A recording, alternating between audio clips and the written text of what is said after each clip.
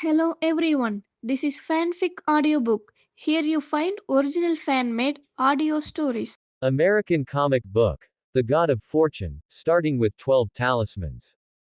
Part 1. The year 2012. Kamar Taj. The legendary hidden sect. Secretly protecting the peace of the reality dimension. Ancient arcane arts and miraculous spells have been passed down through generations in this holy land. On the square, a handsome young man with an East Asian face and eyes like bright stars had golden light overflowing from his fingertips. He conjured a glowing wheel with his bare hands, stirring up a violent vortex as he struck fiercely at another disciple. Bang! The disciple stumbled back several steps, cracking the bluestone slabs beneath him.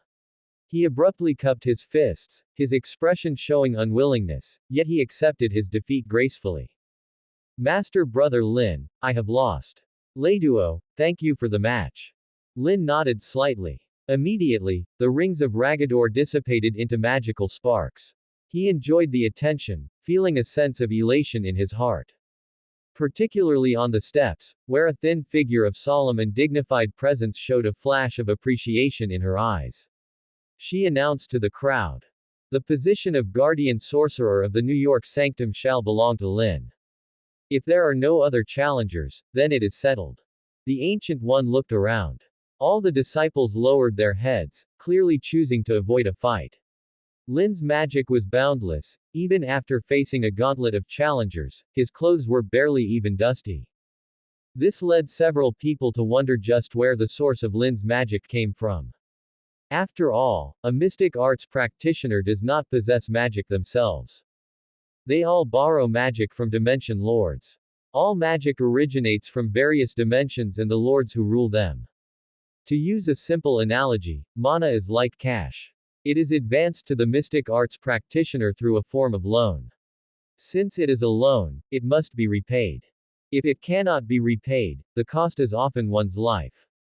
The mystic arts practitioners of Kamar Taj primarily believe in the eternal Vishanti.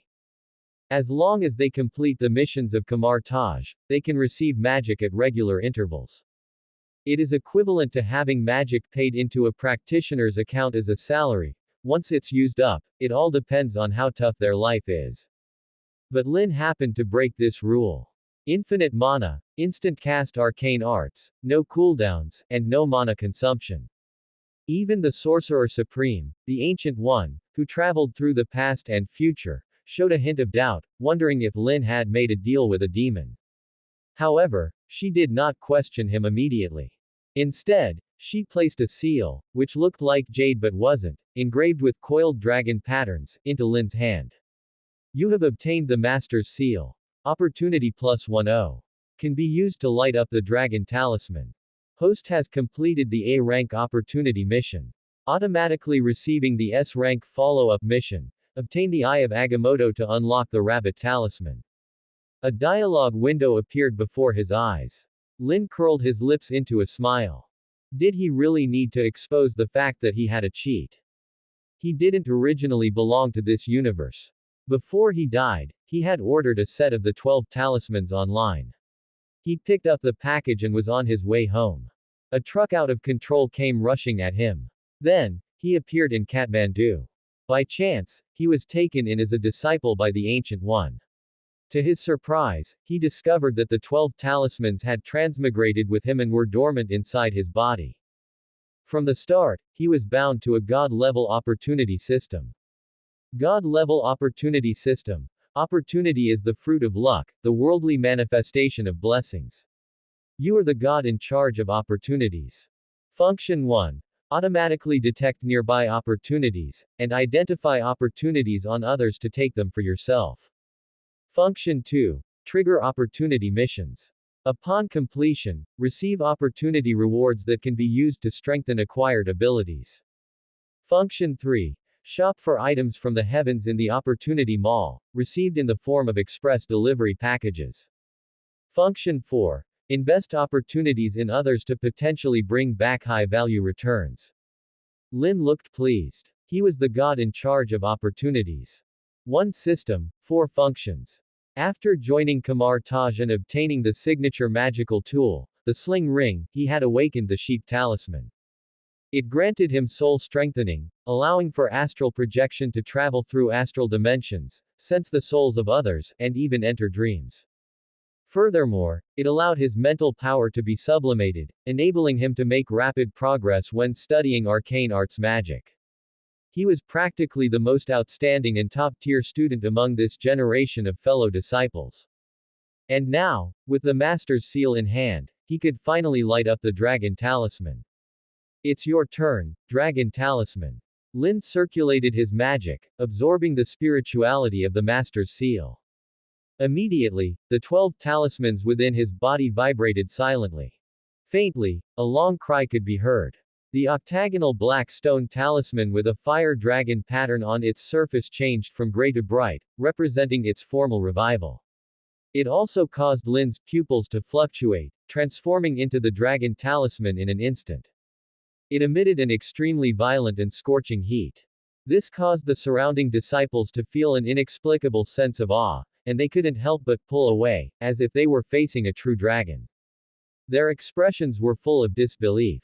Lin has actually broken through again. What kind of arcane arts did he gain insight into? Why does it look like dragon language magic? Remember last time, when Lin mastered soul arcane arts? His soul traveled 80,000 miles, circling the earth once, and even stunned the venerable Ancient One. He's simply a monster. It's no wonder Master Daniel Drum lost. A chorus of startled voices rang out. Daniel Drum, who had a sturdy and burly physique, originally felt dejected. He thought it was his own negligence that led to his defeat by Lin and the loss of the Guardian Sorcerer position. Now, he couldn't help but be completely convinced. According to the original timeline, he would have been the Guardian Sorcerer of the New York Sanctum. However, this opportunity was forcibly taken by Lin, and it even helped Lin activate the Dragon Talisman.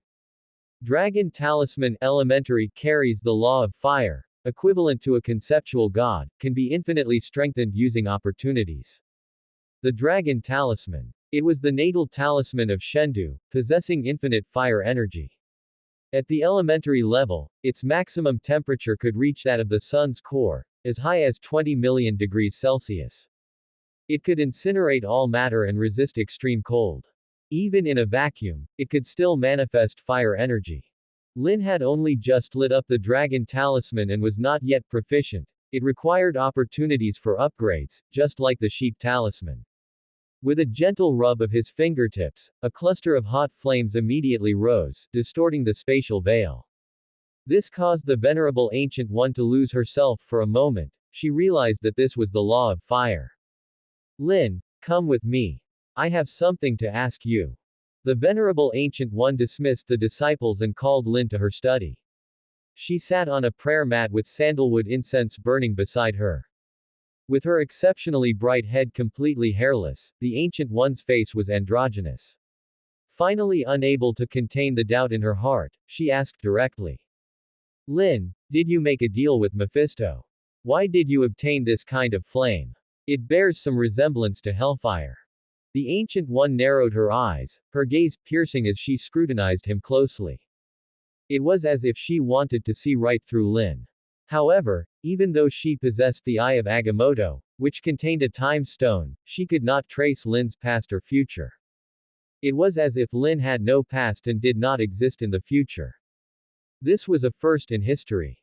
In fact, the talent Lin displayed had already surpassed that of the Doctor Strange she favored. Her heart began to waver. Perhaps she should focus on training Lin and pass the title of Sorcerer Supreme to him.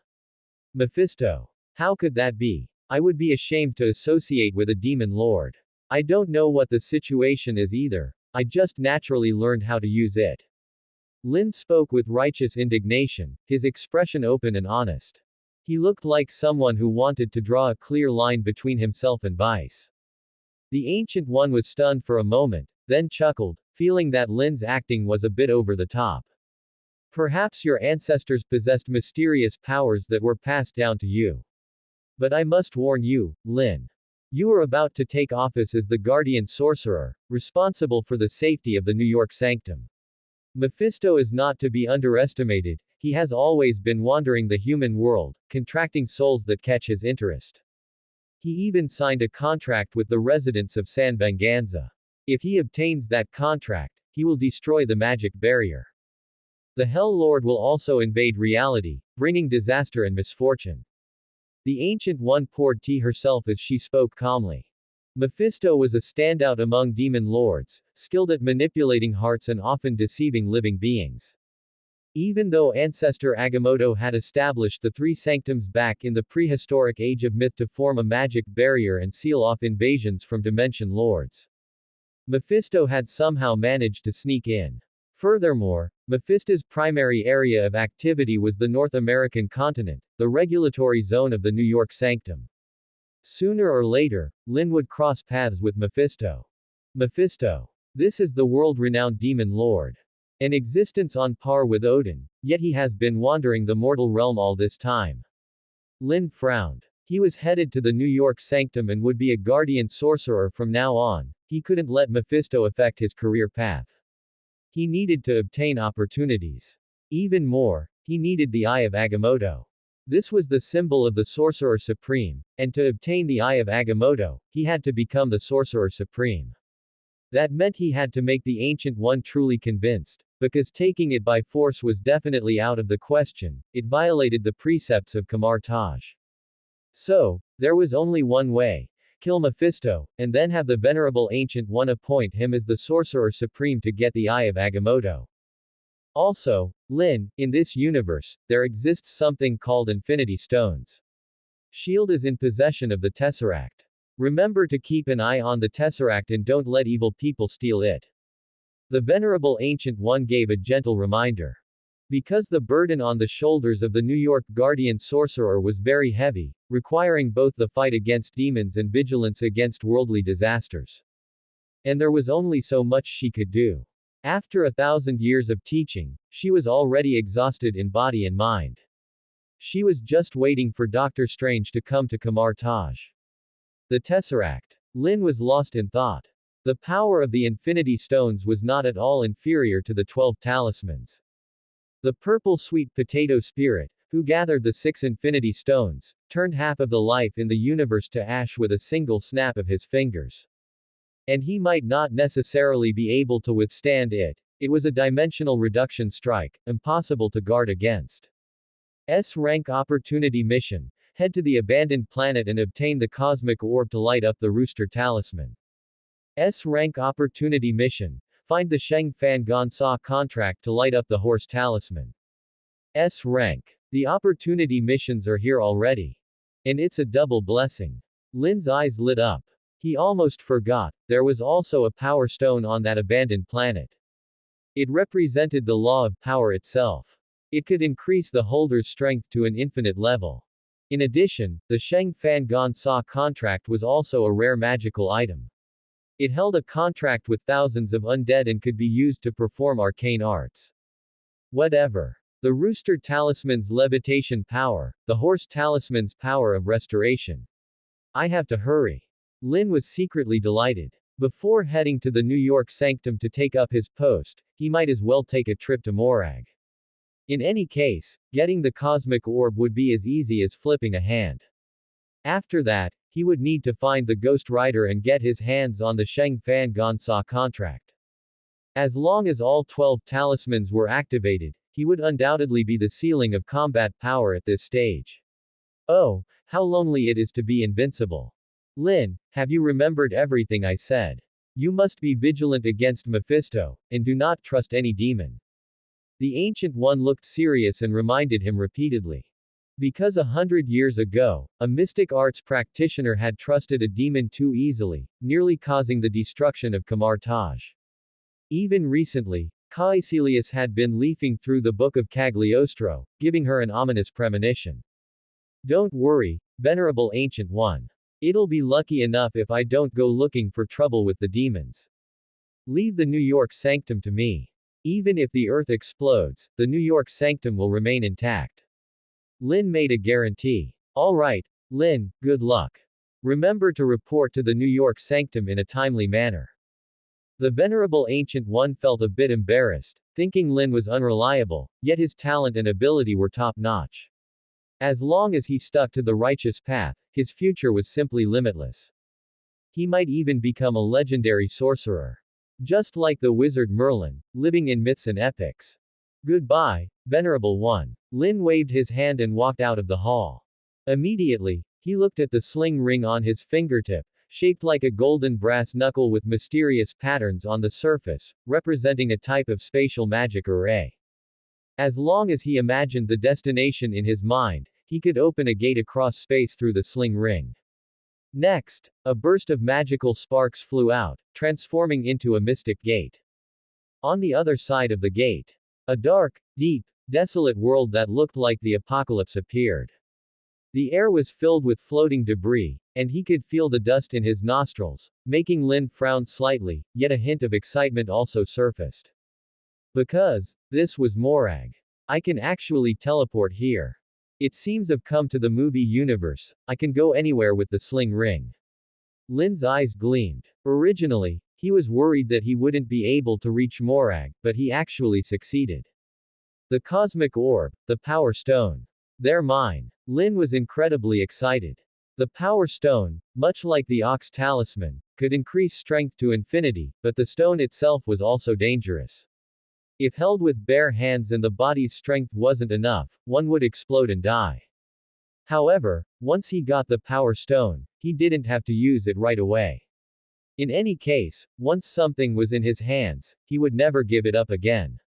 And with the power stone, he could also light up the rooster talisman. How could it be anything but amazing? Tisk tisk, what kind of disaster did this planet go through? To be ruined to this extent. Lin narrowed his eyes. Morag. An abandoned planet, scarred and looking like the end of the world. There was almost no sign of human life. There were beast tracks on the ground, alien animals had survived, like cockroaches that couldn't be killed. Lin paced through, golden light surging from his fingertips. He had mastered arcane arts and could create things with them. And the sheep talisman also possessed infinite mana, making his senses incredibly sharp, as if he had activated observation hockey. As he walked and observed, he suddenly felt a mental warning. Scalding fire surged from his hands, and he abruptly poured out a burst of hot light. The sound of an explosion rang out in thin air. Blood flowed out as a snake-like creature was shattered by the explosive force. Its fangs were as white and sharp as nails. If bitten, the consequences would likely be unimaginable. This planet really is a bit dangerous. How come the movie didn't show this? Right, the movie is only 2 hours long, but this is a real world. Lin nodded to himself. Although Morag had no traces of civilization, bloodthirsty and cruel alien beasts were everywhere, and he hardly hesitated.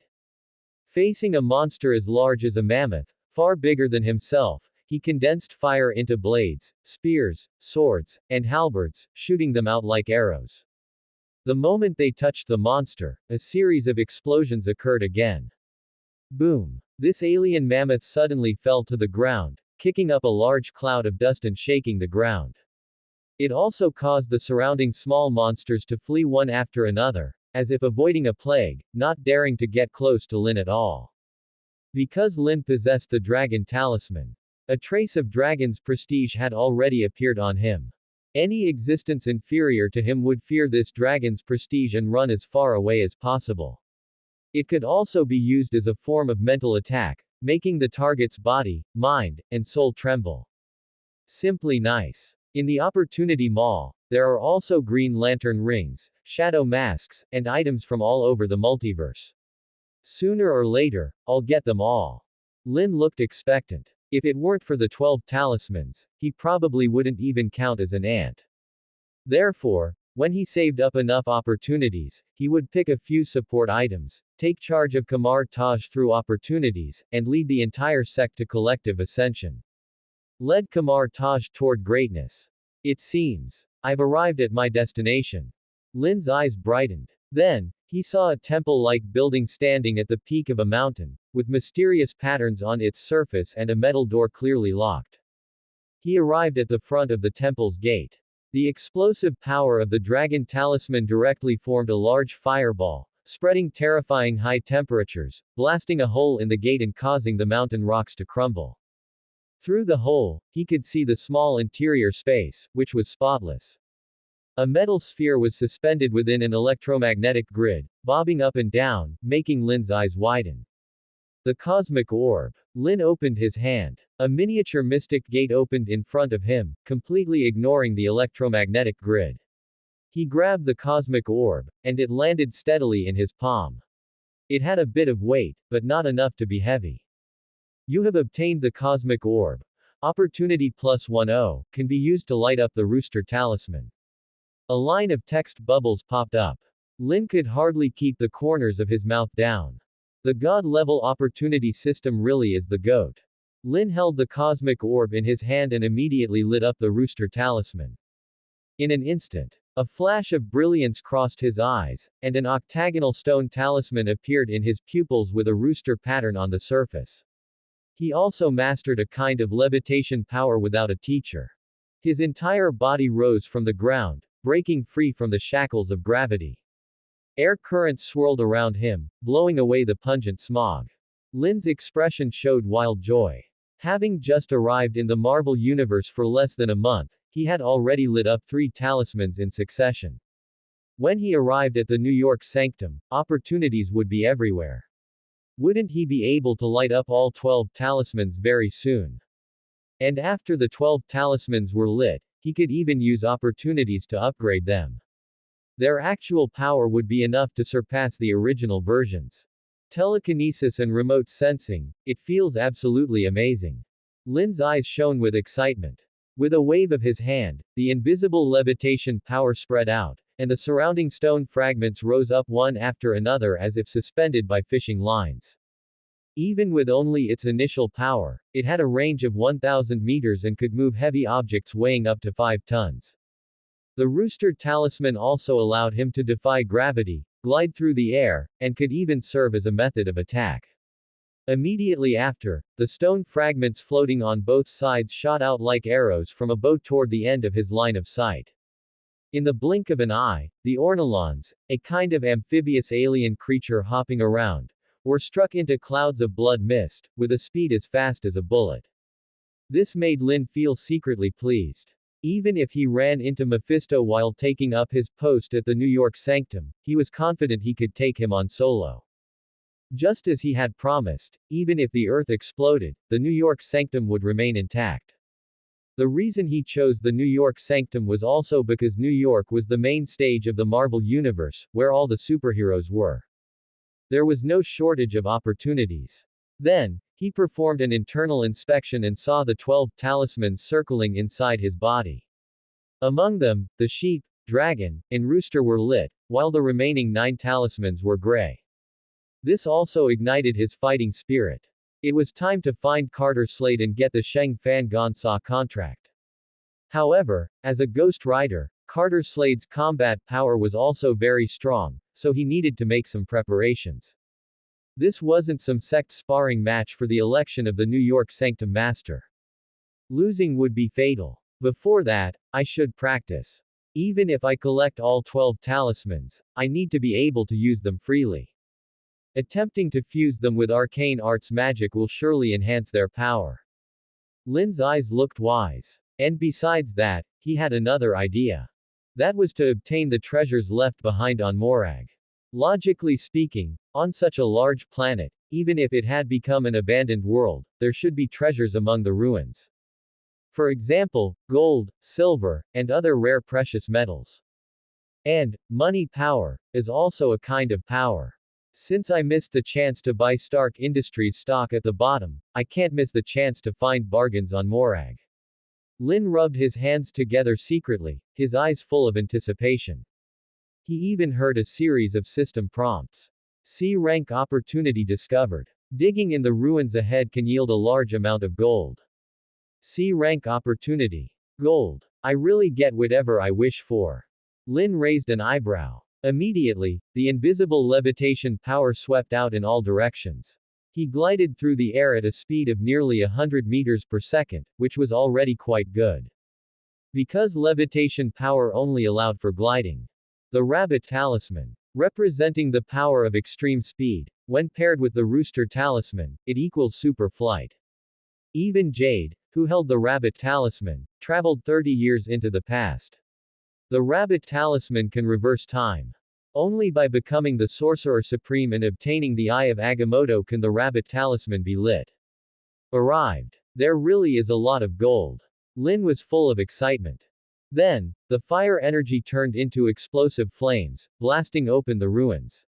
The levitation power pulled back the soil, revealing an underground room. Inside sat a cubic meter of gold bricks. Even if the surface was dusty, it couldn't hide the texture and purity, 100% real gold. And his dragon talisman just happened to reach the melting point of gold. After smelting the cubic meter of gold bricks, he first made dozens of gold coins and stuffed them into his robe. As for the remaining gold, he buried it again and marked the spot. Whenever he lacked money, he would come back to withdraw it. This is great. It seems I should wander around more when I'm free. I can find opportunities and benefits at any time. Lin curled his lips into a smile, holding a gold coin and deftly rolling it across the back of his fingers. He was wealthy now, and with great wealth comes great confidence.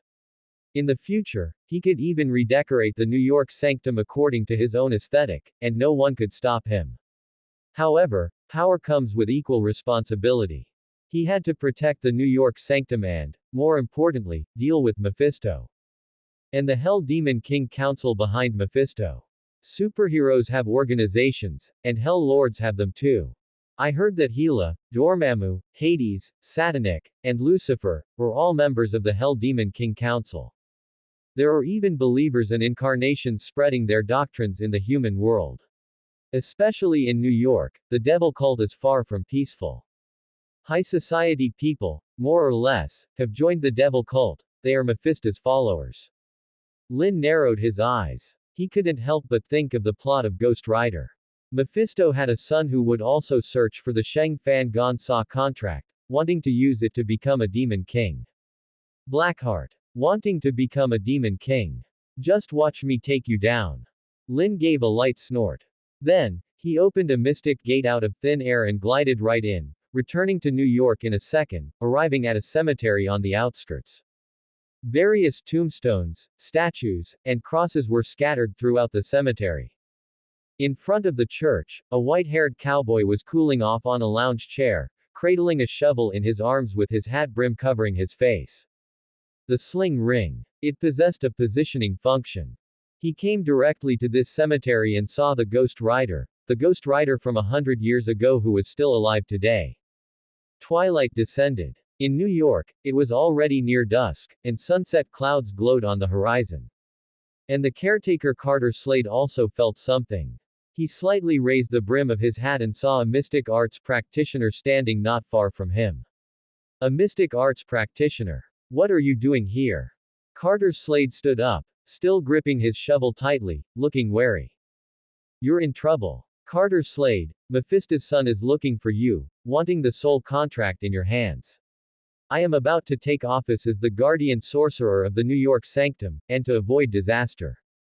I think it would be best to hand over the soul contract to me for safekeeping. Lin smiled. He only needed to get the contract and absorb the spirituality from it to light up the horse talisman. It symbolizes the power of restoration and healing of Shendu. It can clear all abnormal influences from external forces. Even injuries and curses are no exception. It is simply a life-saving divine tool. Mephisto's son. Why should I believe you? You're the guardian sorcerer of the New York sanctum. Just because you say so. Then I might as well say I'm the sorcerer supreme. Carter Slade sneered. He had lived for over 100 years, what hadn't he seen? Brats like this were always coming around looking for trouble. And he would use hellfire to teach this brat a lesson. Carter Slade, I mean no harm, but if you're going to be unreasonable, don't blame me for getting rough. Lin opened his palm, and a golden light emerged. His left pupil took on the appearance of the rooster talisman, and his right pupil showed the appearance of the dragon talisman. A dangerous aura emanated from him, making Carter Slade realize that this person likely came with ill intent and might truly be the guardian sorcerer of the New York sanctum, also known as the New York Master. His status was second only to the Sorcerer Supreme. Exactly. You're quite sensible. I am the master of the New York sanctum. Lin smiled. Being a guardian sorcerer isn't just a duty, it's an honor. He could follow orders without being a subordinate.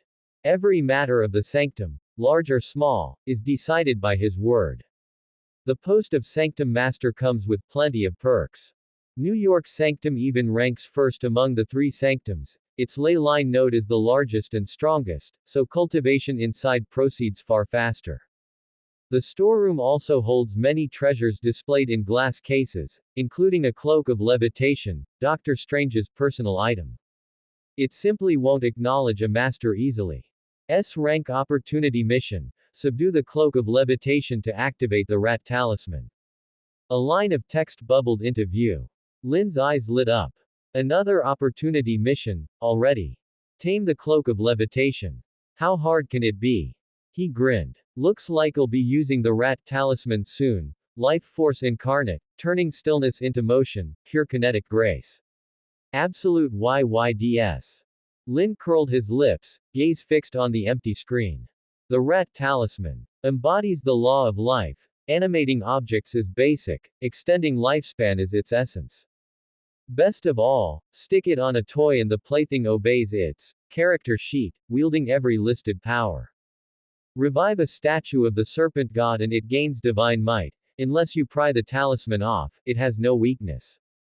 But Lin had clearly forgotten Carter Slade, former Ghost Rider, was standing right there. PFF'd. A ball of flame erupted, hellfire from the depths scorching Carter's hide, flesh peeled to bone wreathed in fire. Nay HH. A whinny tore the air, Carter's mount. Man and horse became skeletons cloaked in searing flame. Ghost light blazed in hollow sockets. Carter raised his revolver, the gun morphed into a spectral weapon, spitting incendiary rounds. Enchanted arms. I've heard Ghost Rider's formidable, but never tested him. If I win, you hand over the Sheng Fan Gon Sa contract and guard New York sanctum for me, deal. With a wave Lin released golden arcane energy, shaping a magical shield that blocked the fiery bullets, admiration flickering across his face. He bore the Ghost Rider no grudge and had no wish for a death match, hence the word spar. Mystic arts practitioner, you seem awfully confident. What if you lose?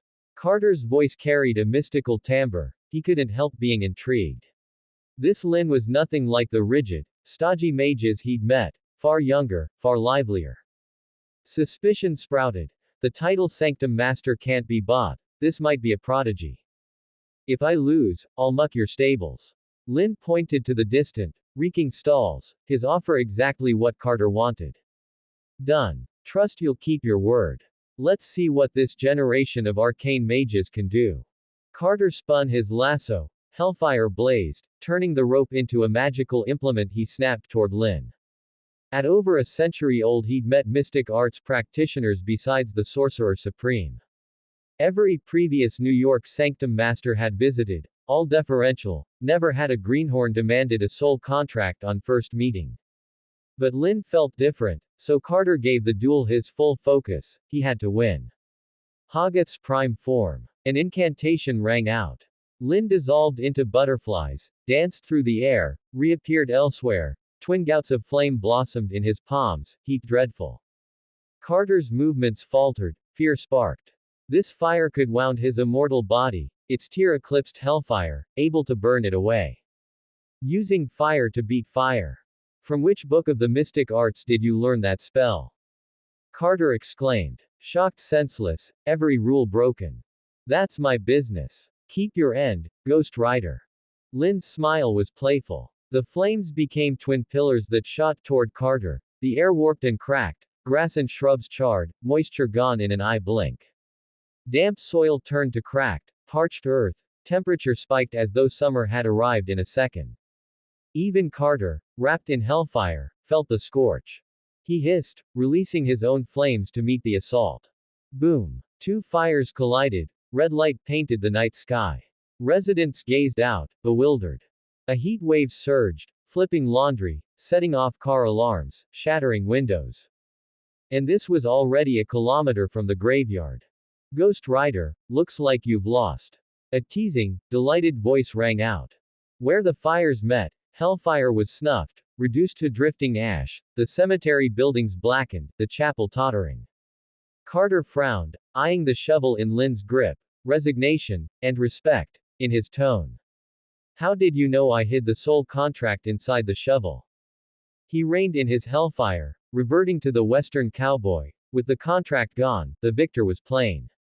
He had lost. He would honor the bargain and ride to New York's sanctum as its guardian knight. You sleep hugging that shovel. If I couldn't work it out, how could I call myself sanctum master? Lynn chuckled. The excuse sufficed. In truth, he'd seen the movie. After transmigrating, he'd studied this world, Avengers, mutants, a blended universe. Carter's appearance confirmed things were more complicated than they seemed. You're right. I'll keep my word and ride with you to New York sanctum. Carter shook his head, reluctant to leave the graveyard he'd tended a century, pocketed a few keepsakes, mounted his fiery steed. He wasn't worried Lynn would misuse the soul contract.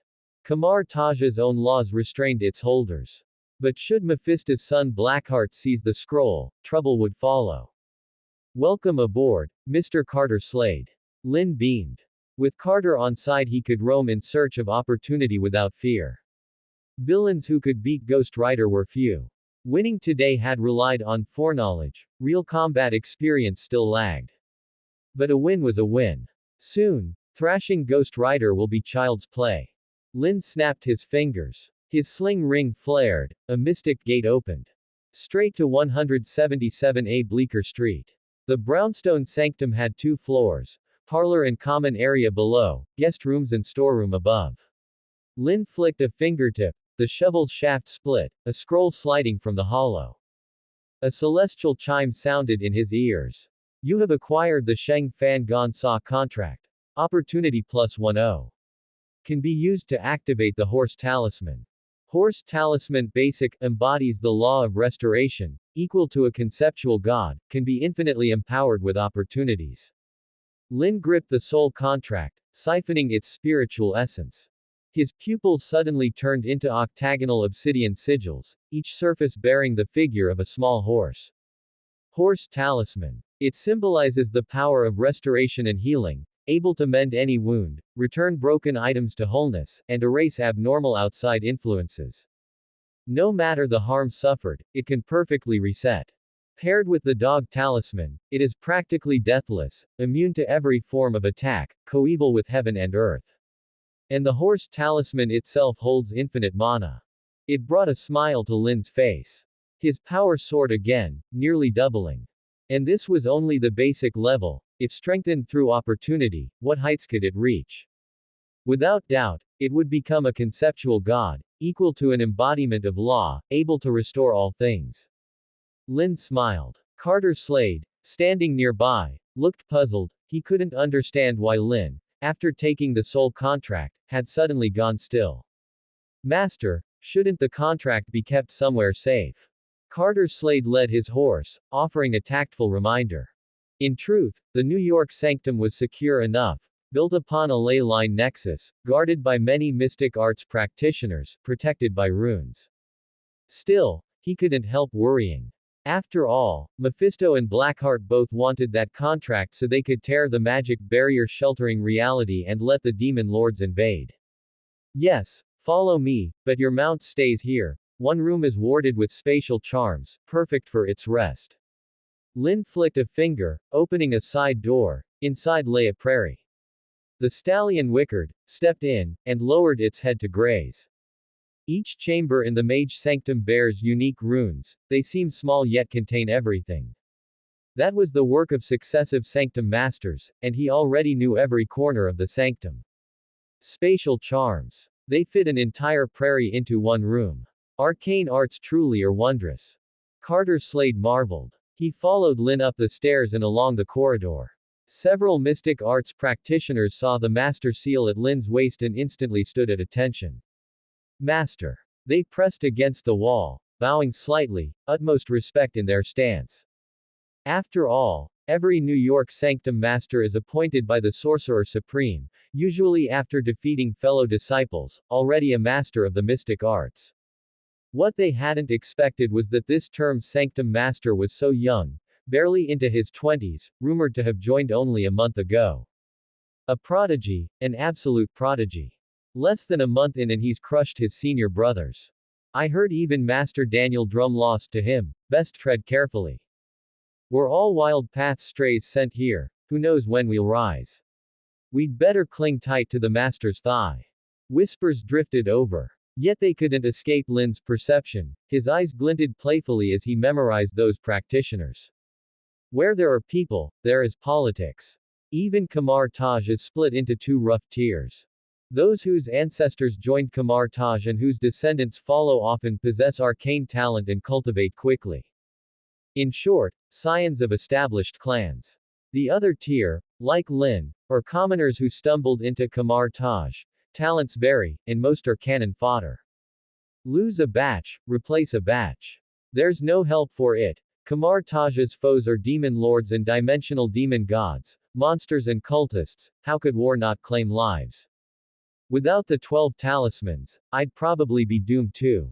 Lin mused. Fortunately, he'd bound the god-level opportunity system. One system, 4 functions.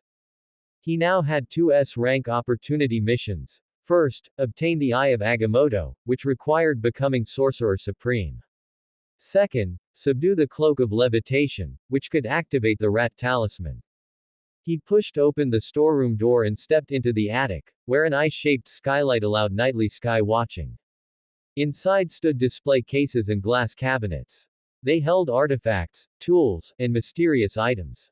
Among them floated a scarlet cloak, hanging in midair, making Lin's eyes brighten. Cloak of Levitation. I already have the Rooster Talisman, but taming the cloak will bring other benefits.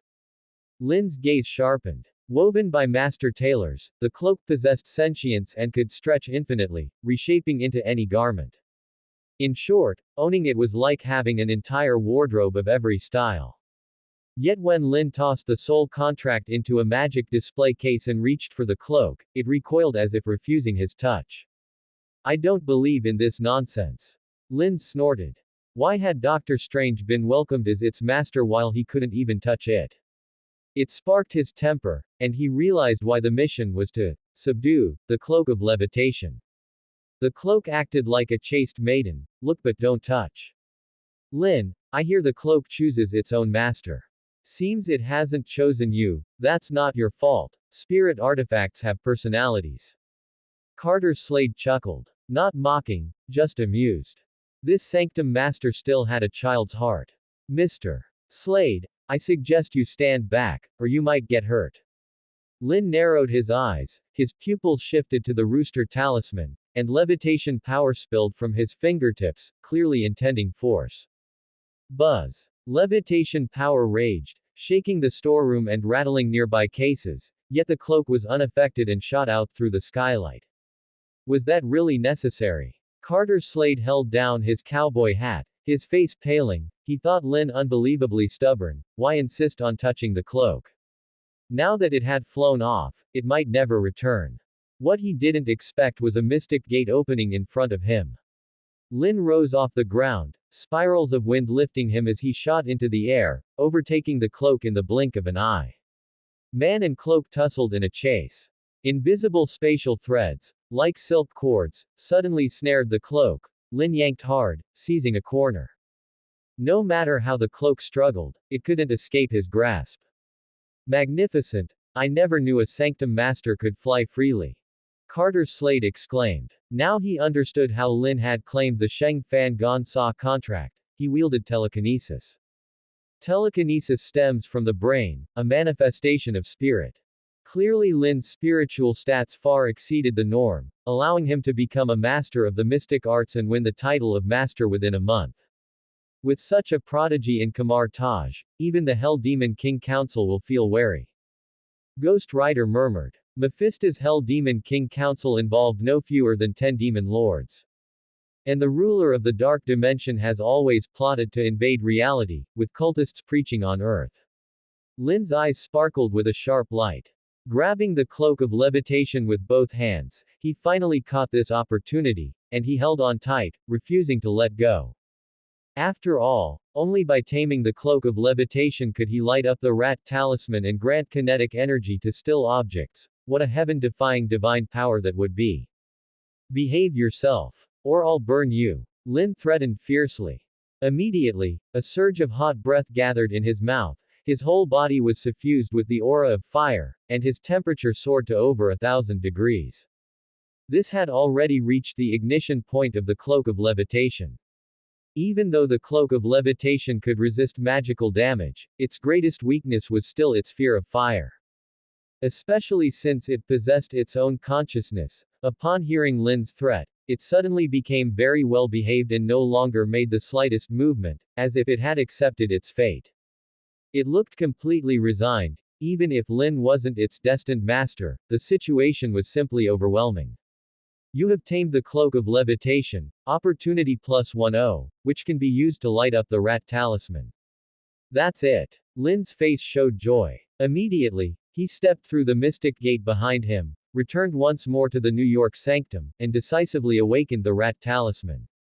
A surge of life force emerged. Sharp light coursed through his limbs and bones, a stream of light rose from the surface of his body, and his pupils turned into octagons containing a stone talisman with a small rat pattern.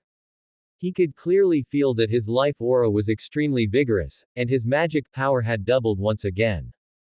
The rat talisman itself also possessed magic power. And more importantly, he had mastered the ability to turn stillness into motion. Next, a faint light glowed at his fingertips as he touched an oil painting hanging on the side. This was a portrait of a former master of the sanctum, wearing bright yellow robes and a wizard's hat. As Lin cast his spell, the character in the portrait suddenly blinked his eyes. This caused Carter Slade's eyes to widen in shock, as if he had seen a ghost. Lin, did the person in that oil painting just move? What's going on? Carter Slade approached, carefully examining the oil painting. Suddenly, the character pulled down his eyelid and made a face, making Carter Slade almost transform and burn the portrait with fire. Why am I in a painting? Where did my body go? The elder's eyes were dazed. But he had already gained life. Turning stillness into motion is truly the goat. Even a mere portrait can have life. It seems you are Master Grantham. I am the new master of the sanctum, my name is Lin. 500 years have passed since your death. Lin raised his palm to show respect. This Master Grantham had once perished together with a demon and was remembered by Kamar Taj. Therefore, his portrait was placed in the most prominent position. Every past master of the sanctum had a painting, and he was no exception, though his had not yet been started. 500 years. Is the Sorcerer Supreme still the Ancient One? She really doesn't look old at all. Master Grantham marveled. When he had joined Kamar Taj, the Ancient One had already been the Sorcerer Supreme for 500 years, and now that he had been dead for 500 years, the Ancient One was still the Sorcerer Supreme. But mystic arts magic cannot extend life. What on earth was the situation? Could it be, the Ancient One made a deal with a demon lord? But that would violate the precepts of Kamar Taj. Surely the Ancient One would not do such a thing, but how else could it be explained? Master Grantham, I have just taken office at the New York sanctum. May I ask for your guidance? I heard that you mastered an arcane art that only you know. Could you teach it to me? Lin's eyes were full of expectation. In his ear, a pleasant voice also rang out. B-rank opportunity mission. Win the recognition of Master Grantham to master a lost arcane art. A lost arcane art. Because Master Grantham had perished with a demon, he left no last words, and the high-level arcane art he created had its heritage severed.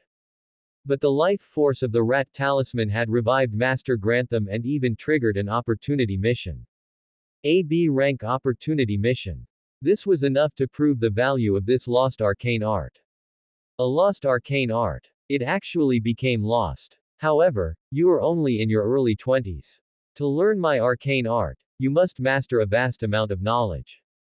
Master Grantham's eyes were scrutinizing.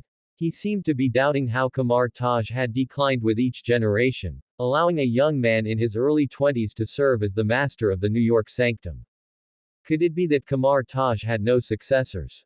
Master Grantham, I'm afraid you don't know that Lin is a monster. He has mastered a type of fire energy with power far exceeding hellfire. Carter Slade tipped his hat in respect. Although he didn't know Master Grantham, seeing the level of importance Lin placed on him, he knew Master Grantham's status was not low. You are a ghost rider. I smell the aura of the spirit of vengeance. A monster. Kamar Taj produces geniuses frequently, but those who die young are not few in number. Master Grantham spoke meaningfully. This wasn't a threat, but a friendly reminder. After all, he had died from a conspiracy. The Dark Lord Diabolo was the true culprit who killed him. And before he died, he had also sealed Diabolo, but with the Dark Lord's abilities, he would be free sooner or later. Diabolo. Then I will avenge you, Master Grantham. Lin promised. He had to master this lost arcane art. It is enough that you have this intention. Diabolo pawned his soul to Mephisto. It won't be that easy to deal with him. As for the incantation of the lost arcane art, I will recite it for you to hear. Master Grantham chanted slowly, word by word, clearly entering the ears. Lin listened carefully, blocking out all background noise, recording the incantation into his brain. His mental stats were off the charts. Once he heard it, he wouldn't forget it. Have you memorized it? Master Grantham's eyes scrutinized him. Of course. Lin showed a smile, draping the cloak of levitation over his shoulders, which added a bit of mystery to his appearance. Immediately, he slightly opened his palm, and psionic energy emerged from it like a luminous body, allowing magic to crystallize, changing from a gaseous state to matter. And the magic crystal could also be detonated, causing immense destructive power. It was with the magic crystal that Master Grantham had sealed Diabolo, but that was only temporary. It seems the Ghost Rider did not lie. You truly are a monster. Since you hold the position of Sanctum Master, I can rest easy. But how exactly did I wake up? Master Grantham took a sharp breath, his pupils flickering, his expression showing relief and amazement. Mastering the arcane art of magic crystal after hearing the incantation only once, this was simply superhuman to him. After all, the method of magic crystal was categorized as a high-level arcane art, which was enough to prove its value. Any high-level arcane art required a massive consumption of magic power. But Lin's instant casting of the incantation also made him wonder if the Lin before him came from a family of sorcerers. A family of sorcerers. I'm just a self-taught practitioner who joined halfway. The corners of Lin's mouth curled up. This was thanks to the 12 talismans. Furthermore, after saving up enough opportunities, he could also shop online in the mall to acquire other treasures and divine artifacts. It was just that the prices were ridiculously high. It was clearly a scam shop. Master Grantham, it was Lin who woke you up. Carter Slade replied. But he had never seen such an arcane art that could actually bring a painting to life, and even possess the thoughts and wisdom of its previous life. Just an accident. Master Grantham, do you want to stay awake, or return to your original state? Lin asked tentatively. He could revoke the transformation from stillness to motion at any time. Stay awake. If you have anything you don't understand in the future, you can come and ask me. The mystic arts practitioners guarding the sanctum can also consult me. Also, I wish to have an audience with the Venerable Ancient One. Master Grantham's expression showed reminiscence. No problem. Lin nodded. Immediately, he flicked a bit of magic from his fingertips, using the high-level arcane art to turn it into a crystal in the shape of a paper crane, recorded a voice message, and sent it through the mystic gate. This caused a burst of amazement from his fellow disciples. The paper crane flapped its wings and flew toward the Venerable Ancient One. The Venerable Ancient One held out her palm to catch the crane, her expression visibly shocked. A magic crystal. Isn't this the lost arcane art created by Master Grantham? How could it appear again? Suspicion flickered in the Ancient One's eyes. Master Grantham was a legendary mage from 500 years ago, known as the Professor of Mystic Arts. He was particularly skilled at creating arcane arts, and many high-level spells were his inventions. However, the Black Devil Diabolo had conspired against Master Grantham, leading to the loss of many arcane arts that even she had not mastered. This magic crystal technique was Master Grantham's ultimate skill. It transformed magic from a gaseous state into solid matter, involving secrets of alchemy that an ordinary person could never hope to master. Venerable Ancient One, Master Grantham requests an audience. Please come to the New York sanctum. A deep, magnetic male voice rang out. The paper crane shattered at the sound, dissipating into sparks of magic. The Ancient One's pupils constricted slightly. Because that was Lin's voice. Had Lin mastered the lost arcane art? And what was this about Master Grantham requesting an audience? It seems I need to make a trip. Mordo, you are to train these apprentices. The Ancient One turned and gave the order. Immediately, a mystic gate opened before her, leading directly to a storage room on the second floor of the New York sanctum. There, she saw Lin wearing the cloak of levitation, while the portrait of Master Grantham was actually conversing with him. Standing beside them was a cowboy, the ghost rider who had been in seclusion for a century. Lin, you just left Kamar Taj less than an hour ago. What is going on? The Ancient One was filled with doubt. She stepped in front of the portrait. Upon seeing the Ancient One, Master Grantham's eyes showed respect, and he bowed slightly. Venerable Ancient One, as you can see, Lin used an arcane art to wake me up, and I have taught him the method of creating magic crystals. Lin's talent for the arcane arts is breathtaking. He mastered many of the spells I created after hearing them only once. It's truly inconceivable. Master Grantham spoke like a chatterbox, but every other sentence was about Lin, filled with both admiration and high praise. Besides, he had truly seen the Ancient One. Now he could rest in peace even in the afterlife. Master Grantham, your sacrifice saved Midgard. The Venerable Ancient One bowed, expressing her respect as well. The reason she referred to Earth as Midgard was because Master Grantham came from the legendary divine realm, the heavenly palace where the Aesir lived. Master Grantham was an Asgardian. An Asgardian? I really couldn't tell. Master Grantham, do you have any unfulfilled wishes? Lin's eyes shifted. He wasn't just making small talk with Master Grantham, he wanted to learn the arcane art spells the Master had created. He was secretly excited to hear that Master Grantham was from Asgard, Thor's hometown. Because Asgard passed down a type of rune magic that was in no way inferior to the arcane arts. There was even a version of Thor called Rune King Thor, whose combat power reached the universal level. Although it was from a parallel universe, it was enough to prove the point. What other wishes do I have? Perhaps it is my simple wife. Lin, could you go to the heavenly palace for me and bring her here? I want to apologize to her in person. Master Grantham's memories were stirred, and he couldn't help but look a bit sorrowful. 500 years. The once beautiful woman must have hair as white as snow by now, right? A-rank opportunity mission. Go to Asgard and find Anfeni to gain mastery over the secrets of runes. A line of text bubbles popped up. Lin could hardly suppress the curl of his lips. Anfoni. That should be the name of Master Grantham's wife. Once I find Anfoni, I'll be able to understand the secrets of runes. That really saves a lot of trouble. Lin's thoughts flashed as he quickly nodded and said to Master Grantham. Master Grantham, I will find Anfoni for you, and she can stay in the sanctum to be with you day and night. Really? Tears welled up in Master Grantham's eyes. He hadn't expected Lin to be so thoughtful. However, before Lin could leave, the Ancient One spoke with a playful tone. Lin, I'll wait for you to come back. I have some things to ask you. All right. Lin gave a start, knowing that trouble was coming.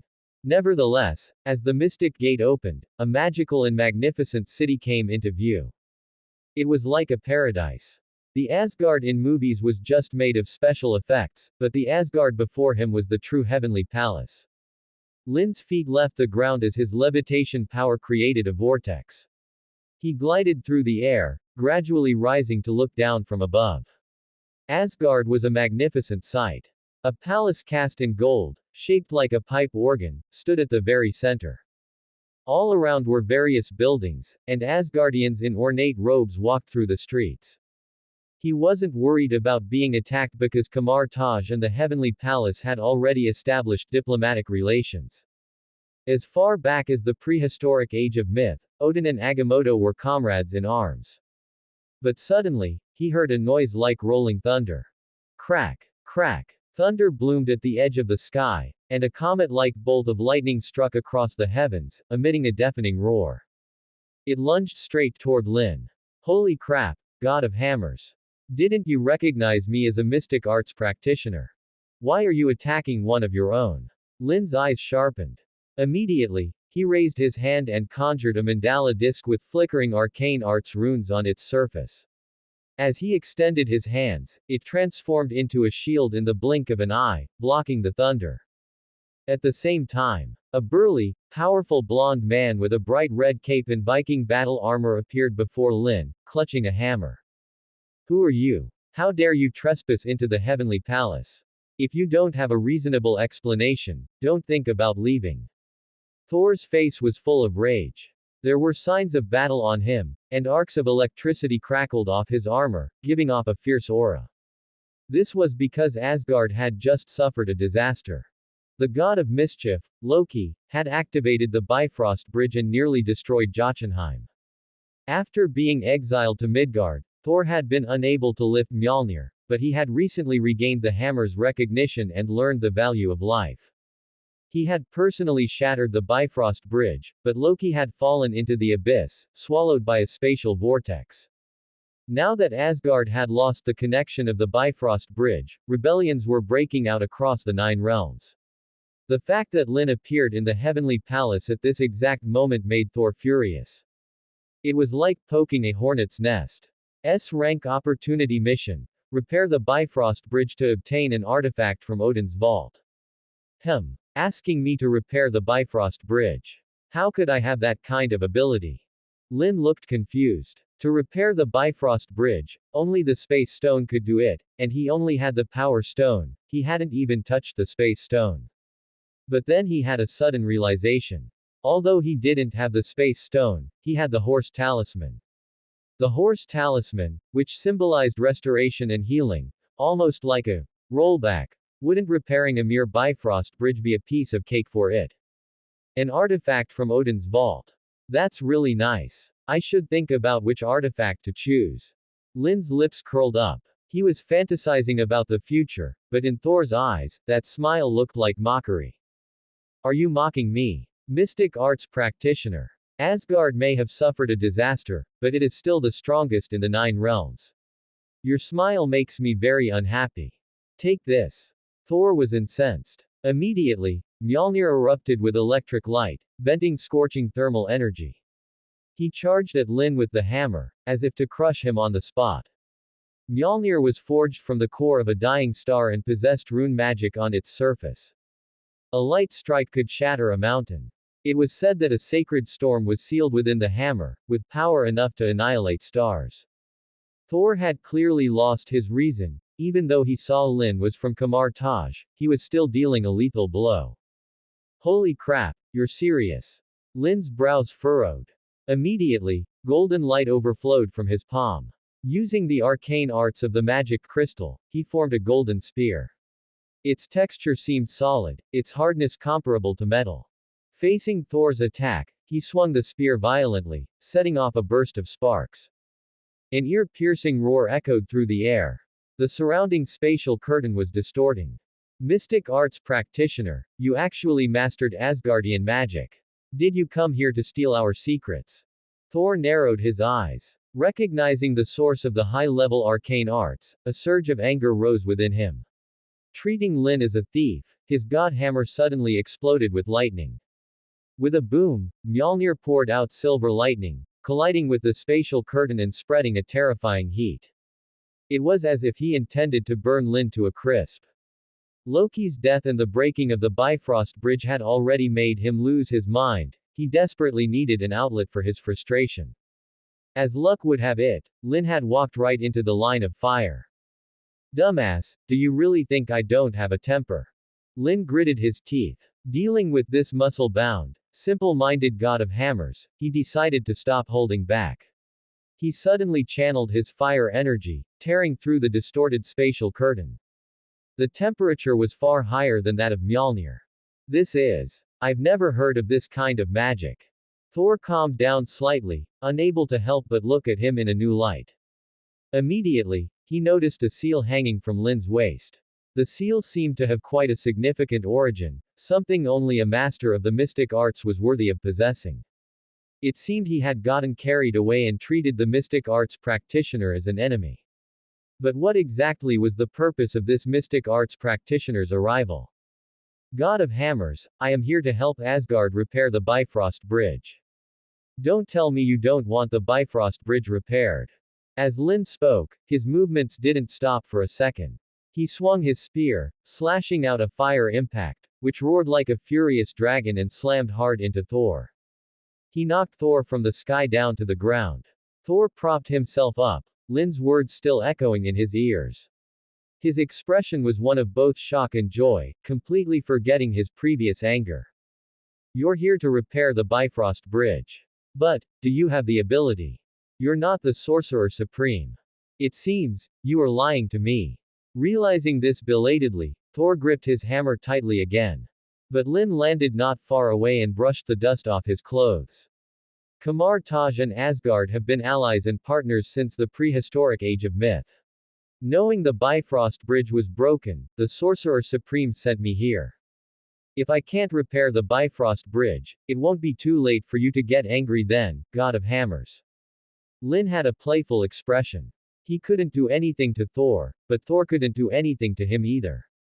Because he possessed the horse talisman, its restorative power was equivalent to a save state, allowing objects and bodies to return to their perfect state. And by relying on this restorative power to repair the Bifrost Bridge, he would be able to choose a divine artifact from Odin's vault. At this moment, he had already decided which artifact he should choose. That was the sacred object created by Agamotto.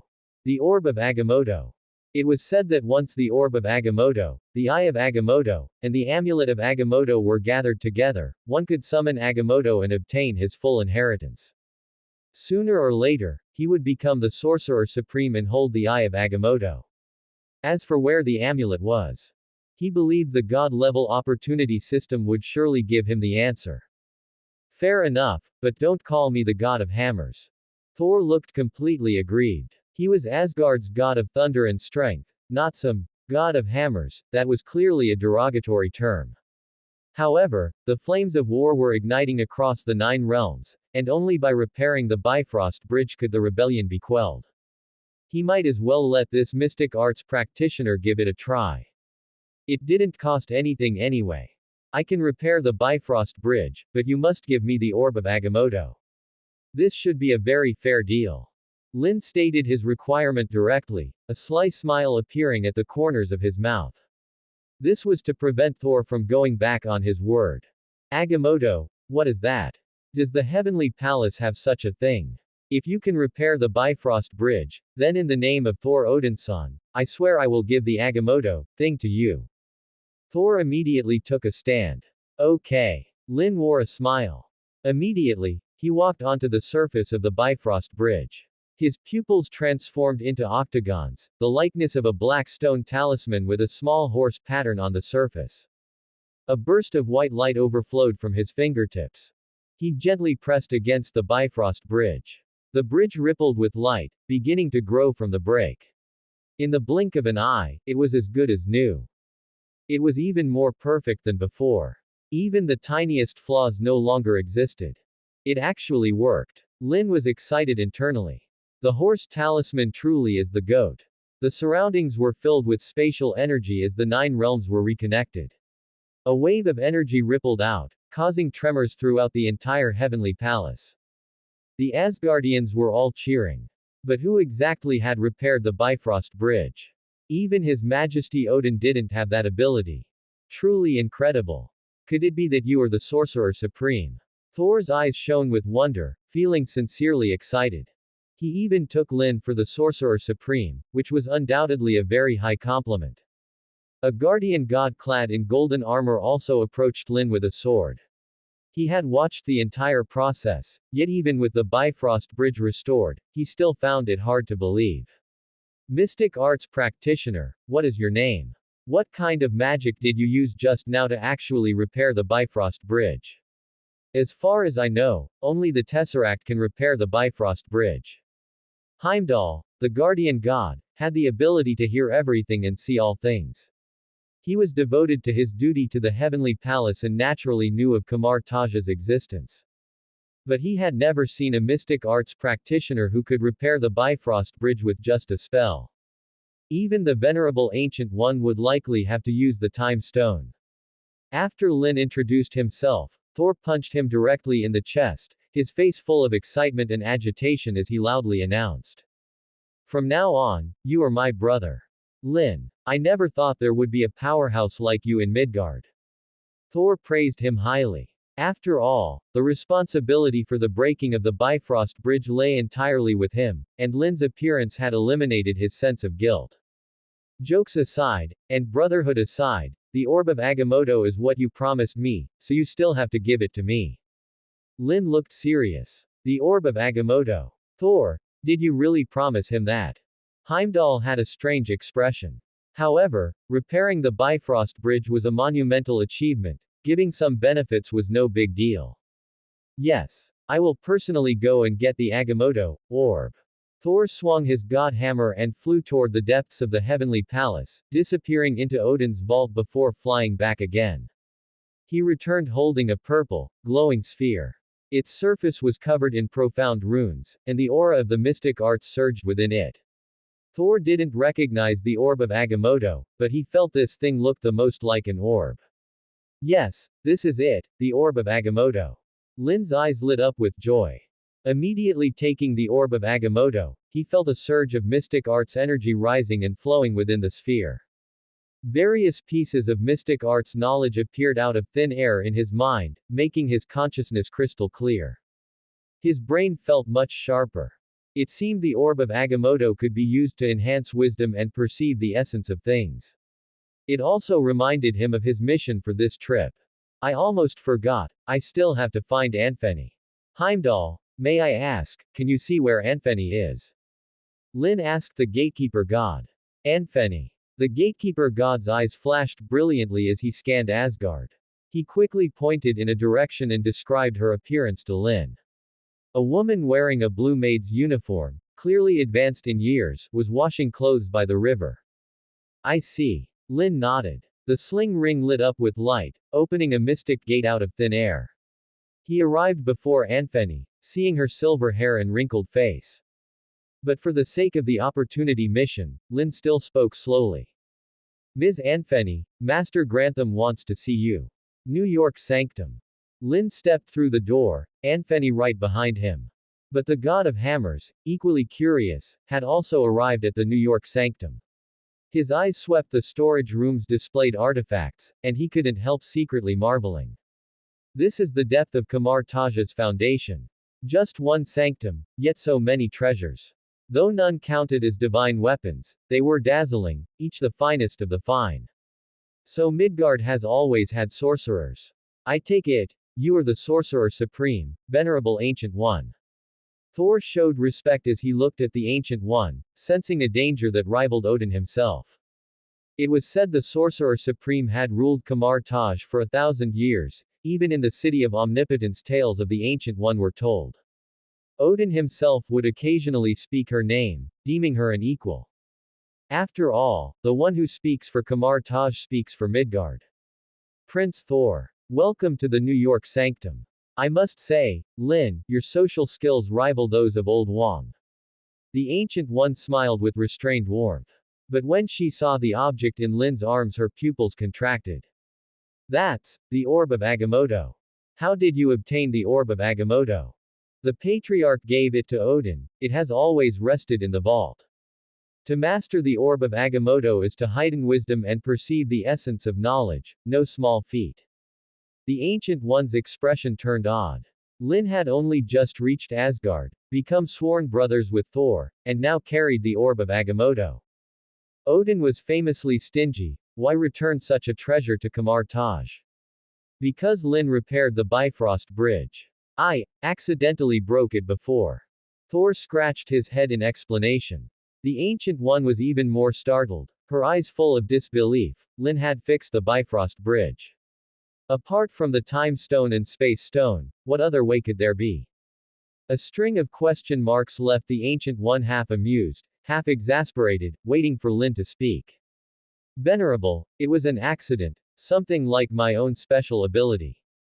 Lin's eyes flicked cautiously. After all, the 12 talismans had been with him half his life, they'd arrived with him at the crossing. Calling it his own power wasn't wrong. Your ability. Your ancestors must have been formidable, or perhaps you're a mutant. The Ancient One considered, accepting the explanation. She found the latter more plausible. Lin was a mutant. She had long since sensed the X factor within him. What? I really am a mutant.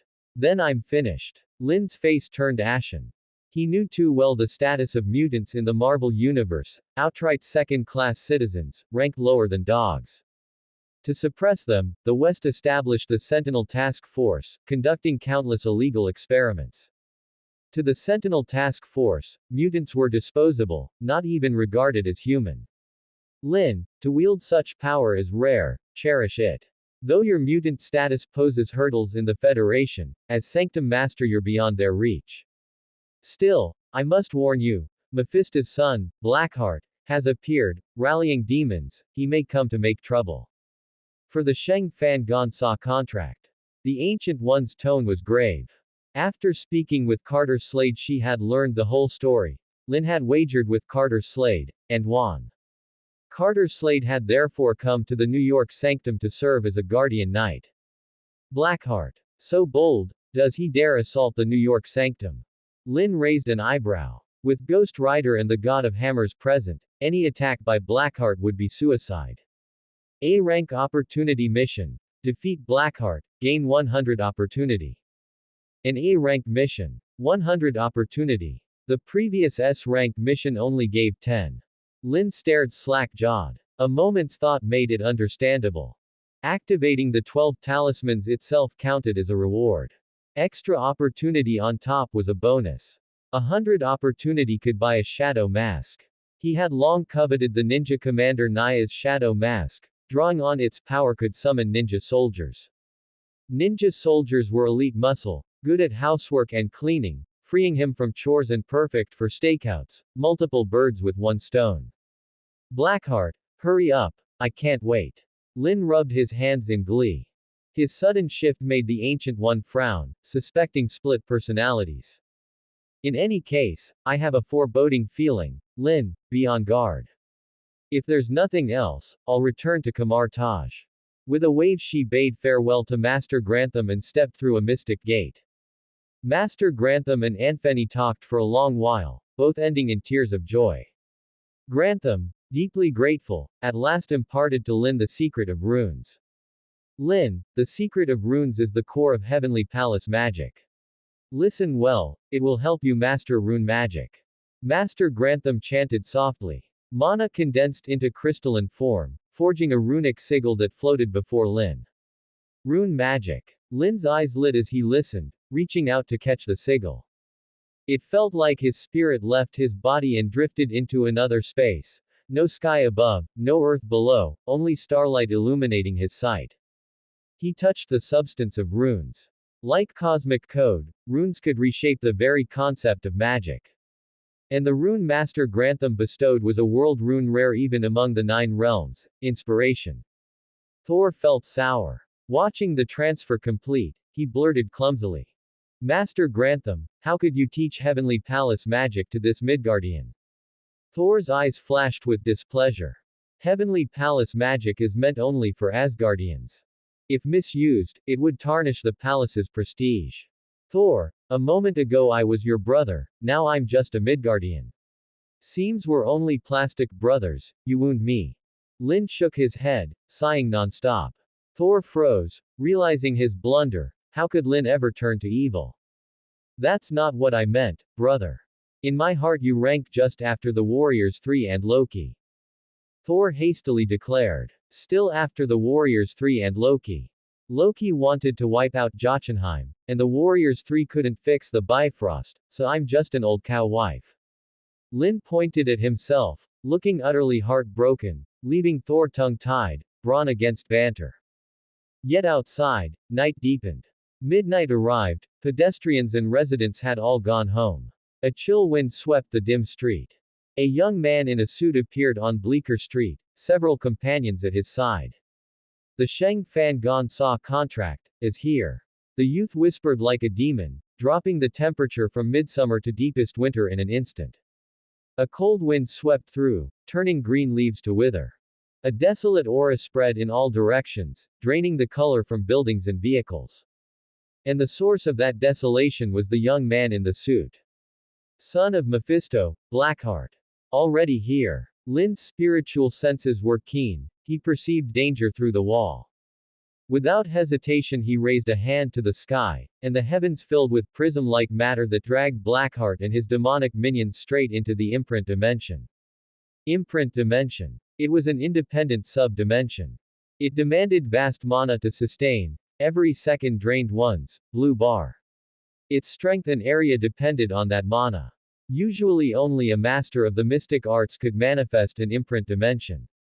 As for an imprint space the size of a city, only the Sorcerer Supreme could command it.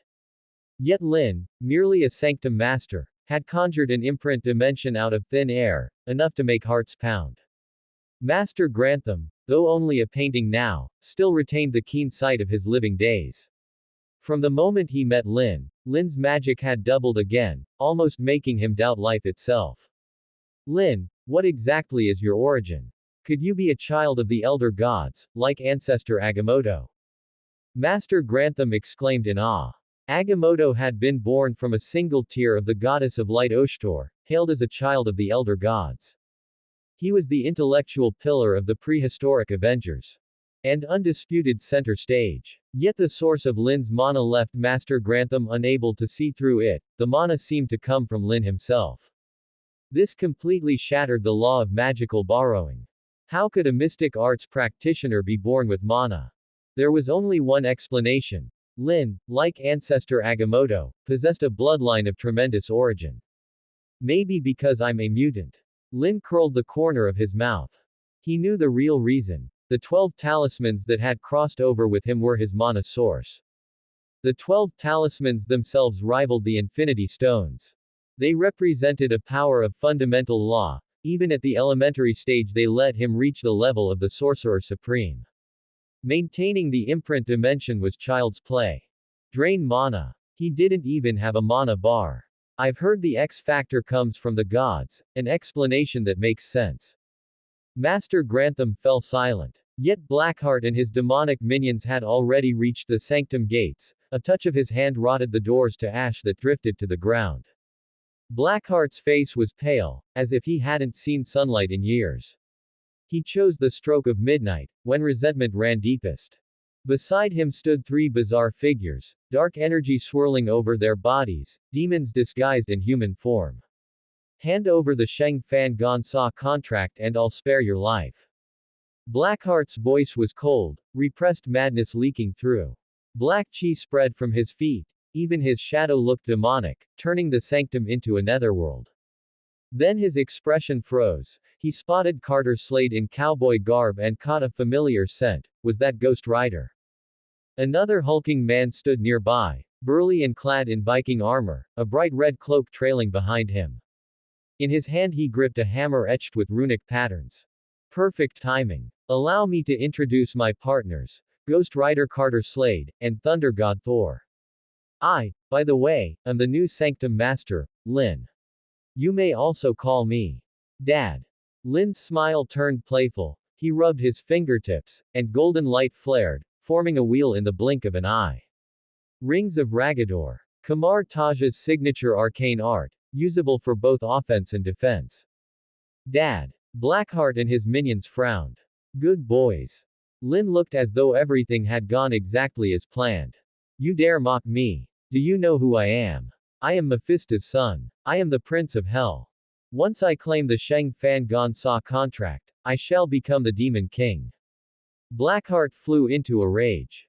His face twisted demonic, fangs crossing in disarray, black chi pouring out. He slashed out a beam of dark light. He feared neither Ghost Rider nor Thor. In fact, he saw them as perfect stepping stones to supplant Mephisto himself. Blackheart, crawl back to your hell. Carter Slade pressed his hat low, Hellfire ignited across his body, burning away flesh and skin until he became Ghost Rider, lasso whirling overhead.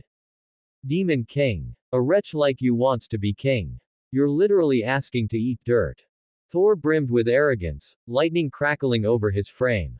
He casually flung Mjolnir like a meteor streaking across the sky, shattering the dark light and striking Blackheart squarely, sending him from Bleecker Street through the hall and into another building. Buried beneath rubble at the bottom of a crater. Clang. Mjolnir returned to his hand. The god of hammers roared again, eyes blazing with lightning as he smashed toward the ground. The demonic minions who'd arrived with Blackheart were blasted 100 meters away by that unstoppable thunder. Yet one figure sank into the earth, one became a whirlwind, and one left only water stains, barely harmed. Thor, your attacks are a bit flashy. All brawn, no finesse, painful to watch. Lin delivered his critique. As for Carter Slade, he'd climaxed too soon, his lasso catching no one, leaving Lin to wonder if the Sanctum could hold at all. A-rank opportunity mission. Recruit more powerful Guardians for the Sanctum. For each additional Guardian, receive 100 opportunity.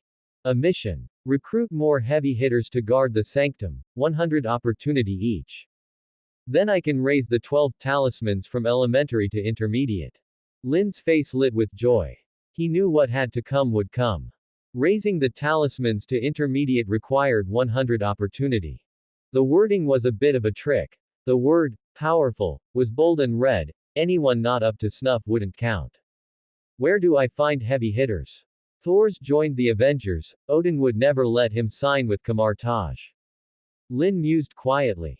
Yet an explosion boomed in the distance. Blackheart hurled the ruins aside, dark light surging as he unveiled a second form, jagged bone armor piercing his skin, his body swelling to 3 meters tall. His hair bristled like porcupine quills swept back, hooves left burning prints on the ground. The desolate aura spread, draining the color from matter inside the imprint dimension as if life itself were withering, and fed that vitality back to Blackheart. You, all of you deserve to die. Once I claim the Sheng Fan Gon Sa contract, I shall become Demon King and surpass my father. Yet you forced me into this form. Blackheart's face was ferocious, eyes blood red, fully demonized. He launched like a cannonball, moving at terrifying speed, knocking Thor backward with a single punch. Against Carter Slade's hellfire he was almost immune. The flames licked his body without effect as he spat a beam of dark light. Like a pulsed ray it pierced straight through Carter Slade's chest front to back. Only you remain, Sanctum Master. A genius like you fears nothing more than an early death, and I savor the sight of genius begging for mercy.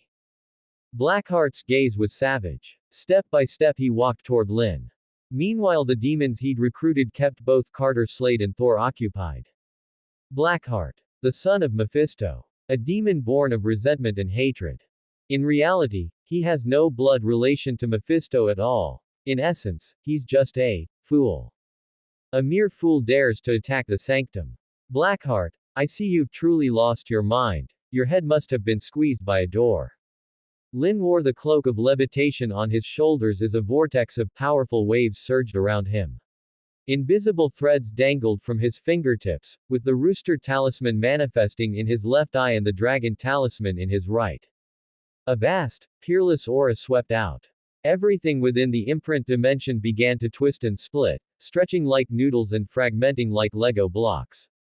This caught Blackheart off guard, his expression filling with shock.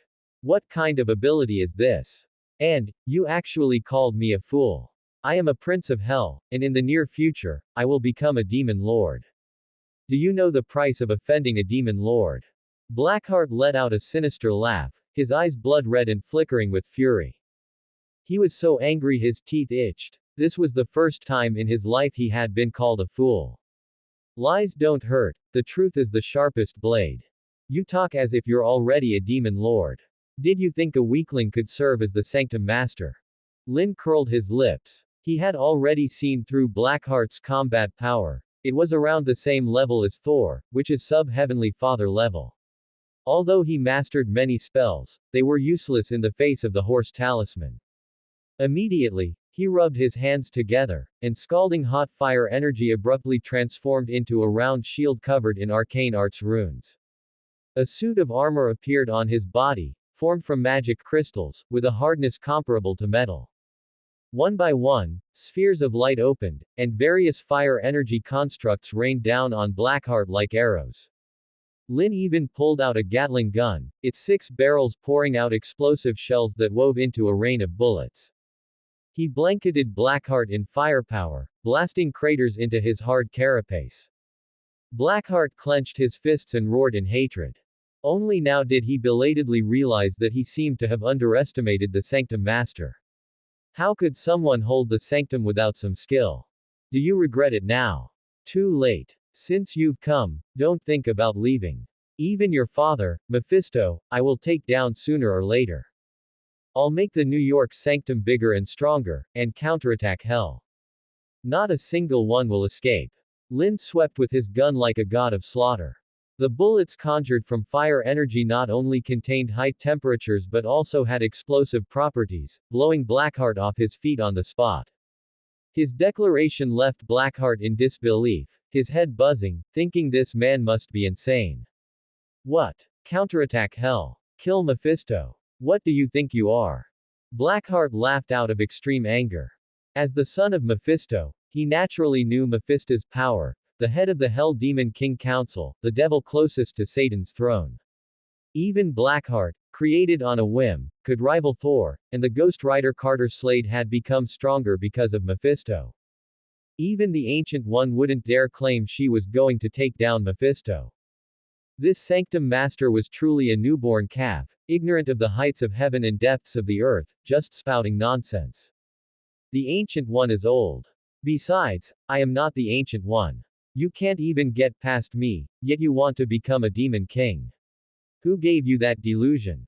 Lin's eyes showed contempt. Then, the Gatling gun transformed into a fire energy spear, solidified through magic crystals. Its design was seamless, with dragon patterns flowing along the shaft. Levitation power compressed the air, and he launched like a cannonball. The recoil pushed him up, and a sonic boom immediately echoed in the air.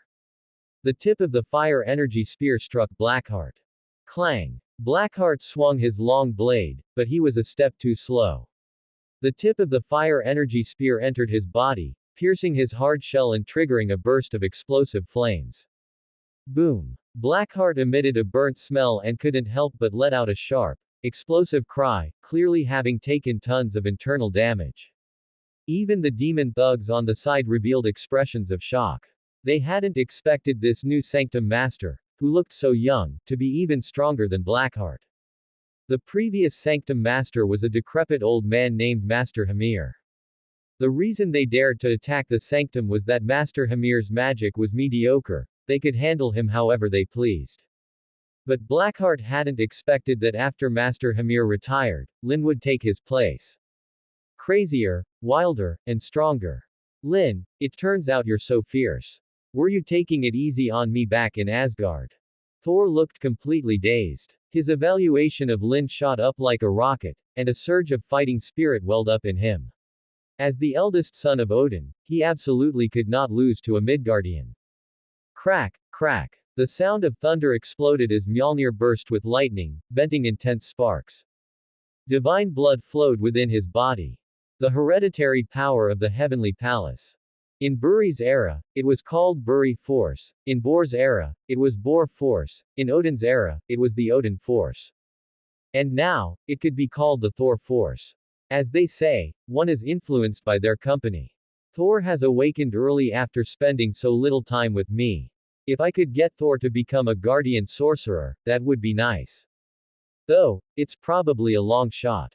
Lin's eyes sparkled. He clearly sensed the change in Thor.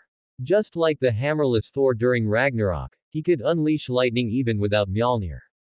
And now, holding Mjolnir, the power of his lightning was doubled. With one swing of the hammer, lightning overflowed from Thor's eyes, and in the blink of an eye, he blew a demon minion apart. The high heat incinerated the remains, and the demon vanished into fragments. However, the Ghost Rider Carter Slade appeared physically exhausted. After all, he was old. Lin generated a mass of fire energy in his palm.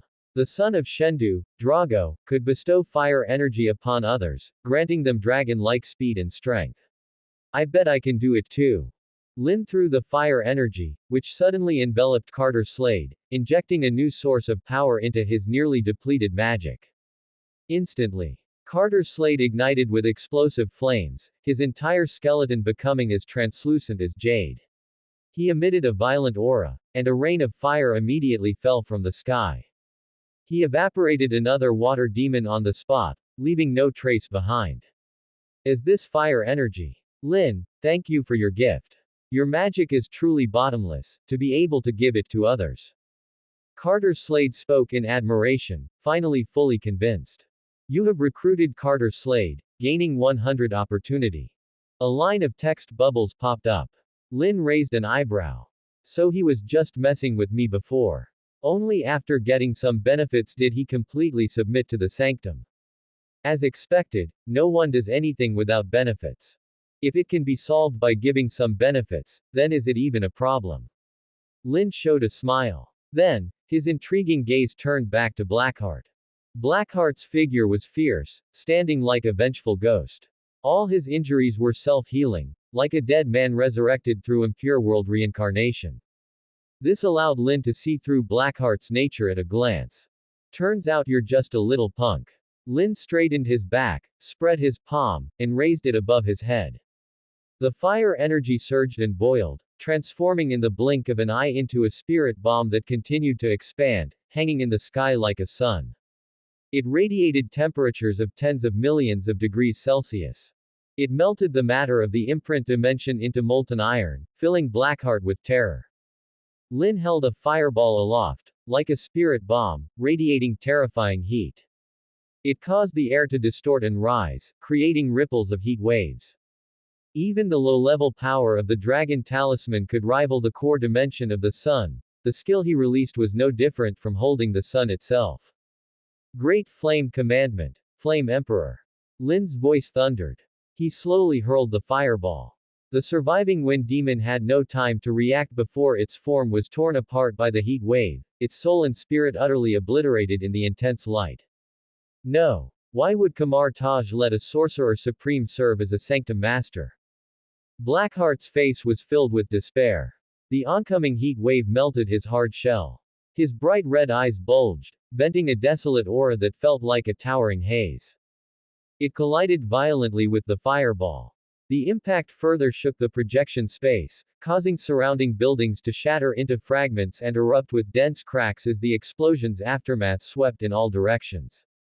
Carter Slade and Thor couldn't help but freeze, a sense of horror rising in their hearts. They had a brand new evaluation of Lin's magic power. He's practically a sorcerer supreme. Could Lin really be the son of an elder god? Carter Slade was astonished, and Thor was also doubting. Aside from being the son of an elder god, Thor didn't believe Midgardians were born with such magic power. Furthermore, Lin's magic carried the aura of law. The tide of pure yang fire completely suppressed the desolate haze, utterly drowning Blackheart's figure. It was like the explosion of a weapon of mass destruction. The imprint dimension roared and shook. If the imprint dimension weren't independent of the physical dimension, it would have affected the outside world. Half of New York City would likely have been reduced to ashes. Sorcerer Supreme. While you have good eyes, I'm not one yet. Lin stood in midair, the cloak of levitation draped over his shoulders, his expression showing a hint of pride. However, he would definitely become the Sorcerer Supreme and lead Kamar Taj. Dr. Strange. He can go stay wherever it's cool. He intended to take down Mephisto and the entire Hell Demon King Council. SSS Rank Opportunity Mission. Overthrow the Hell Demon King Council. Kill one Demon Lord to obtain 10,000 opportunity points. A3S Rank Opportunity Mission. This difficulty isn't low. One Demon Lord is, ones, tens, hundreds, thousands, 10,000s. 10,000 opportunity points. Then I'm going to be rich. Lin's eyes sparkled. This was clearly a long-term mission because the Hell Demon King Council had many members. Mephisto was just one of them, and all were rulers of their own dimensions. Otherwise, they wouldn't be called demon lords. Demons in the Marvel world all have their own territories. For example, Mephisto has Limbo, Dormammu has the Dark Dimension, Hades has the Underworld, and Hela has Helheim. Dimensions also generate magic power, and demon lords are the capitalists.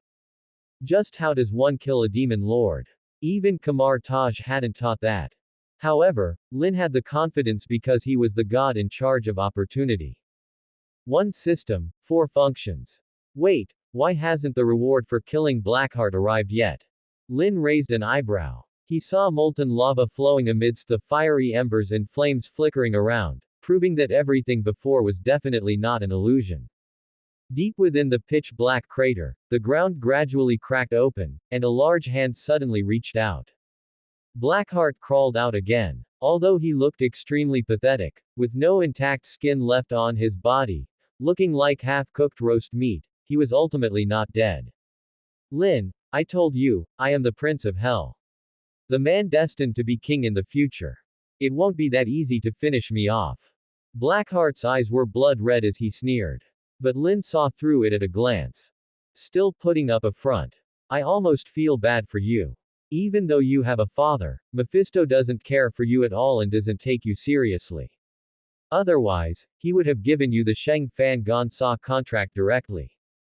Lin's face was full of mock pity. Even if Blackheart was a demon, he was still just a child.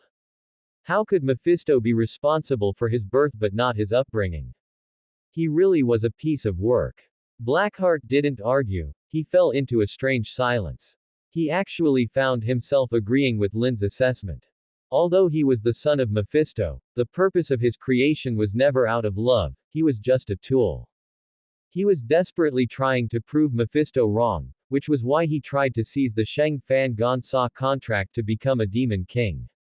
The Oedipus complex. It has been rooted deep within Western culture since ancient times. Just like in Greek mythology, Cronus overthrew his father's rule, only to be overthrown by Zeus. The turnover of power is always full of blood and slaughter. Blackheart, since you hate Mephisto as much as I do, why don't we cooperate and kill Mephisto together? You don't necessarily need a soul contract to become a demon king. Among Kamar Taj's arcane arts, there's bound to be one that suits you. Lin's expression was kind. But in his heart, he had already decided to drive a wedge between Blackheart and Mephisto. Of course, if Blackheart didn't appreciate the gesture, he also had a way to kill him on the spot. Lin, you're negotiating with a demon. You really are. Carter Slade was speechless. If a demon had humanity, could it still be called a demon? Especially Blackheart, the Prince of Hell, a demon born from resentment and hatred. Oh, right. Lin nodded inwardly. Because he clearly felt Blackheart's contempt. Cooperate. You think you're worthy of cooperating with me? Even if I die, I'll take you down with me. Blackheart's body radiated demonic energy as he suddenly charged at Lin, intending to take Lin to the grave at the cost of burning his own life. Lin. Carter Slade and Thor cried out in alarm, but they couldn't possibly provide support in time. But Lin had expected this. He held up a brilliantly glowing sphere in his hand. The surface was covered in arcane runes, surging with a golden radiance. The radiance struck first, instantly piercing through Blackheart. The Orb of Agamotto. How do you have such a holy relic? Blackheart froze in place, staring at the hole in his chest. He suddenly began to evaporate into a gaseous state, slowly turning into a cloud of black mist. You have defeated Blackheart and gained 100 opportunity points. S-rank opportunity mission. Make the Orb of Agamotto acknowledge you as its master to light up the snake talisman. Here it comes, here it comes. Make the Orb of Agamotto acknowledge me. There's actually a stage like this. Lin's eyes flickered. He had already realized the power of the Orb of Agamotto. It had a lethal effect on all supernatural monsters. Testing its power just now had caused Blackheart to evaporate. If the Orb of Agamotto acknowledged him as master, what benefits would he get? At the very least, lighting up the snake talisman was a sure thing. The snake talisman, symbolizing the power of invisibility, leaving no trace. But how do I make the Orb of Agamotto acknowledge me? Lin looked troubled. Then, He deactivated the imprint dimension and felt a slight sense of fatigue. Combat of this intensity still took a toll on his mental energy. But if he got the dog talisman, he would forever maintain his peak state, and fighting another 300 rounds would be no problem. Carter Slade. You actually joined Kamar Taj. That really doesn't seem like your style. An aged, deep voice echoed. On Bleecker Street, under a street lamp, stood the figure of an elder in a clean, neat suit, leaning on a walking stick, a typical gentleman's appearance. Yet it made Carter Slade's gaze freeze. Mephisto, you've come for the Sheng Fan Gon Sa contract too. The benefits of the Sheng Fan Gon Sa contract for Mephisto were self-evident.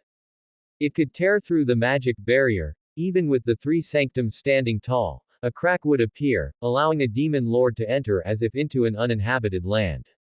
It would also bring about an apocalyptic catastrophe. Meanwhile, Lin held his breath and concentrated, a spark of fire flickering from his fingertips, clearly ready for battle. Carter Slade and Thor also took their stances, prepared to risk their lives once more. No need to be so nervous, new Sanctum Master. I've just come to say hello. Your abilities are truly mind-boggling, to think you actually killed Blackheart.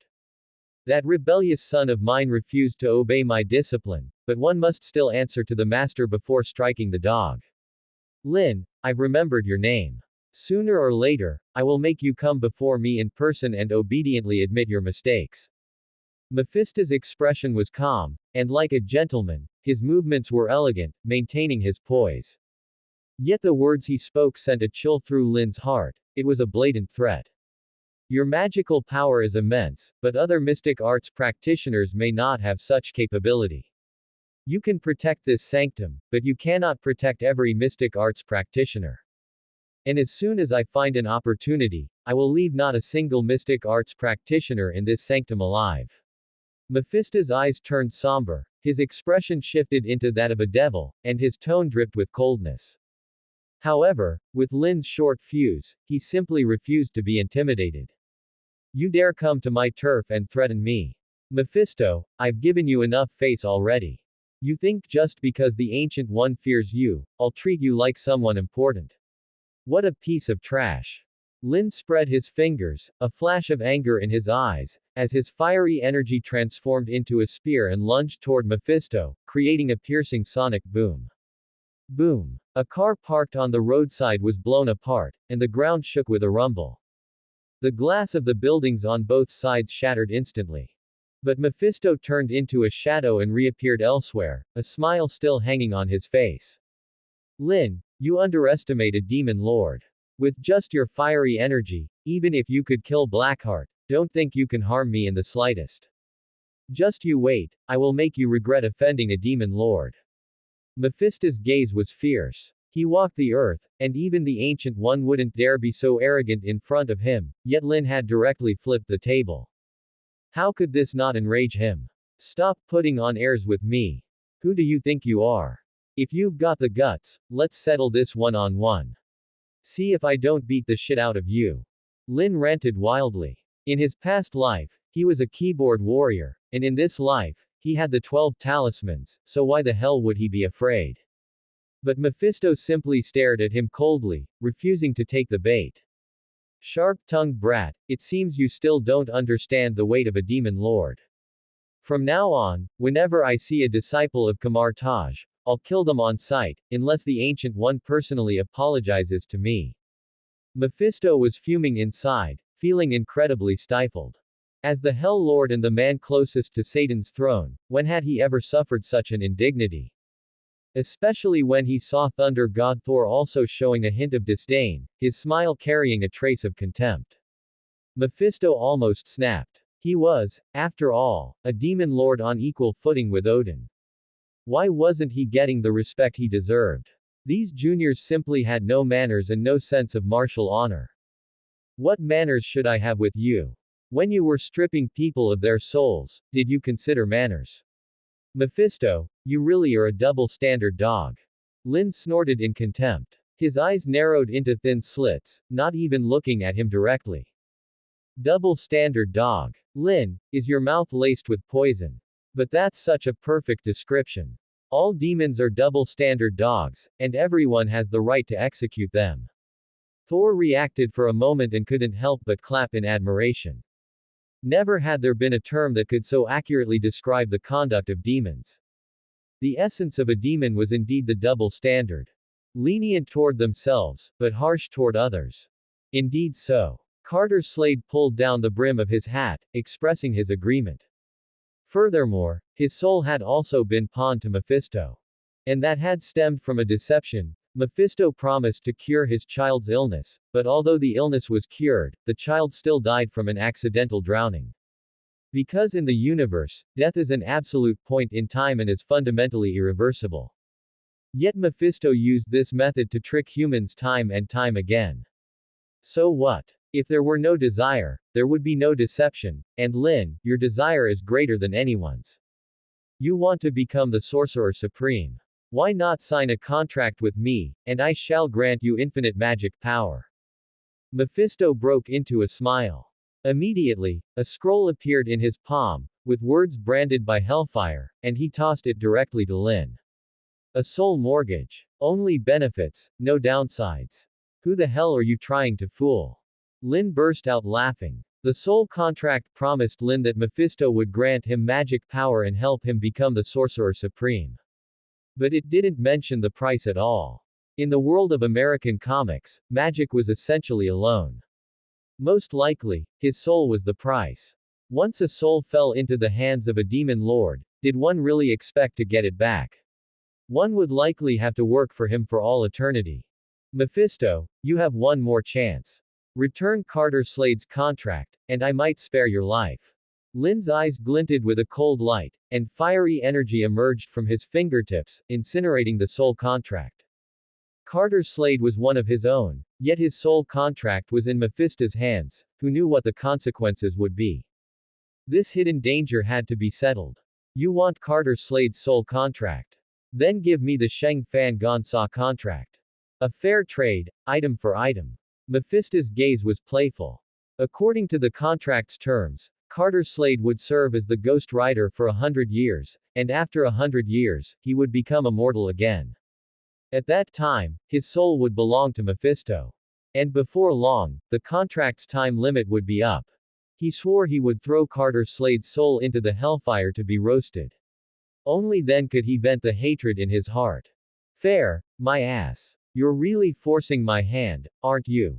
With his short fuse, Lin raised his hand and expanded the imprint dimension, as prism-like shards of matter suddenly covered the sky.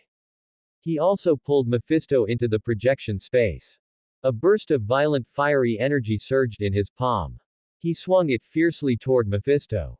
Buildings were smashed into fragments, the outer walls of skyscrapers cracked to reveal the steel and concrete inside, which then began to melt away. But Mephisto's figure turned into a puff of smoke and dissipated, leaving only his cold voice echoing. Lin, the devil cult will come looking for you. Next time we meet, perhaps I will be in another form. I hope you won't be too terrified. A burst of sinister, cackling laughter rang out. Mephisto fled into the distance, actually leaving the imprint dimension, which caused Lin to narrow his eyes, realizing the power of a demon lord. It seemed the imprint dimension couldn't trap a demon lord at all. At most, it could only restrict a little calamity like Blackheart. But what did Mephisto's words mean? Mephisto is in Midgard and needs to frequently change vessels, and the devil cult consists of his followers who select suitable hosts for him. Lin, you've only just become the Sanctum Master and you've already provoked Mephisto. Is this the Venerable Ancient One's arrangement? Or your own decision? Carter Slade reverted to his original form, his face showing a hint of worry. The devil cult had always been a secret society. They even secretly held federal power and had followers in all walks of life. I am the master of the sanctum, naturally, I have the final say in the New York sanctum. What the hell does Mephisto count for? If he dares to start a real fight, the heavenly palace won't just stand by and watch, right? Thor. Lin said with a smile, patting Thor on the shoulder. Thor nodded vigorously. That's right. Asgard and the Hell Lord are irreconcilable. I've also joined some kind of alliance. Lin, are you interested in joining? A-rank opportunity mission. Join the Avengers to obtain an item blind box. A line of text bubbles popped up before his eyes. Lin blinked. Item blind box. What is this thing? Lin thought for a moment, then suddenly remembered. There were item blind boxes in the Opportunity Mall. In theory, they could yield items of any quality. It didn't depend on skill, just pure luck. Wouldn't that mean he'd definitely get something amazing on his first try? He was a handsome young man from Kamar Taj, with looks that surpassed all his martial brothers.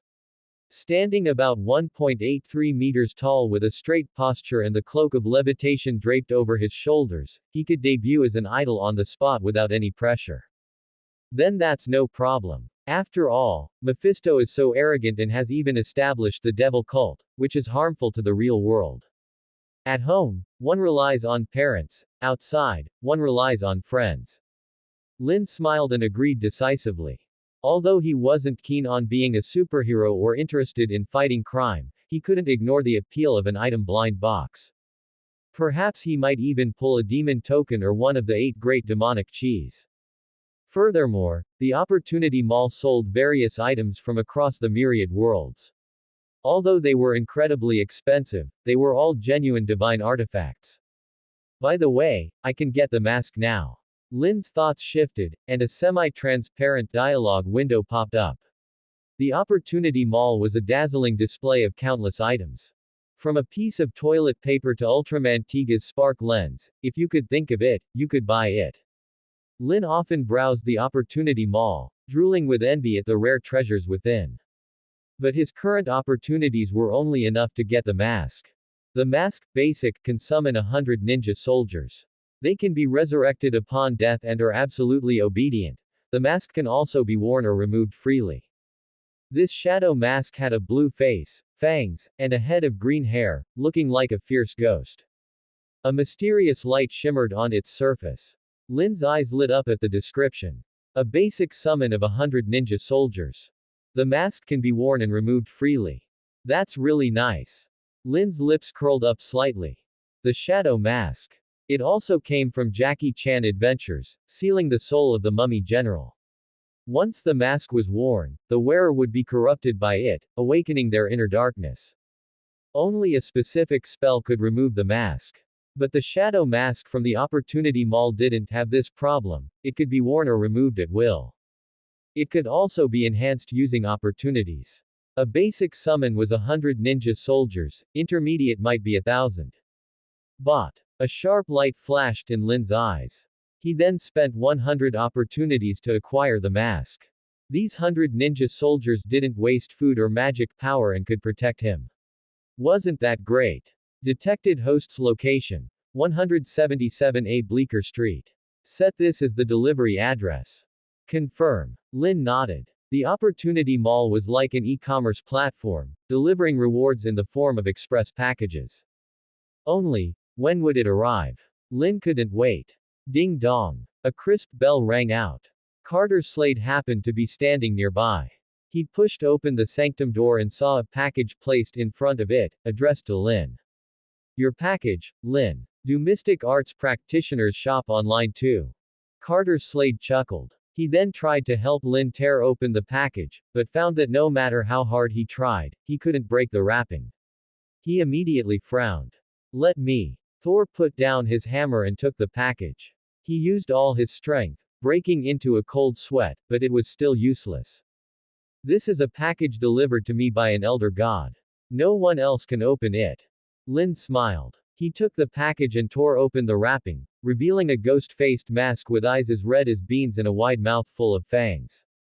It sent a chill down the spines of both Carter Slade and Thor. What is this? It feels very evil. It seems to seal a terrifying soul. Carter Slade marveled. He had never seen such a magical item. A soul was sealed within the mask, and it was filled with dark energy. However, Lin put the mask on directly. His ethereal temperament changed instantly, and his whole presence became incredibly gloomy, as if he had grown a second face. Even his voice turned demonic. This is the shadow mask. It comes from Fusong and seals the soul of the mummy general. It can summon shadow soldiers that obey the mosque's master. Lin's expression became ferocious. He had completely turned into ninja, yet he wasn't brainwashed. The sheep talisman enhanced his soul strength, making his mental resilience heaven-defying. Then, as he spread his hands, the surrounding shadows began to move. In the blink of an eye, they transformed into ninja soldiers dressed in night suits, their eyes glowing crimson as they stood in silence. It almost caused Carter Slade and Thor to attack. Are you okay, Lin? You've chosen to join a demon lord. Are you crazy? You're a guardian sorcerer of the sanctum. Carter Slade looked on in disbelief. This mask definitely came from a demon lord. Only a demon lord could create such a demonic artifact. In fact, the feeling the shadow mask gave him was not at all inferior to Mephisto. The demon lord behind the mask was as powerful as Mephisto. Moreover, demonic artifacts usually carried curses. He feared that once the mask was worn, it could never be removed. If the world found out that Kamar Taj's sanctum master had joined a hell lord, it would undoubtedly be a scandal. The masters of the mystic arts within the order would likely come to settle scores with Lin. Didn't the Holy Land of Mystic Arts care about political correctness? Doing whatever he wanted in secret was one thing, but causing such a scene so openly, where would the Sorcerer Supreme's face be? Who said it can't be removed? Lin lifted the mask, and the surrounding ninja soldiers vanished into thin air. His eyes were calm, and no traces remained on him. Carter Slade was stunned, and Thor's eyes widened. Don't panic. The items the Elder God gave me have no flaws.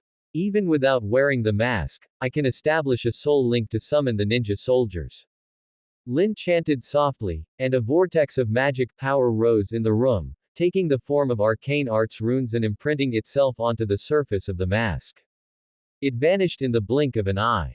Then, at Lin's summons, ninja soldiers rose from the ground. There were about 100 of them, each with agile movements and a strong aura. Elder God. So you really are the son of an elder god.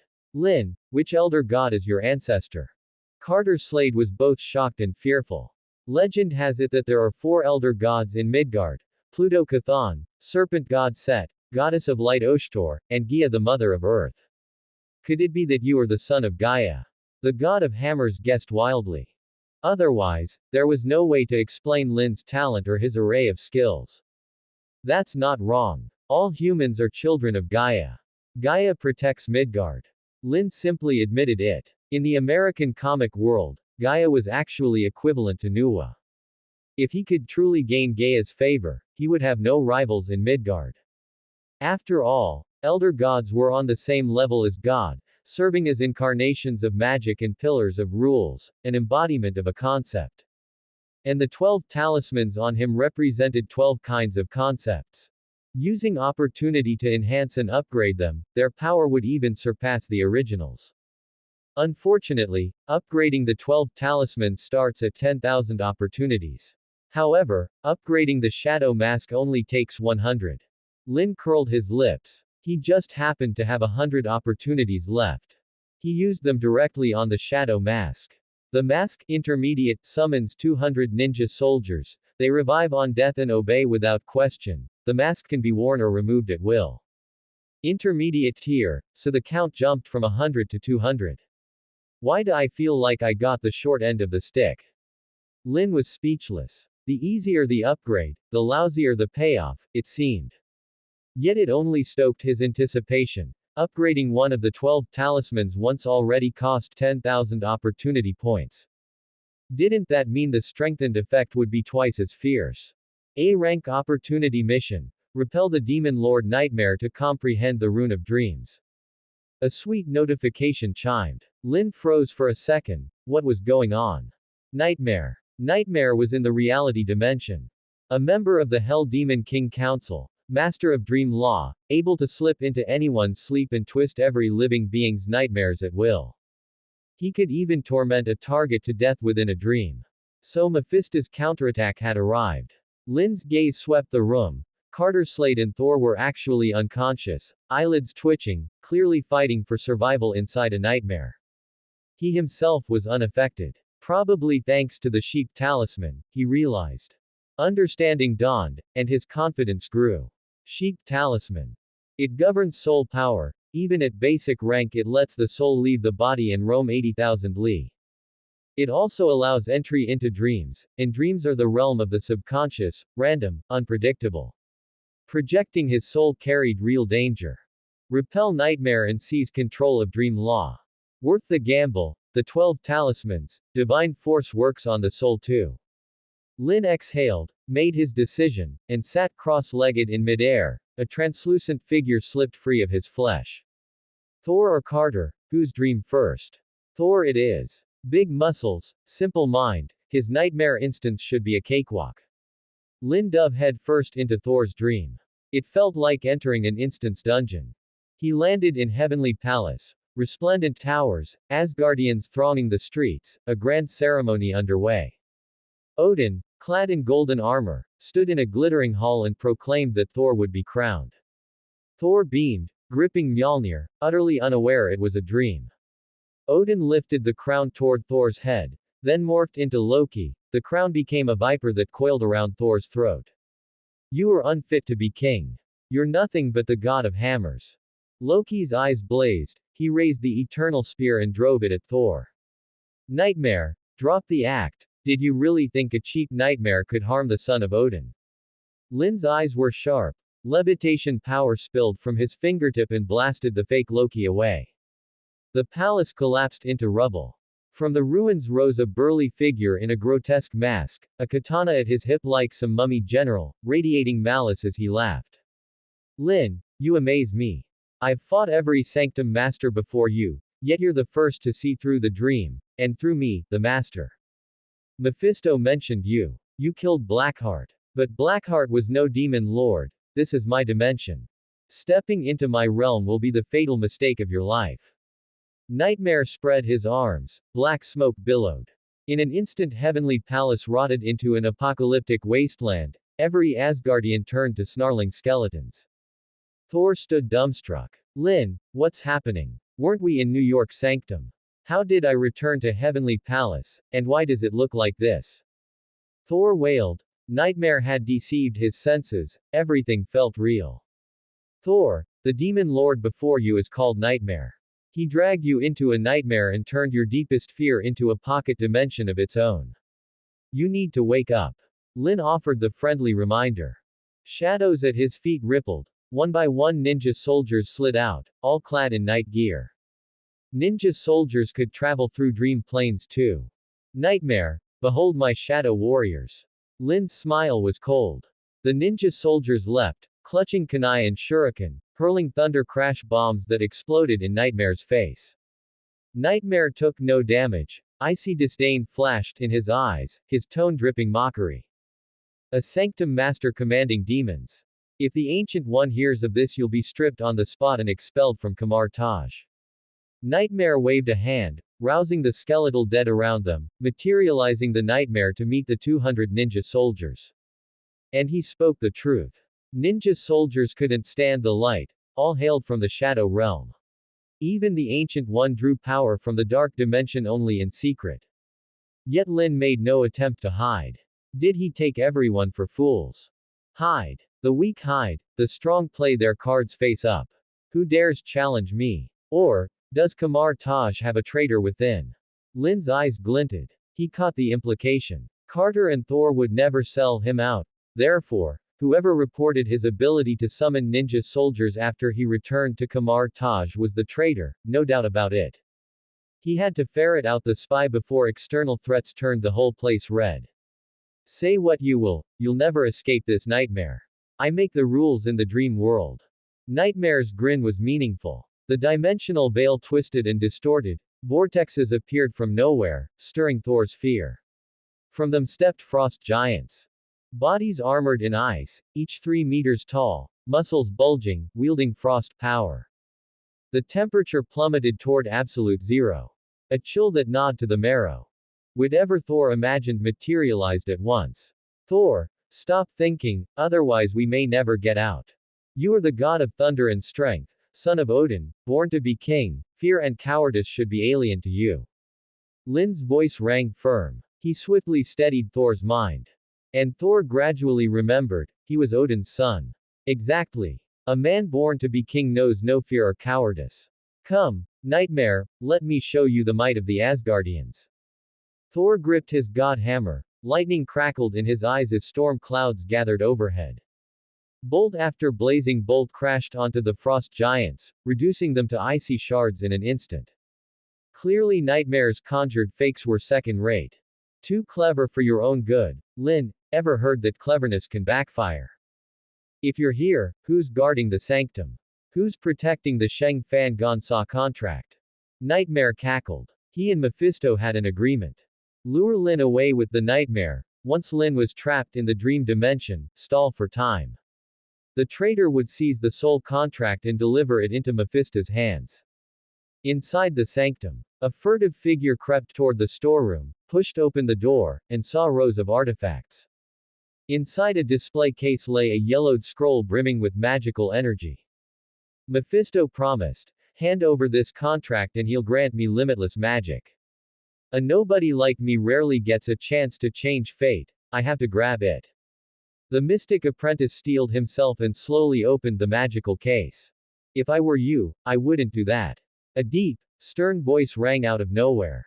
The mystic apprentice froze, goosebumps racing up his arms, his eyes darted around, yet not a single figure could be seen. I'm here, in the painting in front of you. The lips of the figure in the oil painting trembled. Arcane light flared, candlesticks burst into flame, and the dim storeroom was suddenly bright.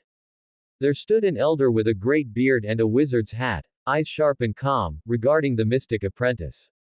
Master, Grantham. But you're just a painting, how are you alive? The apprentice stammered, tongue tangled. He clearly hadn't expected the storeroom painting to come to life. Who told you to take the Sheng Fan Gonsa contract? Mephisto. Demon lords excel at deceit. Did you truly think you'd get what you want? It's nothing but a trap. Master Grantham's gaze softened, and he began to counsel earnestly. But Mephisto promised me power. The apprentice's mind was in turmoil, reason was winning. If he took the Sheng Fan Gonsa contract and worked with Mephisto, he'd be courting disaster. Power. Follow Lin and you'll never lack for power. Go back now, and I'll pretend nothing happened. Master Grantham warned him from the heart. The apprentice hesitated a few seconds, then finally left. Master Grantham was a witness, his identity was exposed, and to continue would only confirm his guilt. The demon lord's reach has extended into the New York sanctum.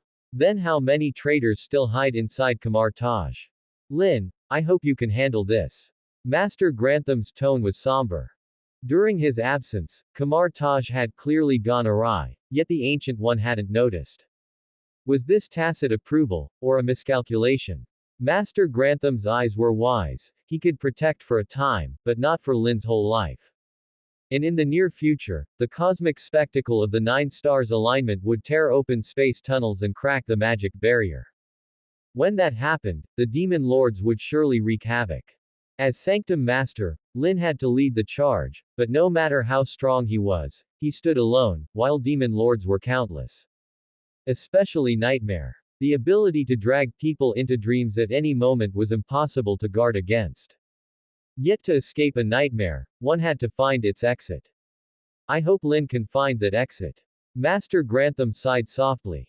With his perception, he had long since sensed that Nightmare had pulled both Carter Slade and Thor into the Nightmare dimension. All because a mystic apprentice had lit the Nightmare candle. The candle's scent aided Nightmare's spell casting, causing this unexpected turn. B-rank opportunity quest. Purge the traitors. Expel or redeem one traitor to gain 10 opportunity. A line of text bubbled up. Understanding dawned in Lin's eyes. So Kamar Taj really did have traitors. And more than one. Why hadn't they spotted them before? Traitors don't wear labels, how were they supposed to track them? Got it, the orb of Agamotto has precognitive powers. If I can make it recognize me as master, I can identify the traitors and purge Kamar Taj. Lin curled his lips and rubbed his fingertips. A brilliant flame leapt up. PFF'd. The air twisted, scorching heat burned everything in the nightmare realm, and Nightmare's face flickered with alarm. Things were turning bad. What is this? The eternal flame. No. This is demonic chi. Nightmare's eyes widened as he sensed the true nature of the fire, saintly fire, therefore demonic chi. But this sanctum master, instead of studying arcane arts, was using nothing but underhanded tricks. Who exactly was the demon lord here? Abilities aren't good or evil, only the people who use them are. I walk the righteous path, no one can fault me. Lin rose into the air, levitation power pouring out, impact ripples repelling the undead and shattering the nightmare realm like a dungeon. Every game has its winning strategy. Even Nightmare couldn't fully control this instance. And since this was Asgard, it was Thor's nightmare. To untie the bell, one needed the one who tied it. Only Thor himself could find the solution. What solution can I think of? Just beat Nightmare to death, right? Thor scratched his head. But catching sight of the Bifrost bridge from the corner of his eye, he suddenly realized, its teleportation power was the answer. Exactly. Lin showed approval. He shot toward the Bifrost bridge first. At its end stood a towering figure gripping a Brunty steel sword, face like a corpse, empty eyes flickering with ghost fire. Looks like this is the boss. Grab the Brunty steel sword and we can activate the Bifrost and leave this nightmare instance. Lin nodded. He'd thought Nightmare was something special, turns out he was little more than a dungeon designer. Weaving nightmares into instances still meant obeying rules. Rules were everything, laws were heaven. Even if you've seen through my nightmare, you can't escape my manipulation. As long as you dream, I can weave your dreams. This round goes to you, but next time you'll lose for sure. Nightmare's face was cold as he watched the instant space crumble, then slipped back into the void to his own domain. In battles with demon lords, no matter how many times you win, lose once and you die. Previous guardian sorcerers had, under endless assaults, lost limbs and heart, finally choosing early retirement. Are demon lords this shameless? Did they ever give it a rest?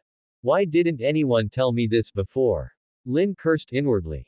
Only now did he realize the resignation rate of New York Sanctum's guardian sorcerers was the highest among the three sanctums. It seemed he hadn't picked up a bargain, he'd walked into a trap. Boom. Beside him, the god of hammers hurled Mjolnir, smashing the undead gatekeeper to dust with thunderous might. Picking up the Brunty steel sword and giving it a twist, he activated the Bifrost. A portal of shimmering light appeared. Let's go, Lin. Thor stepped through first, his soul returning to his body as he awoke in the sanctum. Lin slowly opened his eyes as well, yet Carter Slade was still dreaming. Forgot about him. Helpless, Lin sent his soul out again and entered Carter Slade's dream. This time Nightmare didn't interfere. After careful sensing, he found the exit door to the instance, inside a coffin. What a terrifying nightmare. But why, inside the sanctum, are we still affected by Nightmare? Carter Slade looked puzzled. In the dream he'd returned to 100 years ago, fighting for survival in a western town until Lin woke him. Because of this candle. Lin flicked his fingers, drawing a half-burned candle from the shadows and gently snuffed it out. That ended the nightmare candle's effect. The candle had been lit by the mystic apprentice. A trip to the storeroom and a word with Master Grantham had given Lin the boy's name. Hunter, when did you contact Mephisto? Lin narrowed his eyes slightly. Looking at the ordinary youth, someone you'd lose in a crowd, he considered what to do with Hunter. Master, I was tempted by a demon. I wanted to become a master of the mystic arts. Apprentice Hunter twisted the hem of his robe, head lowered, afraid to meet Lin's gaze. The commotion woke about a dozen sleeping mystic arts practitioners, who stood around uneasily. Every one of them had dealt with demons. Some had given in, others had firmly refused. Lin's expression was calm, showing no sign of joy or anger.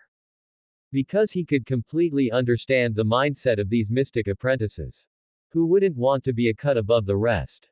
The key was that demons only toyed with souls and wouldn't actually grant wishes. But these mystic apprentices, if they stayed in the New York sanctum, would eventually bring trouble. To solve the problem at its root, Lin let out a soft breath and spoke. To become a master of the mystic arts requires sweat and wisdom. Instead of relying on others to achieve your goals, you'd be better off returning to Kamar Taj to continue your diligent training. As the new master, I don't need any helpers. You may leave.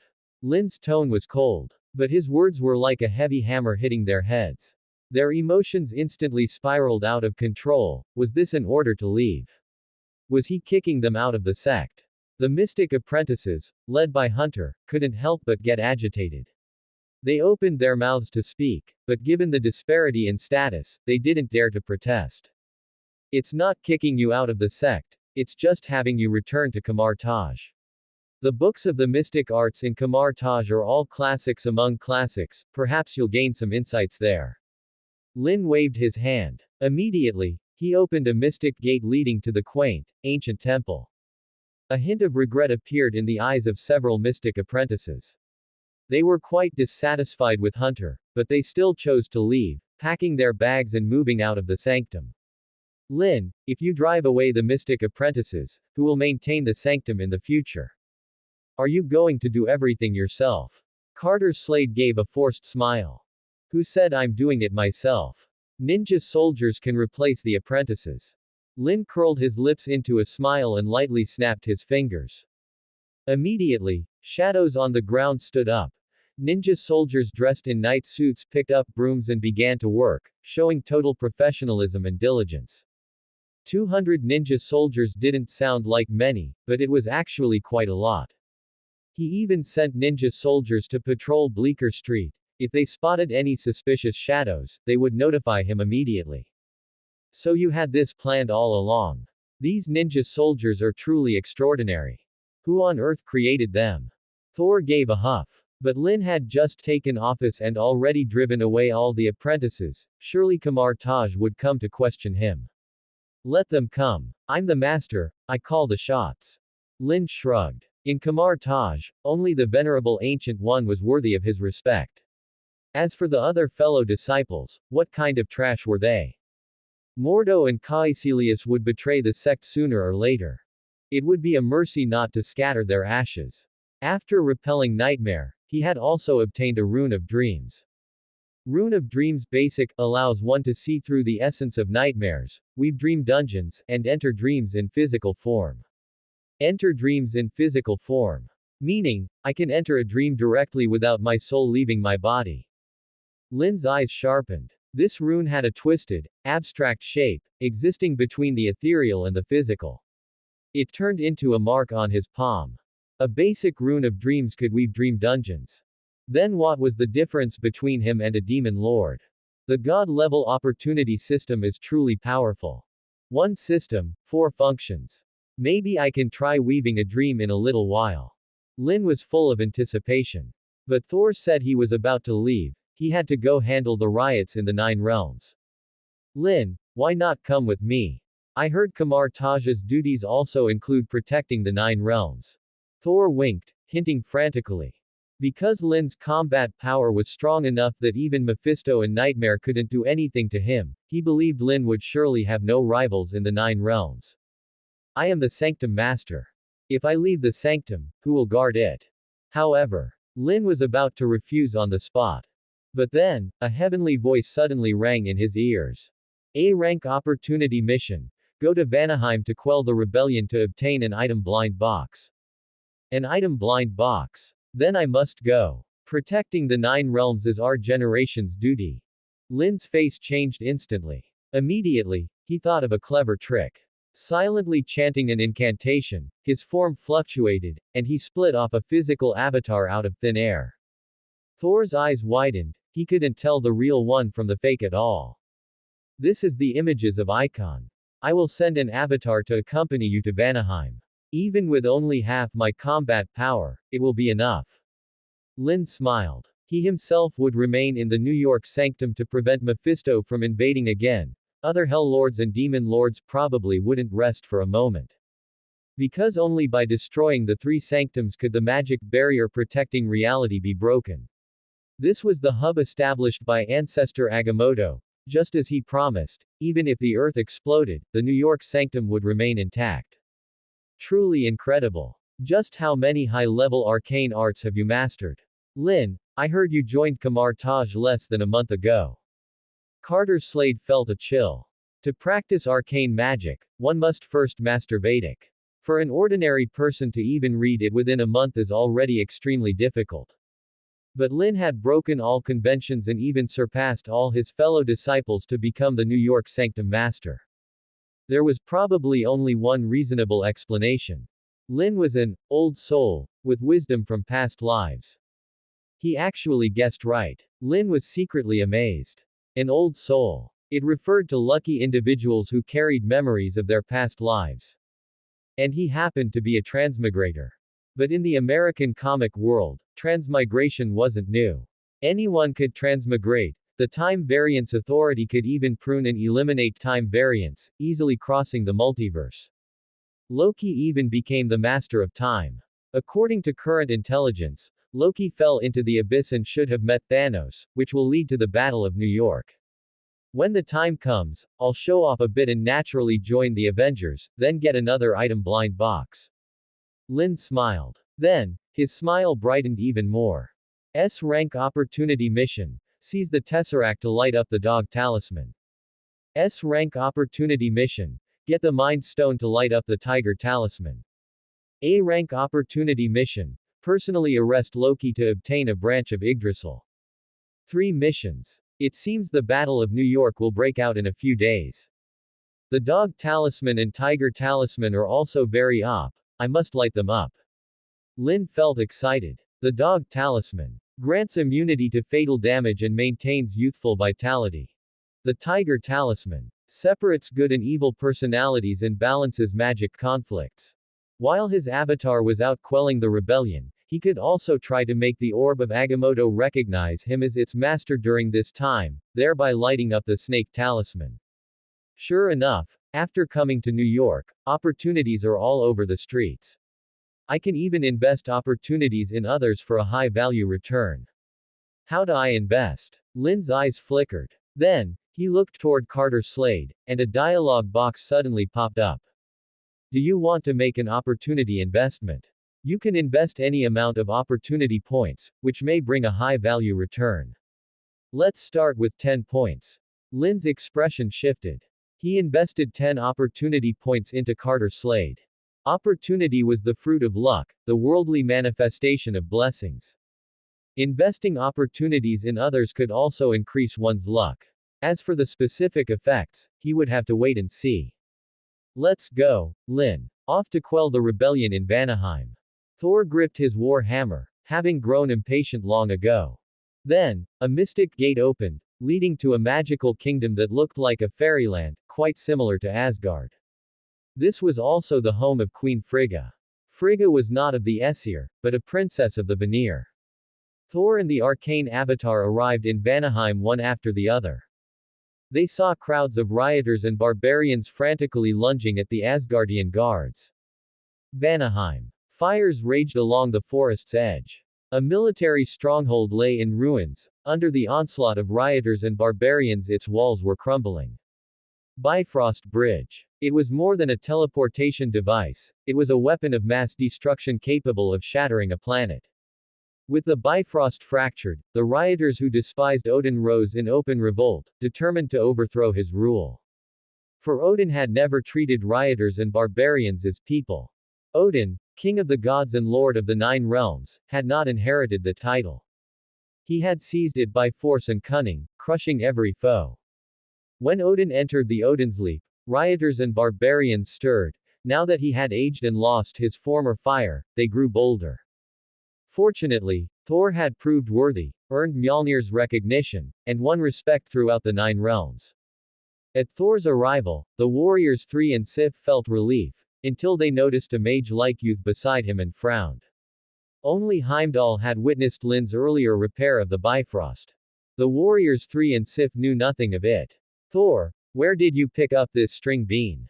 Sif's features were sharp, a longsword in hand, her muscles defined like a Valkyrie who had slain many barbarians. Stepping closer, she sized up the unfamiliar Lin, her words less than polite. Asgardians were a warrior race. They honored strength, and Lin did not look strong. More like Loki, handsome, perhaps, but probably useless. Thor, is this one from Midgard? Midgardians are all weaklings. Can't lift a shoulder or carry a arm. One slash from a rioter would finish him. Volstagg, Fandral, and Hogan sneered. Asgardian physiques were extraordinary. A mere stonecutter sent to Midgard would count as superhuman, yet on Asgard he'd barely qualify as militia. Don't underestimate Lin. He's from Kamar Taj, and he repaired the Bifrost. Thor offered a brief explanation. But the warriors 3 and Sif looked skeptical. He fixed the Bifrost. From Kamar Taj. Capable of repairing the Bifrost, could he be the Sorcerer Supreme? I heard she's bald. The warriors 3 and Sif straightened slightly. No one without real skill could repair the Bifrost. It was Heavenly Palace technology devised by His Majesty Odin. How had a mystic arts practitioner managed it? Enough chatter. Is this the time for small talk? Lin snorted. He was in no mood for pleasantries after being called a string bean and a weakling. Not flipping the table already showed restraint. Instantly levitation power burst forth, invisible threads falling from his fingertips. Rioters and barbarians toppled face first before they knew what had happened. The levitation power tripped their feet. Raising a hand, he grasped a spear of fire chi, glowing like a god, golden light rippling across his skin as he swung it toward the enemy ranks. Boom! The fire chi spear pierced the rioters, detonating on impact. Searing flames turned towering trees to charcoal. A single strike. Pressure on the Asgardian guards eased at once. The warriors 3 and Sif stared, stunned into silence. Thor's next words left them reeling. That was merely one of Lin's arcane avatars. Not Lin himself. Thor sighed. An arcane avatar with such power, how strong was Lin truly? What? An avatar. Like the ones Loki makes. But Loki's illusions can't fight. Because Loki is little calamity, clearly this mystic arts practitioner Lin is no little calamity. The warriors 3 exclaimed. Midgard had produced such a powerhouse, and moments earlier they'd mocked him, now they wanted to crawl into a hole. Offending a powerhouse carried a price none wished to pay. Realize your mistake now. Lin's lips curled. With a wave of his hand, fire chi constructs appeared, swords, spears, axes, halberds, 18 weapons fired in unison. Rioters and barbarians were blown off their feet, battered and bloodied. We can't lose momentum, charge with me. Lightning, strike. Thor raised his hammer, Mjolnir hurled bolts of silver lightning that danced and cracked. A storm of electricity poured down. Rioters and barbarians were engulfed, their superhuman bodies convulsing, foam at their mouths. For the Heavenly Palace, victory.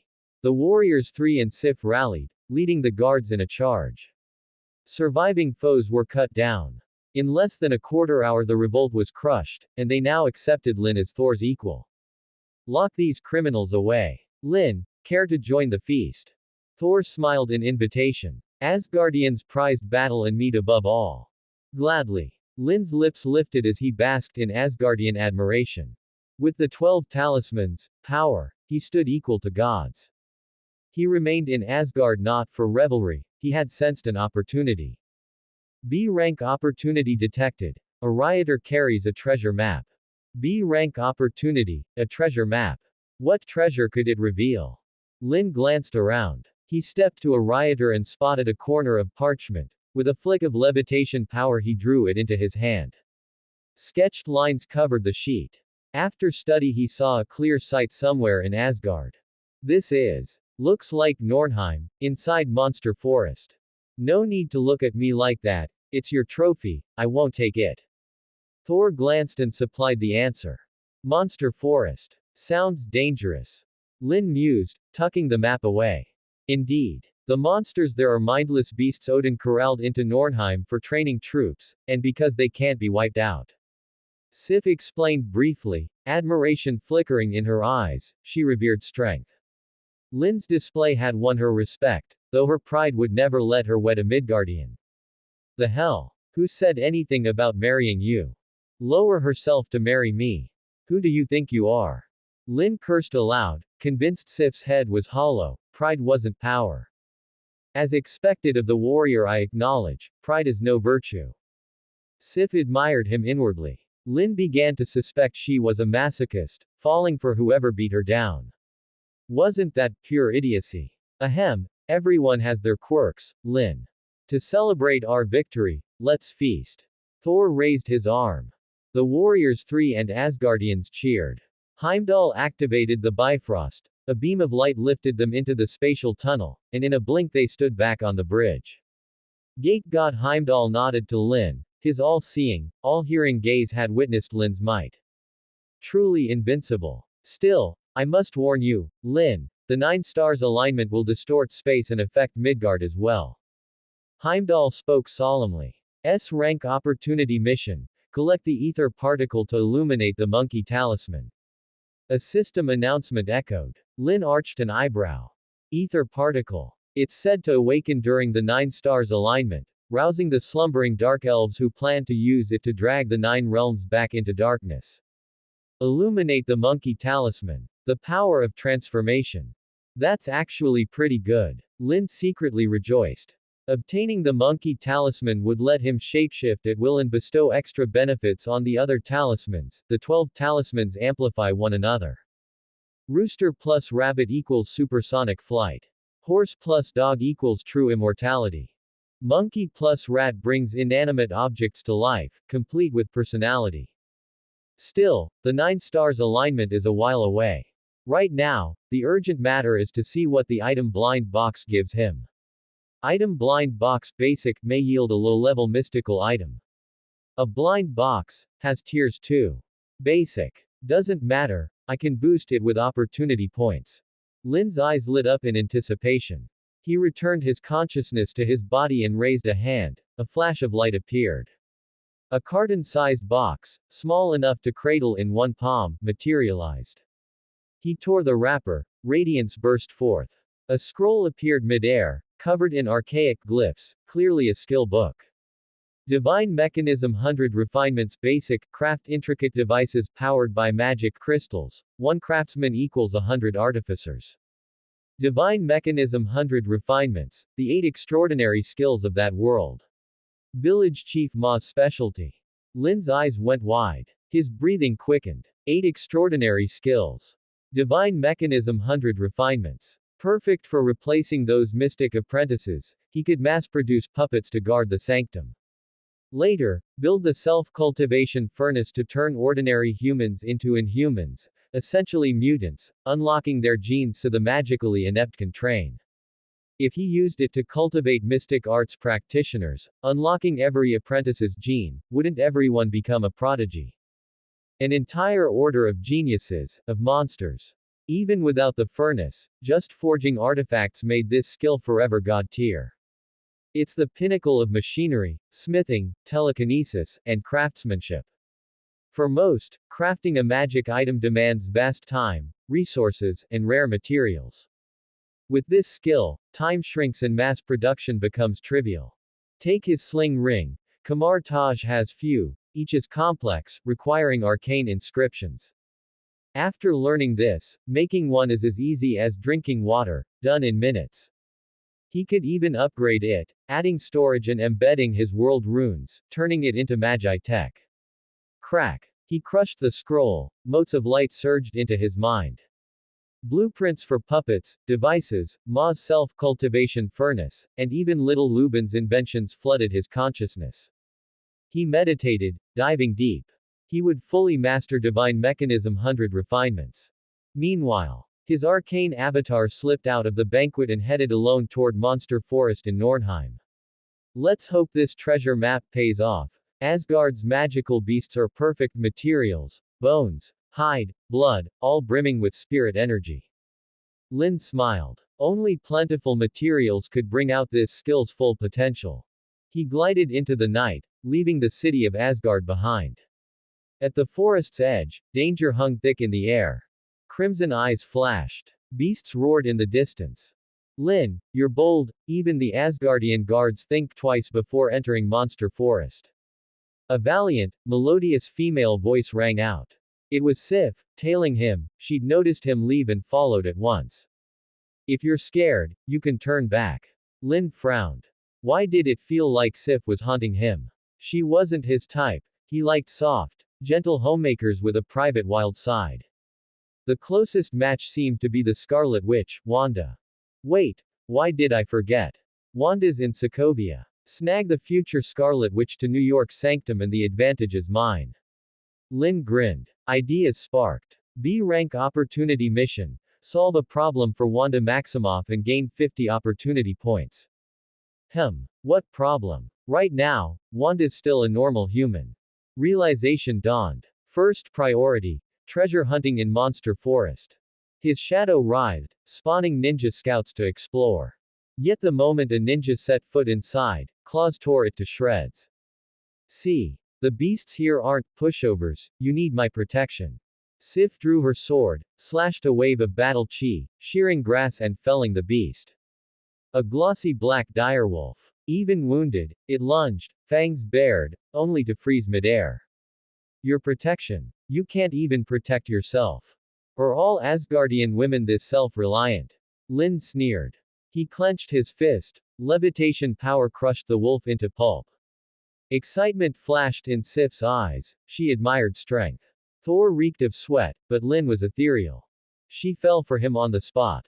Asgardian women charge at love, they never play coy. Lin, I'll conquer you and make you my husband. Sif declared, resolute. She stayed at the forest's edge to avoid hindering him. Desire burned through her. Crazy much. Met me twice and wants marriage. Get real. Shuddering at her murmurs, Lin studied his map. But who could blame her?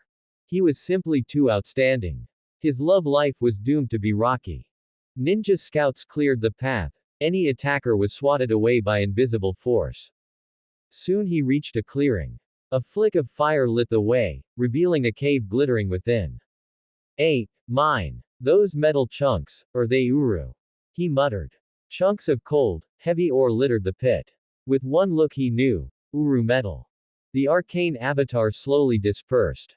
Lin stepped through the portal into the mine, levitation power spilling from his fingertips to bundle the fragments of Uru metal and carry them back to the New York Sanctum.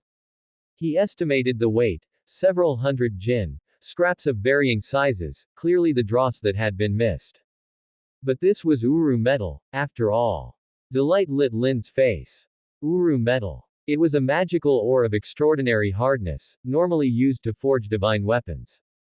Odin's eternal spear and Thor's Mjolnir were both smelted from Uru metal. Once runes were carved there might become supreme. Yet to melt Uru metal required a temperature of 200 million degrees Celsius. Lin still remembered the scene where Thor ringed a star and nearly died forging Stormbreaker. But I have fire. Lin gripped a shard. Blazing fire erupted from his palm, the room's temperature soaring like a sauna, the air itself rippling. The surface of the Uru metal began to dissolve, turning fluid, soft as putty, and he kneaded it into the shape of a dagger. Even unenchanted it could slice through mithril with ease, and Lin's eyes gleamed. Divine Mechanism 100 Refinements, check. Uru metal, check. Looks like fate wants me to become a Grand Master of artifact refining. Excitement flooded Lin's features. Divine Mechanism 100 Refinements. It recorded the methods and knacks of the way of artifact refining, and with his deepening insight he now grasped its essence anew. In short, everything in the universe can be treated as a vessel. So long as it is a vessel, it can be refined. That was why village chief Ma built the furnace of self-cultivation, trying to turn ordinary humans into inhumans. Everything in the universe is a vessel. That's even wilder than black tech. But you can't get fat in one bite. I need an AI-like helper to solve problems for me. Lin lifted the orb of Agamotto. Through Divine Mechanism 100 refinements his consciousness became filament thin, probing deep inside the orb, perceiving its workmanship, an extra perk of the technique. He could see through an artifact's operating principle at a glance.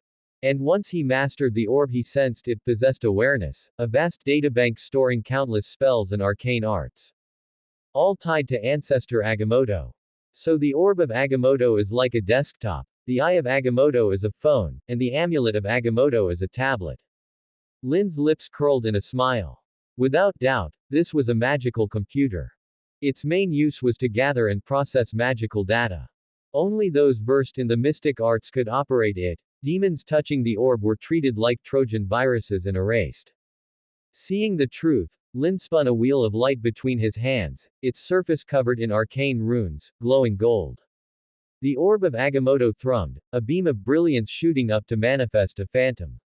Ancestor, Agamotto. Lin blinked. A middle-aged man of immortal bearing, long black beard flowing, stood midair, coruscating energy wreathing him as he regarded Lin. You are the Sanctum Master. Called Lin. Good. You have uncovered the orb's secret. You possess a rare gift for artifact refining. At last I have found a worthy heir. The Phantom of Agamotto beamed. He had been a Grand Master of Forging, creator of the Agamotto trilogy, founder of Kamar Taj and the Mage Sanctum. Even the sling ring was his invention. Yet the way of artifact refining was so arcane that later generations knew only alchemy, not true refining, leaving his legacy stranded. Lin's appearance thrilled Agamotto, a once-in-10 millennia talent right before him. Ancestor, I barely know refining. Lin replied with modest courtesy. The figure before him was the first Sorcerer Supreme. A contemporary of Odin who had long since ascended to the astral plane as an embodiment of universal law. The real trial, surely, had only begun. Lin, I may take you as my disciple, but first answer me, what do you think artifact refining is? Ancestor Agamotto stood proud, eyes weighing and hopeful. If Lin's answer won his approval, he would become his true disciple in the art. Refining. In the small view, it gives the powerless power. In the large, it bends everything in the universe to one's will. Lin answered without hesitation, speaking his heart. Right or wrong, this was the conclusion he had reached after mastering Divine Mechanism 100 refinements. To him, science is a vessel, nature is a vessel, tools are a vessel, magic is a vessel, and people are vessels too. Otherwise, Divine Mechanism 100 refinements would not merit the title, Miracle Art. You're even bolder than I, make the universe bow to you. I look forward to your future. The ancestral phantom smiled. With a gesture, he sent a seal into Lin's mind. Lin, the orb of Agamotto is yours, inside are my refining insights. Do not tarnish my name. If you meet a puzzle, call my name, but I will not fight for you. The phantom slowly faded. The orb of Agamotto lifted itself, hovering over Lin's palm. His consciousness entered a magical space. Inside the orb were prototypes of countless artifacts, most he had never seen. Did I just bluff my way through? Has the orb of Agamotto accepted me as master? Lin's eyes shone. A celestial voice sounded in his ears. You have gained mastery of the orb of Agamotto, opportunity +10, usable to awaken the snake talisman. Nice. Without hesitation, Lin drew on the orb's sentience and chose to awaken the snake talisman. His pupils shifted into an octagon of dark stone patterned with a small serpent. His body turned semi-transparent, silently merging with the surroundings, leaving no trace, as if no one were there. Power of invisibility. Soundless, trackless. His magic doubled. Inspecting himself, he saw the 12 talismans: ram, dragon, rooster, horse, rat, snake, 6 glowing, 6 still gray. He had already claimed the tasks: ether particle to awaken the monkey talisman, tesseract to awaken the dog talisman, mind stone to awaken the tiger talisman, and the eye of Agamotto to awaken the rabbit talisman. As for the ox and pig talismans, Lin was in no rush, clearly the opportunity had yet to arrive. Anyway, with the ancestor backing me, who dares touch me now? First, let's upgrade my sling ring. Lin removed the sling ring. It looked like a two-finger knuckle ring, its surface etched with intricate patterns brimming with arcane arts. This signature artifact created by the ancestor was standard issue for every mystic arts practitioner. It inscribed dimensional portal spells into a tiny ring, allowing travel across the multiverse and lowering the threshold of magic, usable even without mana. Yet for all its utility, the sling ring had no storage, offense, or defense. If it could store items, it would be a true treasure. Storage needs space, so design a spatial array, use mana as conductors and runes as solder joints, should work. Lin mused. In truth, a magic array was a runic circuit, like a chip fabricated with different processes. With a flick of his fingers, levitation power worked with surgical precision, dismantling the sling ring in an instant. Its components floated in the air, disassembled. Lin's face was focused, his gaze resolute. In one fluid motion he guided the sling ring's components with his left hand while fire chi flared from his right, inscribing secret runes through pure mana. He had once studied a treatise that explained the diagrams of arcane chants. Chants were simplified runes, easier to master yet still potent, and with his photographic memory he might as well have been a living computer. In only a few breaths he had rebuilt the ring, engraving a spatial array onto its inner surface. Psychic awareness flowed into the artifact. A pocket-sized void appeared before his mind's eye. He reassembled the ring, tempered it with fire chi, and fused it with his soul print. The bond ensured no one else could wield it. Divine Mechanism 100 refinements, still the GOAT. This is only the entry-level effect. If I push it to mid-grade, crafting combat dolls will be child's play. Lin praised silently. He slipped the ring onto 2 fingers. It kept its original functions and now doubled as a storage device, exactly what he wanted. The exercise had given him hands-on experience and a flood of inspiration about the way of artifact refining. I need runic knowledge so I can merge the divine mechanism's power with arcane magic. I could even invent the self-cultivation furnace, turning mundanes into prodigies and making a demon lord's temptations useless. Lin's thoughts raced. He recalled the adage, man is the animal that excels at using tools. A mystic artifact is just another tool. The only difference lies in the energy source, one calls it a treasure, the other technology. Fundamentally they're the same. Asgard's Bifrost Bridge is classic magi tech, the so-called Aesir are nothing but aliens. Wait, my 12 talismans should count as runes too. If I can extract their mana and carve it into the sling ring. Then the ring would be a weapon, rivaling the Green Lantern ring from the DC universe next door. Lin's imagination soared. Everyone knew that even if the 12 talismans, shells shattered, their mana wouldn't vanish, it would simply migrate to noble animals. By that logic, the zodiac signs themselves were runes. Rat, ox, tiger, rabbit, dragon, snake, horse, goat, monkey, rooster, dog, pig. Every talisman bore its Chinese zodiac motif. What more proof was needed? But, looks like I've no time to research, trouble's here. The chain reaction from banishing those mystic apprentices.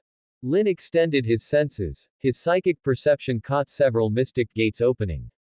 Kamar Taj had dispatched several masters, Mordo, Caecilius, Master Hamir, even Daniel Drum. The mystic sanctum had its own inner cabinet. The Sorcerer Supreme was the Emperor, masters of the mystic arts were her ministers. Mordo, as first disciple, administered all Kamar Taj affairs. He couldn't dismiss Lin outright, yet he could trip him up. Lin opened the door. He straightened his robes, calm and unhurried, the cloak of levitation draped across his shoulders, exuding quiet authority. Not a thread out of place. Even if 4 masters joined forces, they might not bring him down. Lin, I hear you've sided with demons and own a mask that summons ninja soldiers, true or false? Do you realize that's a capital offense? And why did you banish those mystic apprentices? What crime did they commit? Baron Mordo's voice rang harsh. He brandished his status as first disciple, assailing Lin from the start. At his side stood Caecilius, Master Hamir, and Daniel Drum. Had Lin never appeared, Daniel Drum would have been the Sanctum Master. True, I obtained a shadow mask, but it was bestowed by our patriarch Agamotto. He also passed me the orb of Agamotto. If any of you object, take it up with him. Lin lifted the orb, his eyes cool with disdain, he had already prepared his counter. The patriarch himself backed him. Who dared protest? Who dared disrespect? The orb of Agamotto. Wasn't that in Odin's vault? You've been to Asgard. Caecilius's face was hawkish, yet surprise flickered in his eyes. The orb was a holy relic equal to the eye of Agamotto. With the patriarch's support, how could they unseat Lin? They had come to depose Lin and install Daniel Drum as master. Even Kamar Taj had factions and cliques. An Easterner like Lin was clearly the odd one out. I repaired the Bifrost Bridge and swore brotherhood with Thor, no breach of Kamar Taj law. As for banishing the mystic apprentices, did they not mention why? They lit the nightmare candle and almost let nightmare succeed. Lin remained unruffled. He held the moral high ground. Why fear? Even if the venerable ancient one arrived, she would find no fault. Prove it. Lin, if an apprentice serves a demon lord, you should report to Kamar Taj, not act on your own. Do you treat the New York sanctum as your private fief? Baron Mordo grew irritated. His honest facade was only an act. He yearned to advance and become the next sorcerer supreme. Lin's sudden rise threatened him, hence the attempted takedown. Master Grantham witnessed everything. Lin flicked a finger, the storeroom door swung open and a portrait yawned, drawing gasps. Master Grantham. Isn't that just a painting? How is it alive?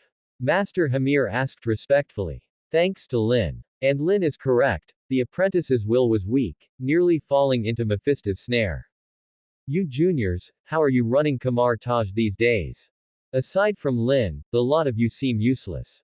Master Grantham's tone sharpened, his tongue as biting as ever.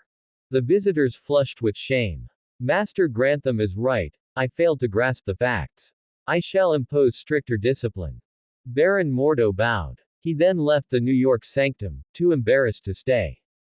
They had come in high spirits, achieved nothing, and slunk away. Master Grantham's parting words carried a warning. Lin, don't be fooled by appearances. Hearts are hidden. To become sorcerer supreme you need not only power but wisdom. Your counsel is appreciated, Master. Lin nodded. Of course he saw that Mordo had come to make trouble. Even Caecilius exuded a faint demonic aura, clearly already dabbling in black magic. Guard against outsiders day and night, yet the thief may be inside the house. He had to build a team he could trust, and quickly. Mr. Carter, guard the sanctum, I must visit Sokovia. Lin summoned Carter Slade and gave brief orders. He placed 100 ninja soldiers under Carter's command, stepped through a mystic gate, and arrived in Sokovia.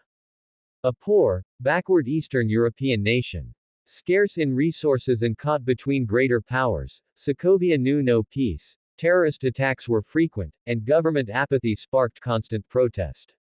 At the front of one march, a pair of twin siblings were beaten by riot police.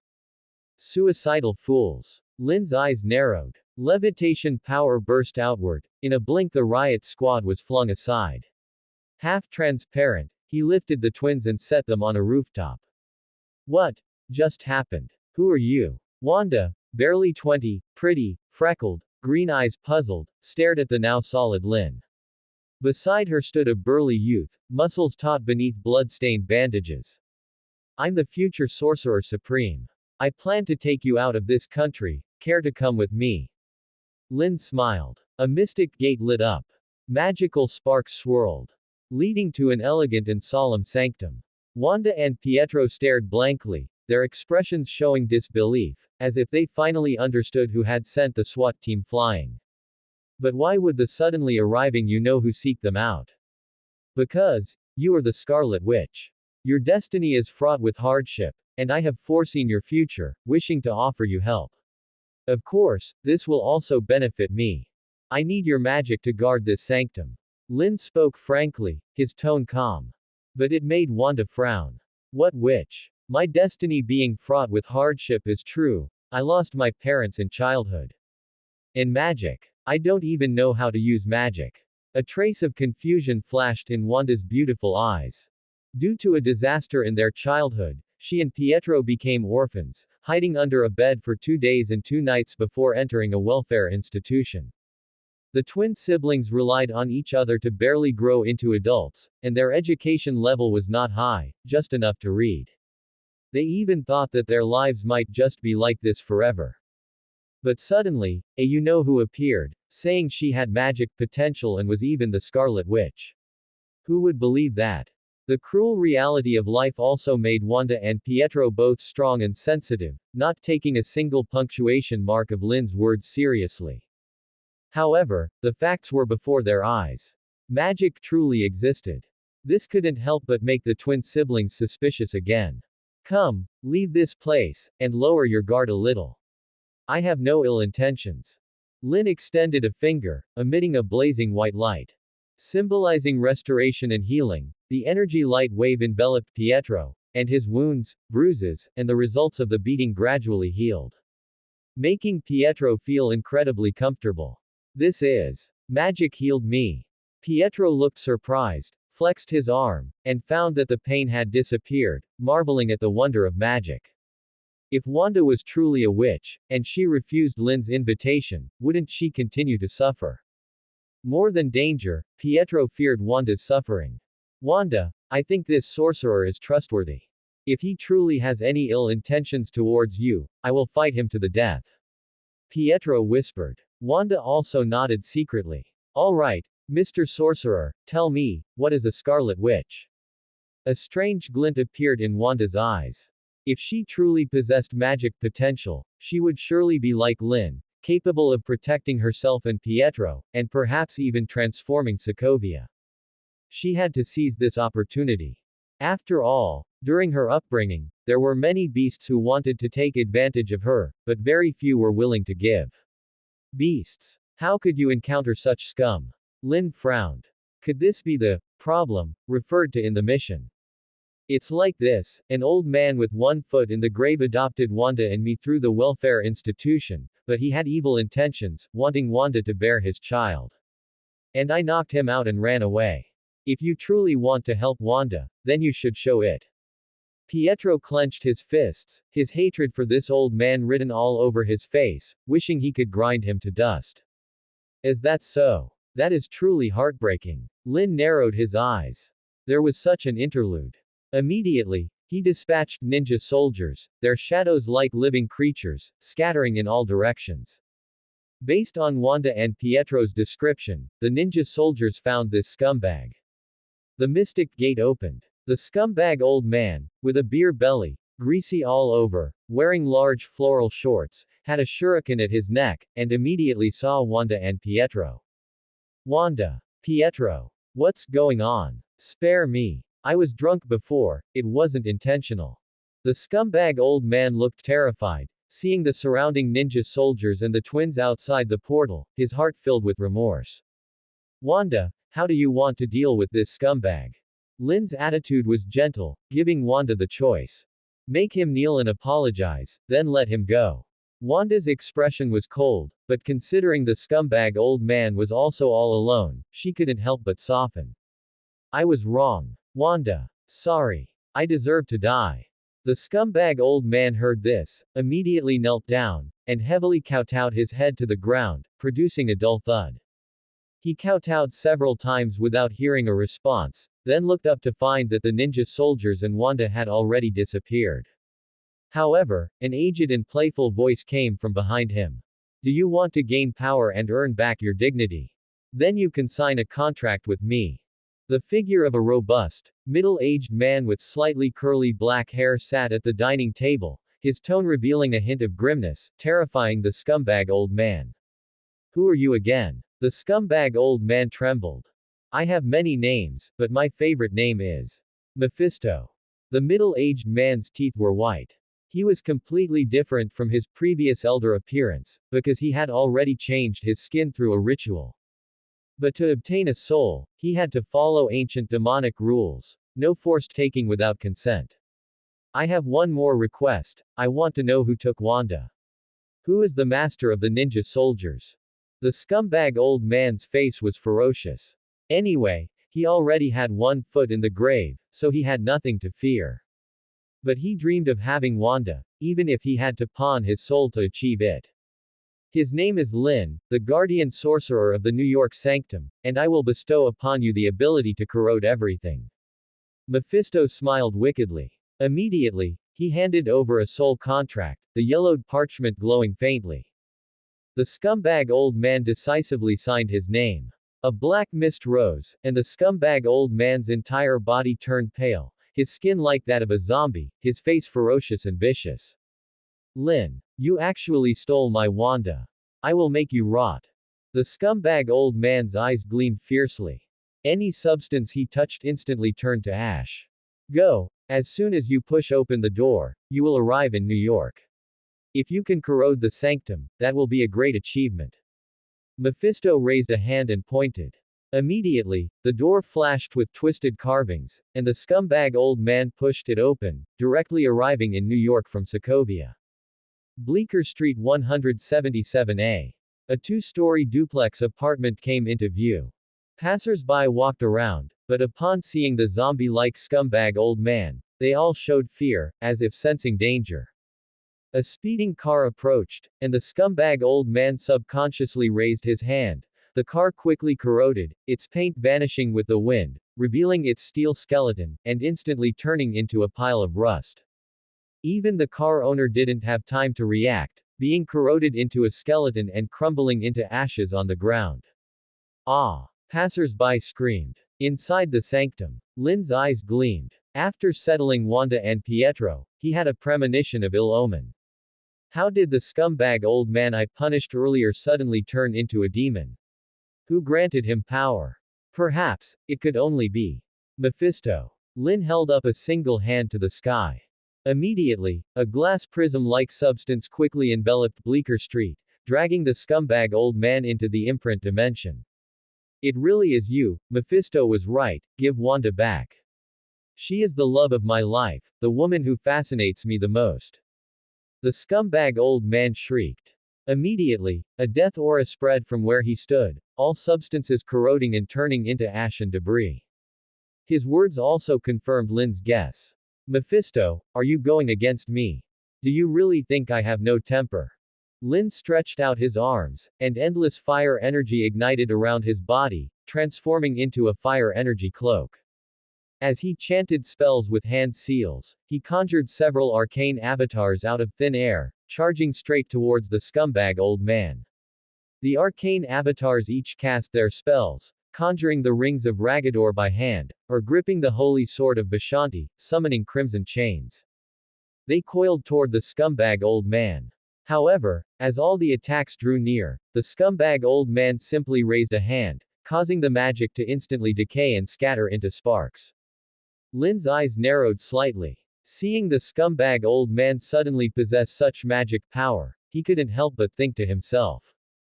Just how powerful was Mephisto? To be able to turn a mortal into a human demon in an instant. I wonder what Mephisto looks like now.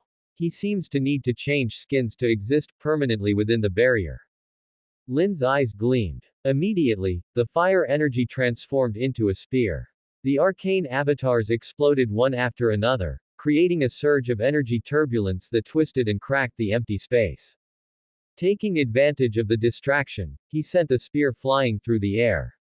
Fire energy raged, emitting an incomparably terrifying high temperature that viciously pierced through the scumbag old man's body before exploding again.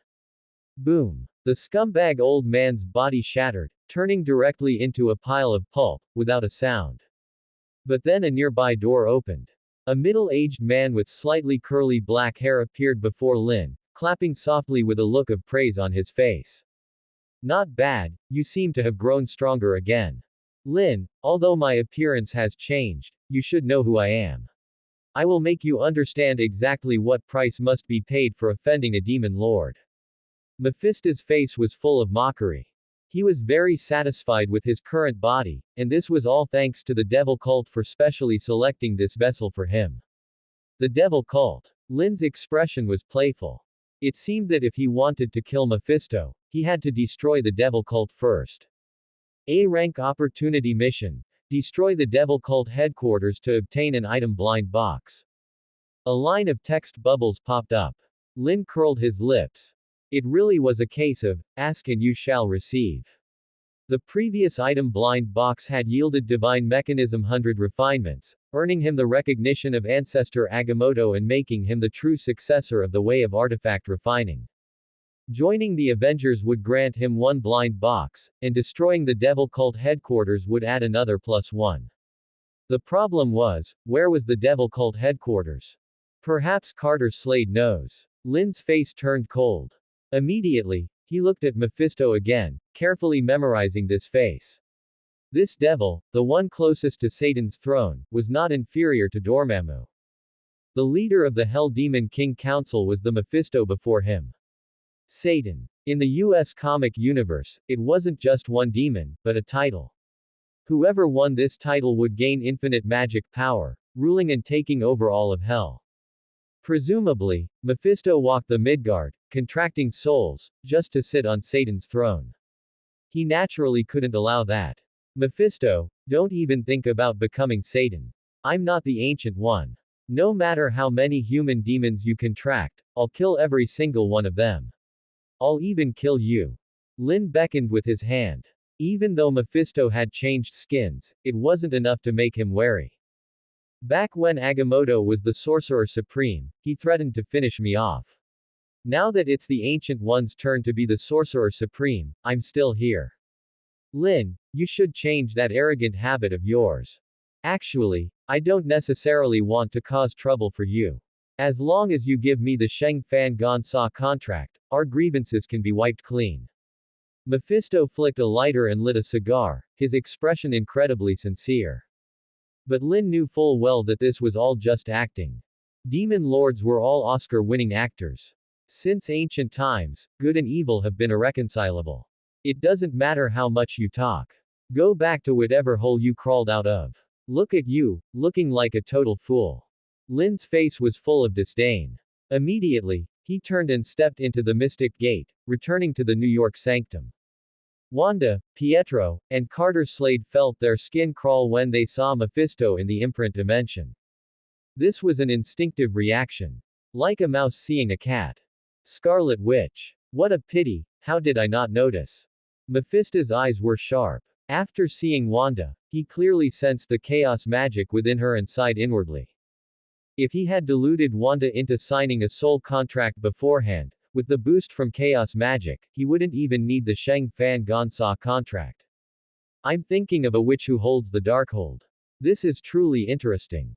Mephisto dissipated into smoke. He didn't like head-on confrontations, he was more like a mastermind behind the scenes, treating all living beings as chess pieces. Lin, was that man just now Mephisto? It seems to remind me of how he looked 100 years ago when I first met him. Carter Slade's face was cold. Mephisto often appeared in different forms because a mortal body couldn't withstand his soul, but this time felt different. How is it different? Lin asked. To put it simply, the previous skins were of poor quality, but the vessel chosen this time is very compatible with Mephisto. I'm afraid he is about to bring disaster. Carter Slade's expression was uneasy. Because wherever Mephisto went, plagues and diseases would break out, and Mephisto would take advantage of the chaos to lure mortals into pawning their souls. S-rank opportunity mission. Seize the Darkhold to light up the Ox Talisman. Seize the Darkhold to light up the Ox Talisman. But I have no idea where Agatha is. Lin was stunned for half a second before he suddenly realized. Could it be that after seeing Wanda, Mephisto saw through the Scarlet Witch's identity and planned to lure Agatha to the sanctum? Agatha Harkness. A chaos witch who had lived for centuries. With the spells in the Darkhold, she could absorb the magic of other witches. She had once disguised herself as Wanda's neighbor and almost sucked her chaos magic dry. If Agatha appeared, it would inevitably bring trouble to Wanda, because Wanda hadn't awakened yet and had no ability to protect herself. At this thought, Lin hurriedly warned, Wanda, it's best not to leave the sanctum. The sanctum comes with its own protective divine spells, but once you leave, I'm afraid you'll meet with misfortune. It's that dangerous. Because of that Mephisto. Wanda and Pietro looked at each other, both seeing the tension in each other's eyes. But you don't have to worry. I am the master of this sanctum, and both you and Pietro will be very safe. Lin was calm and composed. But he was also thinking to himself. Wanda and Pietro had only activated their innate abilities because of the Mind Stone. But he didn't have the Mind Stone. How could he awaken the chaos magic? Wanda, your birthday is coming up. What gift do you want? Pietro looked at his sister. He and Wanda were born only 30 seconds apart, and 2012 was also the twins' zodiac year. Year of the Dragon. I think I know what to do. Lin had a sudden flash of inspiration. If the zodiac signs were the runes, then people born in different lunar years were actually noble animals. For example, Wanda and Pietro's zodiac was the dragon. If he used the dragon talisman to enchant them, he might be able to awaken their hidden power. They might even master the magic of the dragon talisman and become zodiac mages. What do you mean? Year of the Dragon. Is that some kind of Eastern culture? Wanda and Pietro couldn't help but be stunned. But Lin's eyes shone brightly. SS rank opportunity mission. Create the zodiac cultivation method to obtain the power of the totem. It's really feasible. What exactly is the power of the totem? Lin was shaken inwardly. How could he have forgotten this?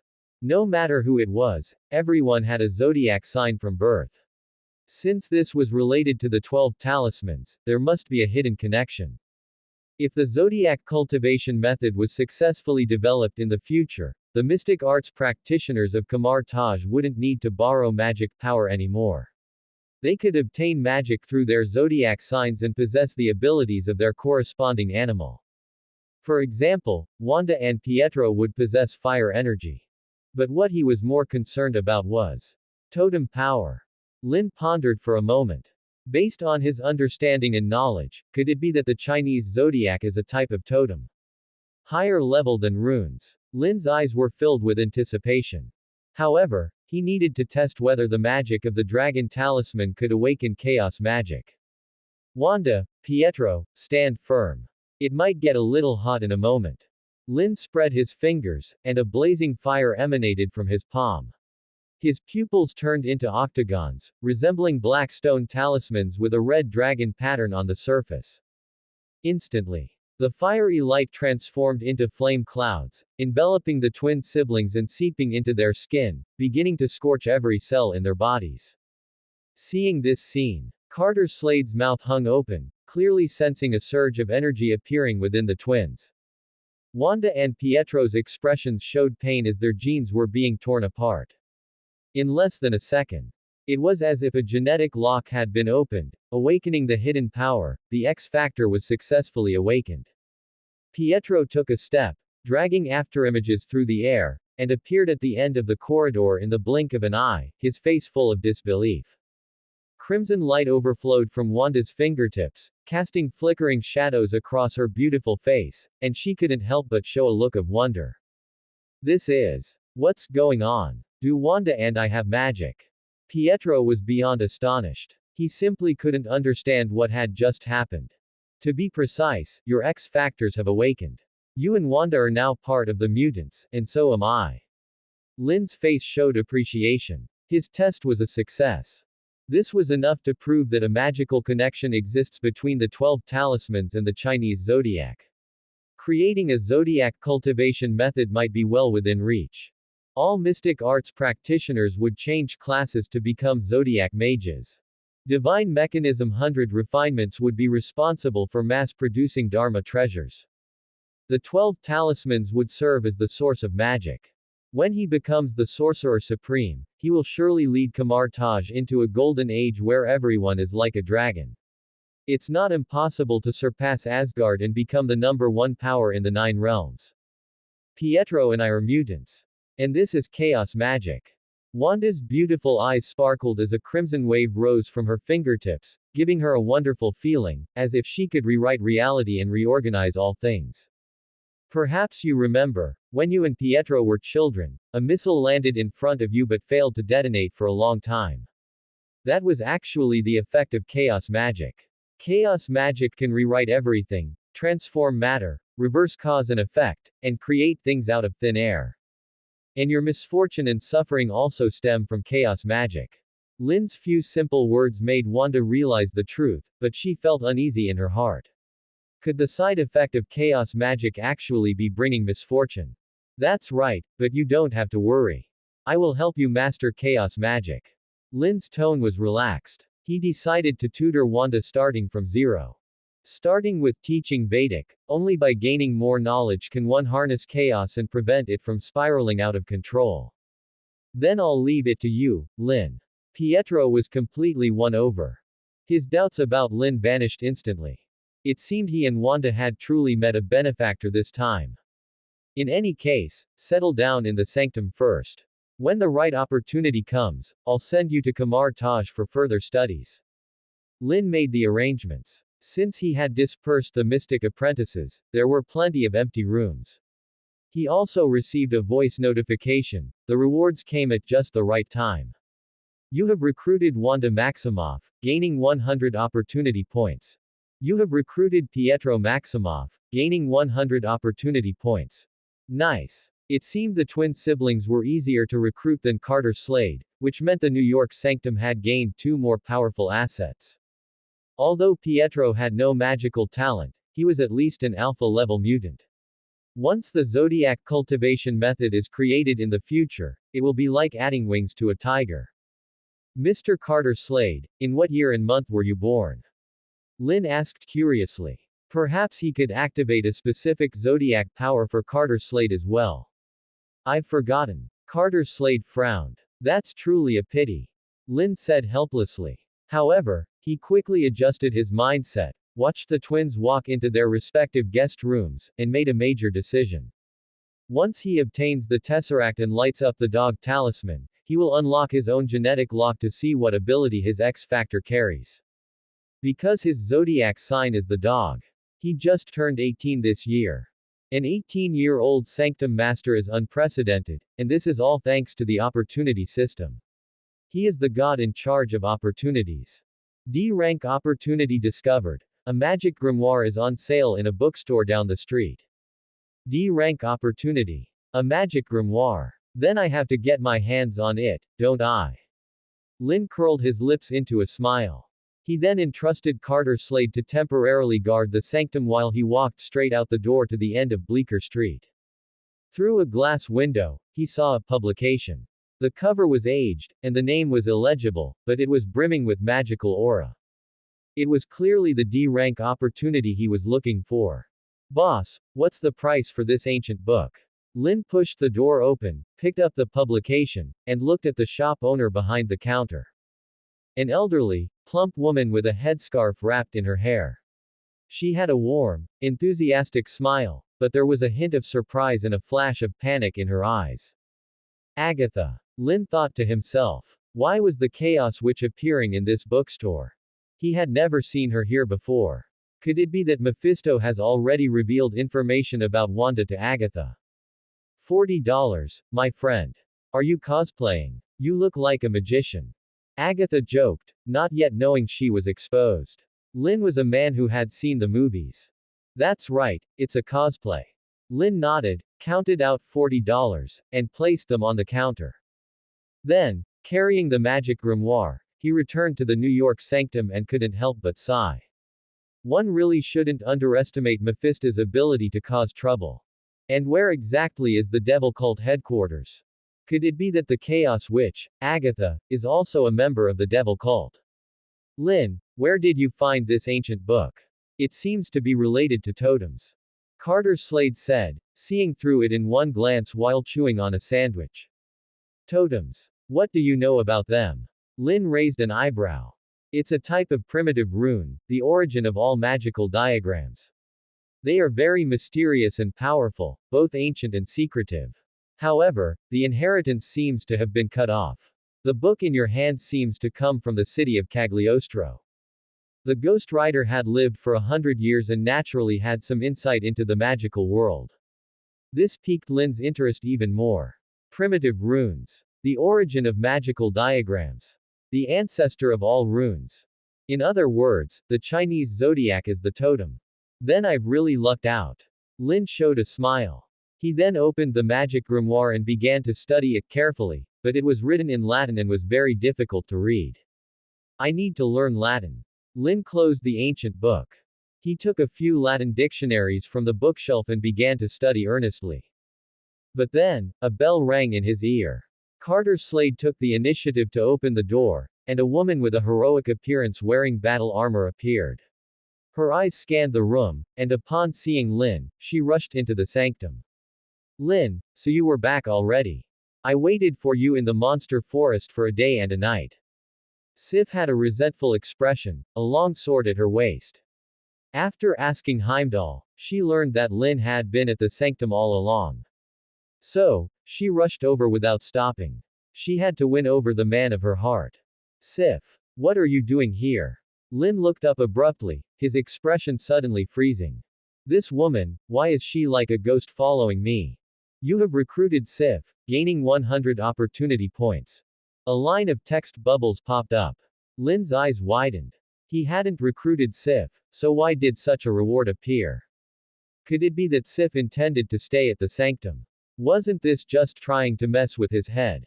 Lin, I have already discussed it with His Majesty Odin. His Majesty believes that Kamar Taj and Asgard should strengthen their connection, and I will serve as the Asgardian envoy. From now on, I will guard the sanctum with you. Sif's face was full of heroic spirit. The decisions made by the King of the Gods were something even the Sorcerer Supreme had to acknowledge. To win over the man she liked, she didn't care about appearances at all. What was reserve? What was nobility? In the face of true love, they were all empty. Asgardian envoy. Are you kidding me? Sif, having the intention is enough, but the sanctum doesn't need you. Lin hissed, drawing in a sharp breath. Asgard. It was in an even worse state than Kamar Taj. The future Ragnarok would cause Asgard to explode, turning it into interstellar dust. During their migration, the surviving Asgardians would encounter the Black Order led by the purple sweet potato spirit. In the end, only a few hundred people would remain, living on the coast of Norway, becoming nothing more than a tourist attraction. He originally had no intention of getting involved in this. The divine mechanism 100 refinements and the zodiac cultivation method were his top priorities. But with Sif taking the initiative to join him and gaining Odin's permission, did that mean Odin was playing a long game? If Asgard were destroyed, could the Asgardians seamlessly transition to Kamar Taj? Ah, well, there's actually no downside. At least the Asgardians are powerful, and they surely have different zodiac signs that can resonate with the talismans. Lin thought pensively. Lin, don't hide it from me. I know the Hell Lord is wreaking havoc in Midgard. I will use my strength and courage to prove that true love is undying. Sif's beautiful eyes blinked. From the first moment she saw Lin, she felt a strong sense of attraction. After witnessing Lin's magical power, her heart fluttered even more. No other Asgardian had ever given her this feeling, it was clearly love. Fine, if you want to stay, then stay. You can leave whenever you want. Lin smiled bitterly and shook his head. He felt that Sif was like a piece of sticky plaster, yet she hadn't done anything detrimental to him.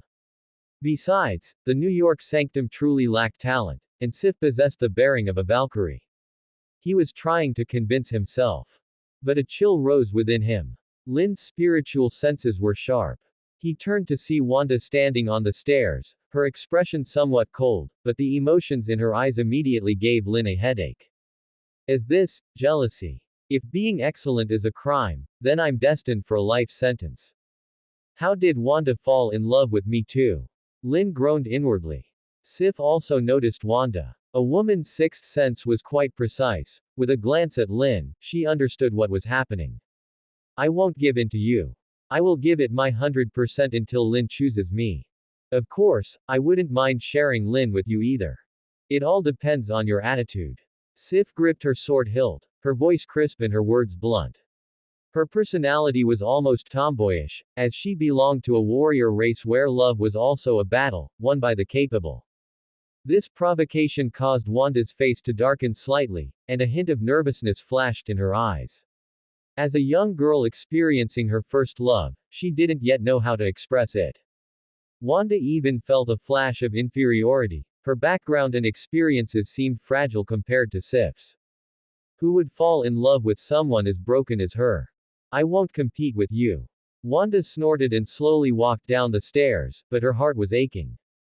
Because she really cared. No one had ever been like Lin, only giving without asking for anything in return.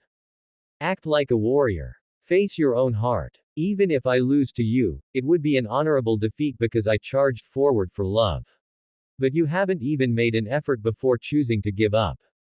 Are you truly satisfied with that? Sif shouted sternly. Her words were like a clap of thunder, leaving Wanda's entire body stiff as if struck by lightning. Face my heart. I care about Lin very much. I want him to always be good to me, and I want him to be happy because of me. These are all things I want. Wanda's heart surged. Soon, her eyes gradually brightened as she met Sif's gaze.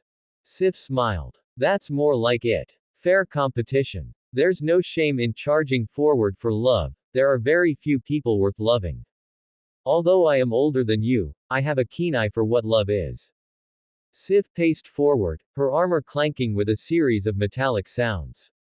She gently patted Wanda's shoulder like a wise older sister, everything understood without words. This left Lin completely bewildered. What? Fair competition. Competing for what? Competing for me. Then just seduce me directly. I can't resist seduction, that's my fatal weakness. Lin roared in his heart while maintaining a calm expression. As his reason returned, he felt this was going to be an ordeal. He feared that Sif and Wanda would inevitably clash in the future, putting him in an awkward position, but what could he do? Ahem, we are all here to guard this sanctum. Don't bring personal feelings into your work. Lin emphasized repeatedly. Especially after witnessing the abilities of Mephisto and Nightmare, and with the chaos which moving in nearby, his life was destined to be anything but peaceful. It's good to be young.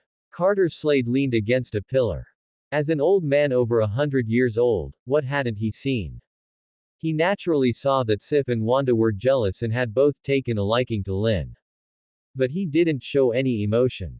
His eyes drifted into reminiscence. When he first became a Ghost Rider, he had also charged forward for love, though he lost more often than he won. However, as the number of people in the sanctum increased, the invisible pressure drastically decreased. He had been observing Lin, who would occasionally tinker with small gadgets, engraving arcane runes and using grain-sized magic crystals to power them. A fly-like insect began to flap its wings and take off. What is this, Lin? You even know how to forge artifacts. Carter Slade and Sif couldn't help but marvel. They sensed a magical aura from this insect, it seemed to be a spiritual tool. A magical artifact used for surveillance. The insect can record video and transmit it to the orb of Agamotto. Lin showed a smile. He had completely mastered the divine mechanism 100 refinements and even tried to combine it with arcane arts, it had come naturally once he started. The orb of Agamotto projected a transparent light screen, displaying everything the insect saw and heard. Wait, is this Uru metal? You found this in the monster forest. Sif's eyes trembled as she saw the scattered fragments of Uru metal. She bent down to pick up a piece, her expression full of surprise. Uru metal. This was a national treasure-level strategic resource for Asgard. And there were leftovers in the monster forest. That's right, these are all excellent materials for forging. Since you've come to the sanctum, I can't let you go empty-handed. I'll make a weapon for you. Lin's eyes gleamed. He then grabbed a fragment of Uru.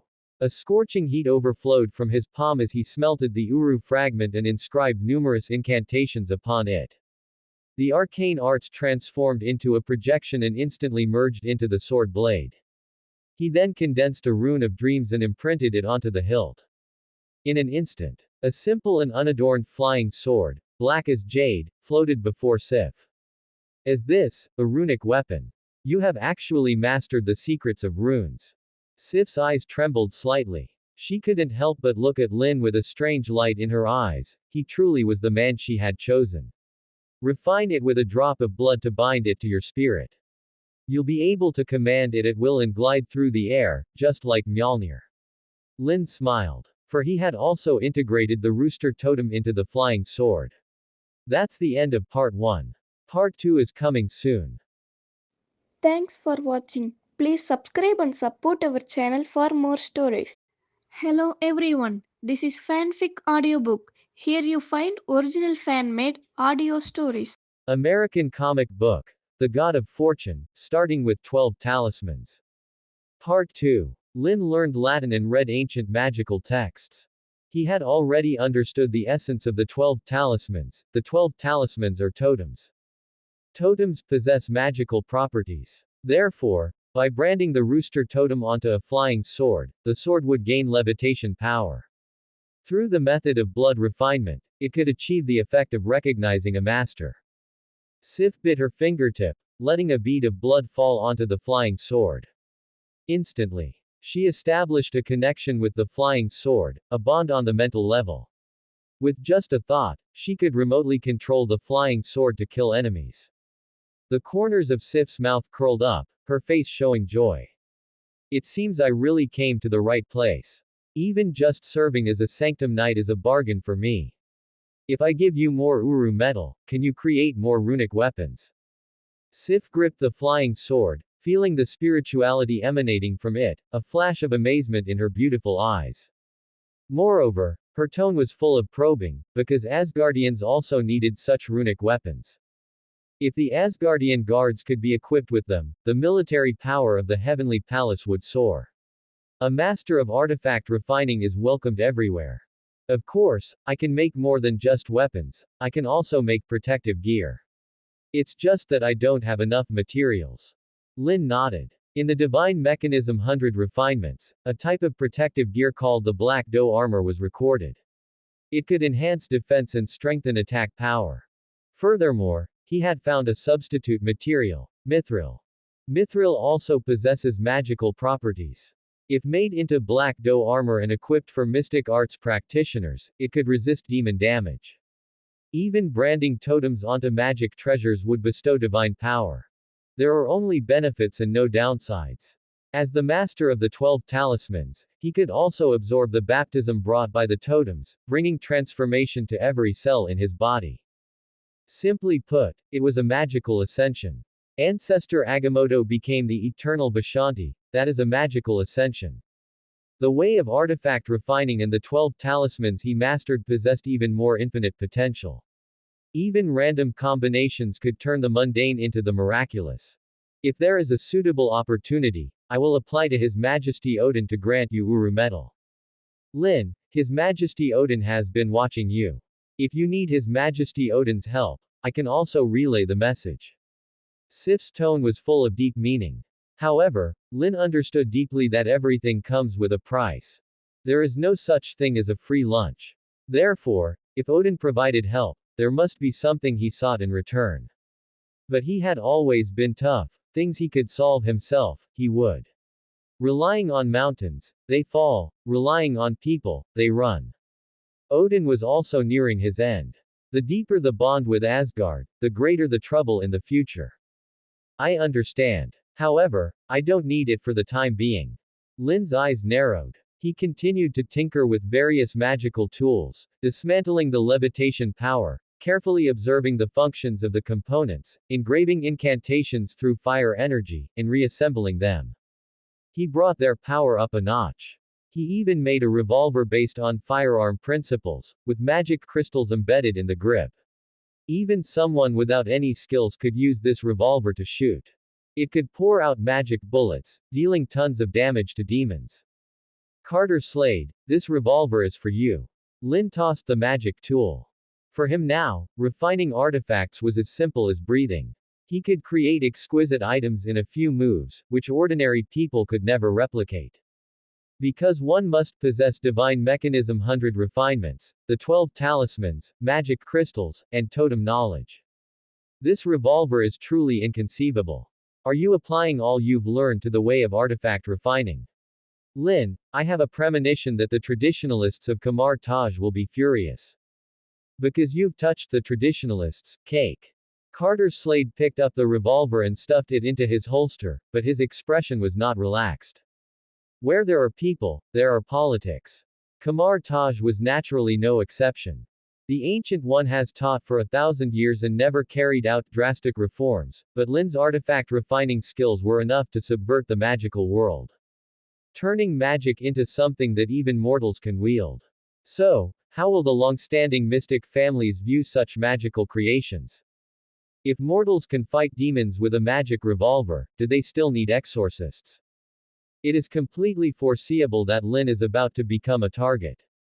Having touched the interest group's cake, as long as a demon lord fans the flames, he will be treated as a heretic.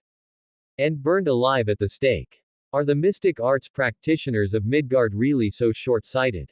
Is it worth celebrating not having runic weapons? Sif frowned deeply. She completely failed to understand the logic of the mystic arts practitioners. You may not have heard of these mystic families. After the masters of the mystic arts from Kamar Taj leave, they marry and have children in the secular world, intermarrying with each other. Now, They have grown into an intertwined society, taking over the magical world's basic needs: food, clothing, housing, transportation, spiritual plants, magic potions, magical tools, and treasures. I heard that Kamar Taj also needs to purchase externally, and the mystic families stand together, firmly grasping the pricing power. They also have dimensional lords backing them up. Carter Slade sighed. Although he wasn't at Kamar Taj, he often went to the foyer bar, a hidden and unknown place. Through hearsay, he had learned many secrets. So, Lin mastering the way of artifact refining and inventing these things will leave the mystic family's goods with no market, causing the mystic families to hate him.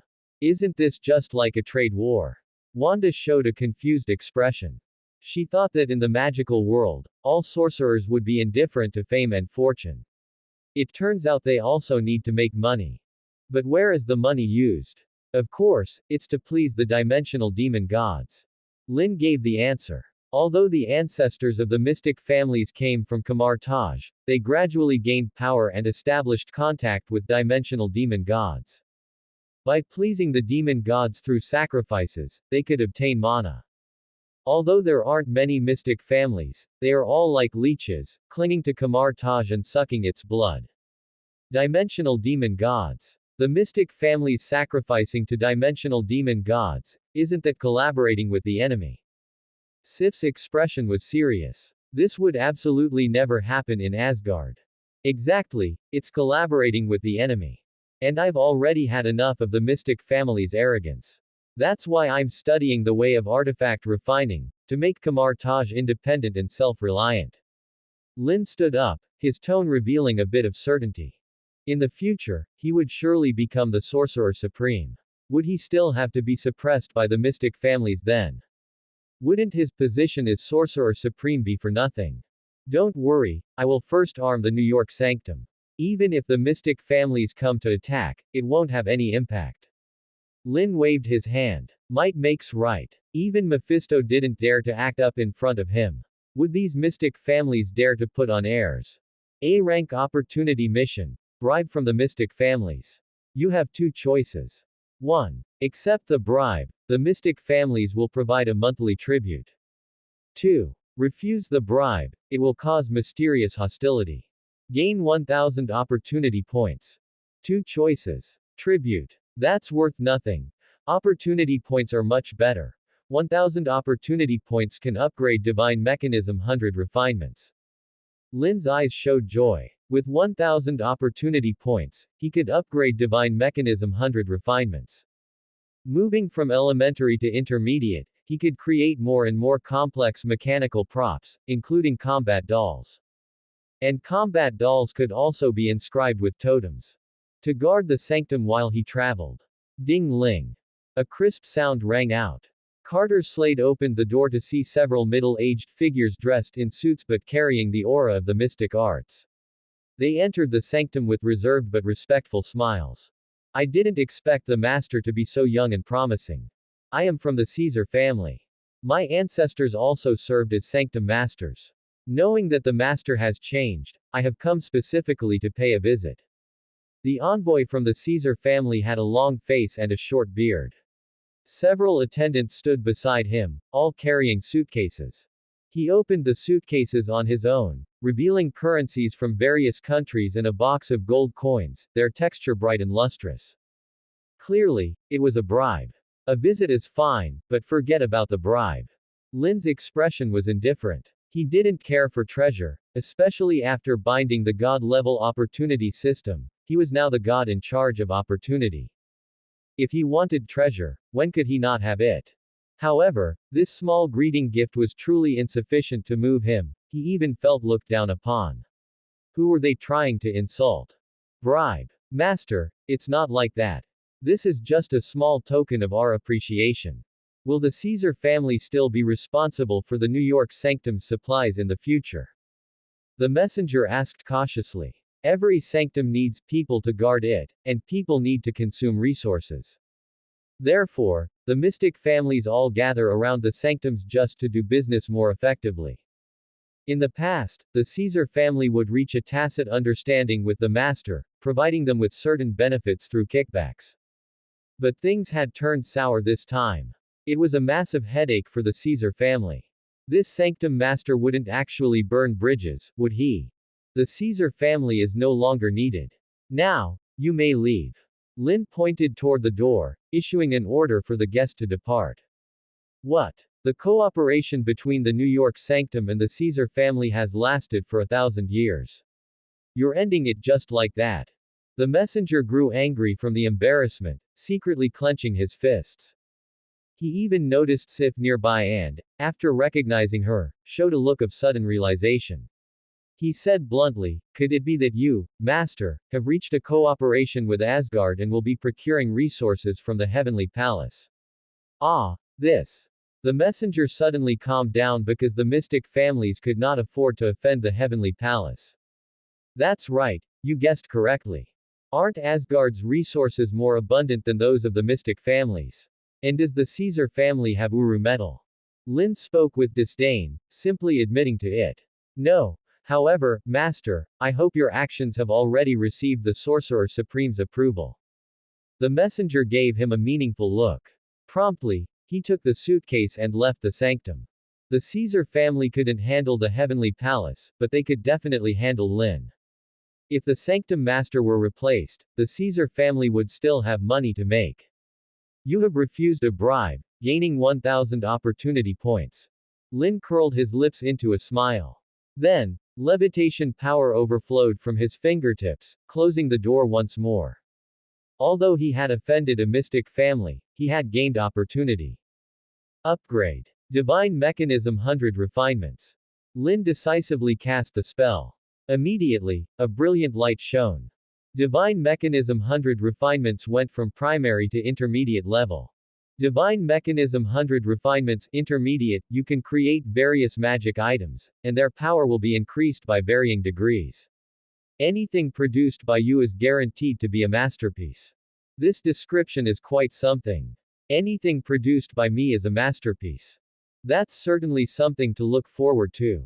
Lin was secretly delighted. More knowledge regarding artifact refining, mechanisms, object manipulation, and craftsmanship appeared in his mind. Distorted symbols flashed in his eyes, transforming into a language he could understand. He became a master of artifact refining in almost a second. He could create almost any magic treasure he could think of, provided he had the matching materials. His thinking was no longer restricted. Even the refining process had returned to a state of simple purity. As for the time consumed, it depended on the size of the magic treasure. It seems. I can already make sling rings. And add more runes to them. Lin's eyes sparkled. However, Sif and Carter Slade, seeing Lin's performance, were slow to react. You just chased away the Caesar family's messenger. Lin, what were you thinking? Aren't you afraid the Caesar family will cause trouble behind your back? Frame you. Carter Slade was speechless. He thought Lin was being too reckless. After all, an open spear is easy to dodge, but a hidden arrow is hard to defend against. It's easier to deal with a powerful demon than a persistent petty one. A-rank opportunity mission. Venerable Ancient One's interrogation. Passing will grant you a private notebook. Interrogation. Private notebook. Could it be that the Venerable Ancient One is also writing a book of the mystic arts? Then he had better perform well. Lin's eyes flickered. Sensing the sparks of magic flickering behind him, he decisively stated his position. What of it? I didn't become a sanctum master through the back door, but through strength. Even if the Sorcerer Supreme comes, this will still be my attitude. Lin spoke with righteous indignation. But little did he know. A slender figure in bright yellow robes, with a black belt around the waist and the eye of Agamotto hanging from the chest, had already stepped through a mystic gate with hands behind the back. What is your attitude, Lin? A manager from the Caesar family came to me to complain, saying you were bullying others with your power and even injured his servant, threatening to grind their bones to ashes. Do you plead guilty? The Ancient One's expression was unfriendly. In fact, her favorability toward Lin was dropping rapidly. After becoming a sanctum master, he had first expelled the mystic apprentices and was now harming the Caesar family. How was this a sanctum master? He was clearly a demon in human skin. What? Harming the Caesar family? Venerable Ancient One, is that really what the Caesar family said? Lin looked slightly stunned. Even Sif, Wanda, and Carter Slade were dumbfounded. Because that simply hadn't happened. I saw it with my own eyes. The Caesar family's servant was covered in bruises and wept to me, saying you were unfit to be a sanctum master. The Ancient One said angrily. She had even decided to dismiss Lin and make him reflect on his actions in seclusion. Venerable One, please watch the VCR. Lin held up a flying insect. He projected the previously recorded situation onto the orb of Agamotto. The Caesar family had intended to bribe him, and Lin had righteously refused. Then, the Caesar family left, and no conflict had occurred at all. A flash of doubt appeared in the Ancient One's eyes. Lin, what is this? A magic artifact I've never seen before that can record images. The Ancient One was intrigued. Having understood what happened, she sighed inwardly. Even though she had taught for 1,000 years, she could not change human nature. She had naturally heard of the cooperation between previous masters and the Caesar family, but since it didn't affect Kamar Taj, she had turned a blind eye. But she hadn't expected Lin to have a talent for artifact refining and to cooperate with Asgard. This was a pleasant surprise. It's just a magic flying insect. I can create more magic treasures. There's no need to cooperate with the Caesar family at all. Kamar Taj can produce and sell its own goods. Isn't that better? Lin gave a live demonstration. He cut some simple wood and, in just a few moves, carved arcane arts runes onto it, turning it into a magic artifact. After the Ancient One took it, a look of surprise appeared in her eyes, and she couldn't help but sigh in her heart. Your talent for artifact refining is not at all inferior to Ancestor Agamotto. It seems you were not in the wrong, and I will support you and block all objections for you. However, you must remember that outside the sanctum, any kind of trouble is possible. The Venerable Ancient One warned. She had seen far too many geniuses die young. Sometimes, even with the time stone in hand, the culprit could not be found. I understand, Venerable One. Lin nodded. Then, the Ancient One handed over a notebook written on parchment. It was filled with small, regular script, and the handwriting was elegant and graceful. These are my insights into the arcane arts. I bestow them upon you now. The Venerable Ancient One smiled. Her evaluation of Lin rose several points once again. You have successfully passed the mission, gaining a private notebook. Lin smiled without saying a word. As he flipped through the arcane notebook, the words seemed to leap into his eyes like living things. There were also ancient secrets and sections on totems, which made him even more certain.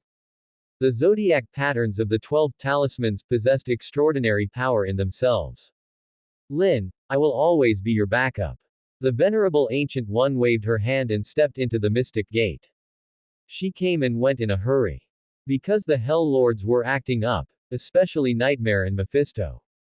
Daring to cause trouble for Lin was the same as causing trouble for her. When a disciple is in trouble, how can the master not stand up for them? She was no clay-molded Buddha, but the Sorcerer Supreme who had taught for 1,000 years. Is she going to limbo? To get revenge for me? Lin's eyes blinked. The place the Ancient One was heading to was Mephisto's home. This feels great. Unfortunately, the Ancient One will die sooner or later. Lin felt a pang of sadness in his heart. He had already decided to do something.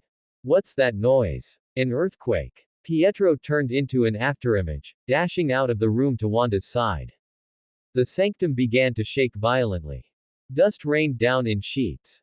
It started as a faint tremor but grew intense, making the floorboards buckle in a chilling display. A-rank opportunity mission. Shine brilliantly in the Battle of New York to obtain an item blind box. A line of text bubbles popped up. Lin's eyes narrowed slightly. Looking out the skylight, a premonition rose in his heart. Could the Battle of New York have started already? A beam of azure light shot straight into the sky, piercing the veil of the universe and tearing open a rift with a deafening roar. A wormhole vortex swirled open, revealing the vast, pitch-black expanse of the universe. Chidori soldiers, already poised for action, dove toward the streets of New York on their Chidori gliders, firing energy beams that shattered glass windows. Cars on both sides honked their horns frantically.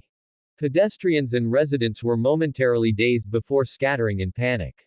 They had no idea what was happening, but their first instinct was to flee. However, the Chittori soldiers screeched, aiming at nearby pedestrians and pulling their triggers. This brought a catastrophic disaster upon the entire city of New York.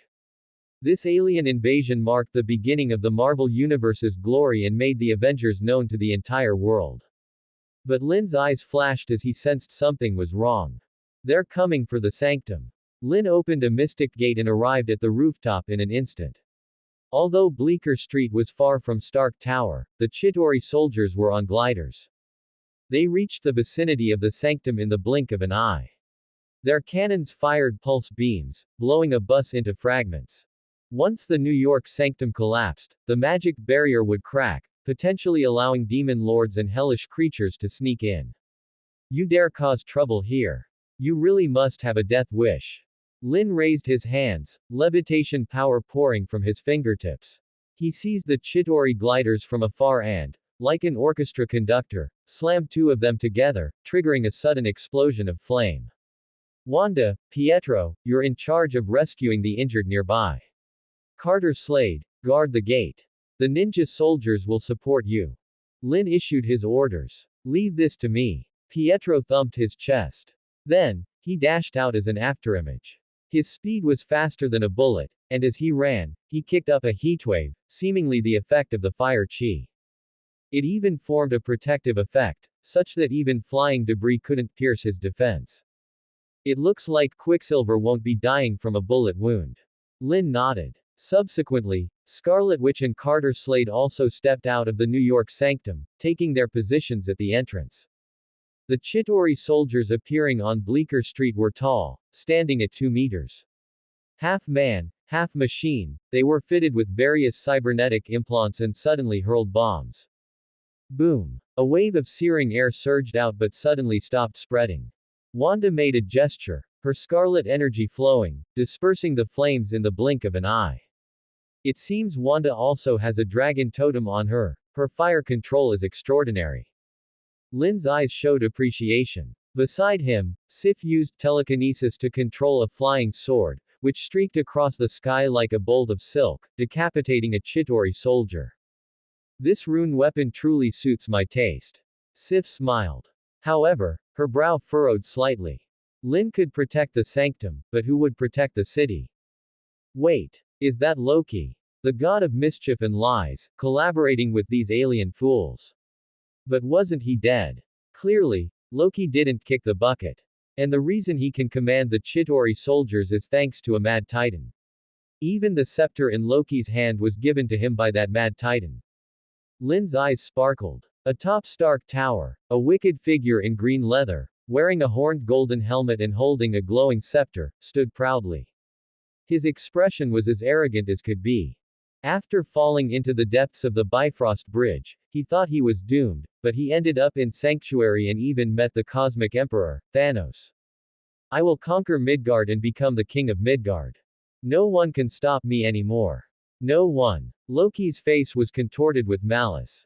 Then, the glowing scepter fired a ray, shooting down a fighter jet. It spiraled downward but suddenly froze in midair. Loki peered closer, his pupils dilating slightly. Sif. How can she be here? And the man beside her, who is that? Loki's eyes burned with rage. Sif had mocked him plenty in the past, calling him a bean sprout. Now that he commanded a million-strong army, he naturally wouldn't miss this chance for revenge. He pointed the Mind Stone. Bombard that building for me. Loki curled his lips into a sinister smile. He couldn't help but fantasize about the image of Sif kneeling and begging for mercy. Why is he coming for me? The Tesseract lights up the dog talisman, and the Mind Stone lights up the tiger talisman. I haven't even made a move, and Loki has already targeted me. Is it because of Sif being next to me? Lin realized it a bit late, but his movements were not slow. Levitation power poured out. He compressed the air into a solid, forming what was essentially a wall of air to protect the New York sanctum. Chittori soldiers on gliders charged forward, slamming into the air wall and exploding, sending out waves of searing heat. Even those who chose to approach Bleecker Street on foot were met by Scarlet Witch and Carter Slade guarding the entrance. Witness the power of the magic revolver. Carter Slade narrowed his eyes. Holding the magic revolver in one hand and pressing down the brim of his hat with the other, he fired rapidly. Bang! Bang! Bang! A series of magic missiles shot from the barrel. They knocked down the Chidori soldiers, the high heat searing their flesh. Even without transforming, he still displayed impressive power. This was enough to prove that Lin's artifact refining skills were truly terrifying. Didn't Thanos say his Chidori army was invincible in the universe? How can they not even take down an apartment building? Loki was fuming, looking like he'd lost his mind. But as he held the Mind Stone, a plan suddenly came to him. Summoning a Chidori glider, Loki boarded it and flew slowly toward Bleecker Street. He would use the Mind Stone to control these powerful individuals. Why is he flying over here? Captain America, Tony, is the Avengers not online yet? Lin frowned. Loki approached the sanctum but stayed outside the air wall. He raised the scepter, a wicked smile on his face. Sif, aren't you happy to see me? Weren't you even a little sad when you heard news of my death? Loki's expression was playful. In reality, he was looking for an opportunity to enslave Lin with the Mind Stone. As the premier mage of the Nine Realms, he recognized almost at a glance that this was a mystic arts practitioner of Midgard. Loki, you've made Thor incredibly sad. Won't you turn back from your evil ways? Do you really want to break the queen's heart? Sif's voice was crisp as she scolded him sharply. Shut up. You understand nothing. Loki was furious. Then, he swung the Mind Stone with force, shattering the air wall on the spot. A mental wave rippled out, aiming directly at Lin. Become my slave. Mystic arts practitioner. Loki's eyes bulged slightly, his expression crazed. But in the next second, his expression suddenly froze. Lin's figure vanished into thin air. The mental ray hit the rooftop, shattering a potted plant. Loki felt a gust of wind hit his face, danger was close at hand. Yet he couldn't see a trace of Lin. I'll be taking that. The Mind Stone is mine. With a slight wave of his hand, Lin grabbed the Mind Stone. Scorching fire chi overflowed, instantly burning Loki and forcing him to reflexively let go. What? Invisibility. My scepter. Loki's eyes were dazed. Lin's form reappeared, the cloak of levitation draped over his shoulders. He held the Mind Stone in one hand and conjured a mystic shield in the other. The sunlight spilled down. It cast his figure in a towering light, making the late arriving superheroes stand in a daze for a second. You have obtained the Mind Stone. Opportunity +10 can be used to light up the Tiger Talisman. Lin's eyes flashed with a sharp light. His lips curled slightly as he absorbed the magic of the Mind Stone. His pupils transformed rapidly, taking the shape of an octagonal, dark stone talisman. On the surface were patterns of two white tigers, entwined like a yin-yang fish. The Tiger Talisman. It symbolizes the two sides of yin and yang, separating good and evil personalities. It can also balance the magical conflicts between the 12 talismans. As the Tiger Talisman was activated, Lin couldn't help but take a deep breath. The restless fire within his body calmed down, and the burden brought by the arcane arts magic was significantly lightened. Even his magic power doubled once again. His body radiated a surge of unparalleled energy fluctuations. It caused space to distort as he stood in midair like a god descending to earth. An invisible pressure swept through, making Loki and the Chidori soldiers feel a hint of terror. Who is this now? Why haven't I seen him before? A strange superhero. A cynical voice drifted over. A gold and red suit of armor appeared, its feet jetting kinetic flames. Seeing Lin's towering, godlike figure, a flash of jealousy flickered in the wearer's eyes. How could there be a man more handsome than him? Now isn't the time for doubt. This man doesn't seem to be an enemy, so we can cooperate. Captain America, wearing his star-spangled uniform and holding a vibranium shield, was directing the police to evacuate the crowd. However, a deafening screech rang out. Within the wormhole vortex, the silhouette of a massive creature appeared, looking like a space whale, heavily armored and fully armed. Chitauri soldiers on its sides dropped down on cables, rappelling onto the New York streets and frantically pulling their triggers, killing everyone they saw.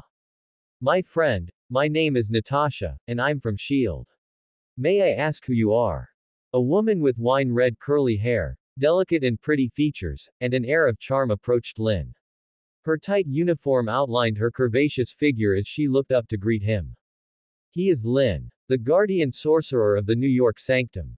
And also my brother. A sound of thunder boomed.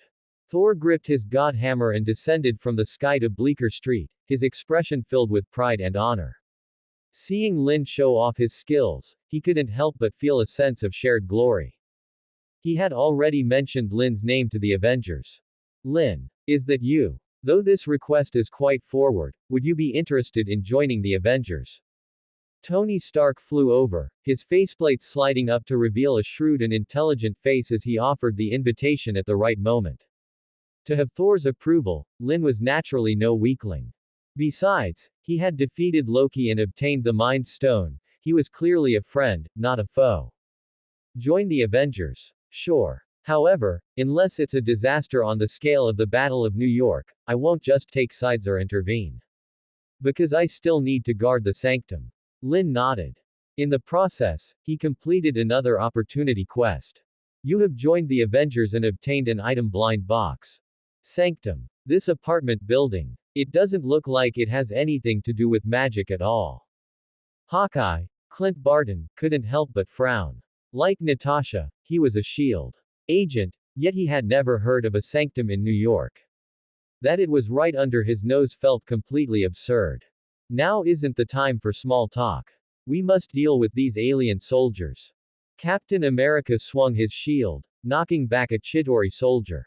Seeing his teammates chatting, he was speechless. Lin, do you have a way to close this wormhole? Thor swung his god hammer, and extremely violent bolts of lightning wove into a net, paralyzing a leviathan and sending it into temporary shock. But more leviathans were pouring out of the wormhole. If this continued, New York would eventually fall completely, and Midgard would be turned to scorched earth. There is a way. But Loki slipped away fast. Lin's eyes flickered. Loki turned into a phantom and reappeared at Stark Tower in an instant, holding an energy gun and frantically pulling the trigger at the Avengers. Don't even think about stopping me. I will be the king of Midgard. If you provoke me, Thanos won't let you off either. Corvus Glaive, Proxima Midnight. How much longer are you going to wait? Loki called out loudly. Immediately, two powerful figures appeared behind him. One of them wore a black cloak, was gaunt and skeletal, and gripped a war blade, his eyes overflowing with bloodlust. The other was a robust woman holding a long spear, moving with agility and coordinating perfectly with her partner. What's going on? Corvus Glaive and Proxima Midnight have also appeared in the Battle of New York. This seems a bit different from my memory. Lin narrowed his eyes. In the Battle of New York, Corvus Glaive and Proxima Midnight never made an appearance. But they've appeared now. Does that mean his memories of his past life might not be 100% accurate? Corvus Glaive's weapon could even pierce Vision's vibranium body. And Proxima Midnight's combat power was at a superhuman level, both were core members of the Black Order. Furthermore, they were personally trained by the purple sweet potato spirit, Thanos, and had survived countless brutal battles. This subtle plot change caused Lin's pressure to mount. It seemed that to resolve the Battle of New York, he could no longer keep a low profile. These two alien soldiers have quite the presence, they don't look like they're to be trifled with. Tony quipped. However, Proxima Midnight charged forward a few steps and suddenly threw her divine spear. Like a meteor streaking across the sky, it hit Tony Stark in the blink of an eye, sending his armor flying.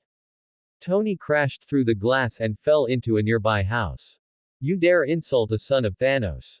This is but a small punishment. The Black Order has slaughtered countless low-level civilizations like yours. Proxima Midnight's face was contorted with rage. Immediately, the divine spear spiraled back and she gripped it tightly. As a son of Thanos, she felt immense pride and glory. Following Thanos to conquer the universe, how many civilizations had been wiped out?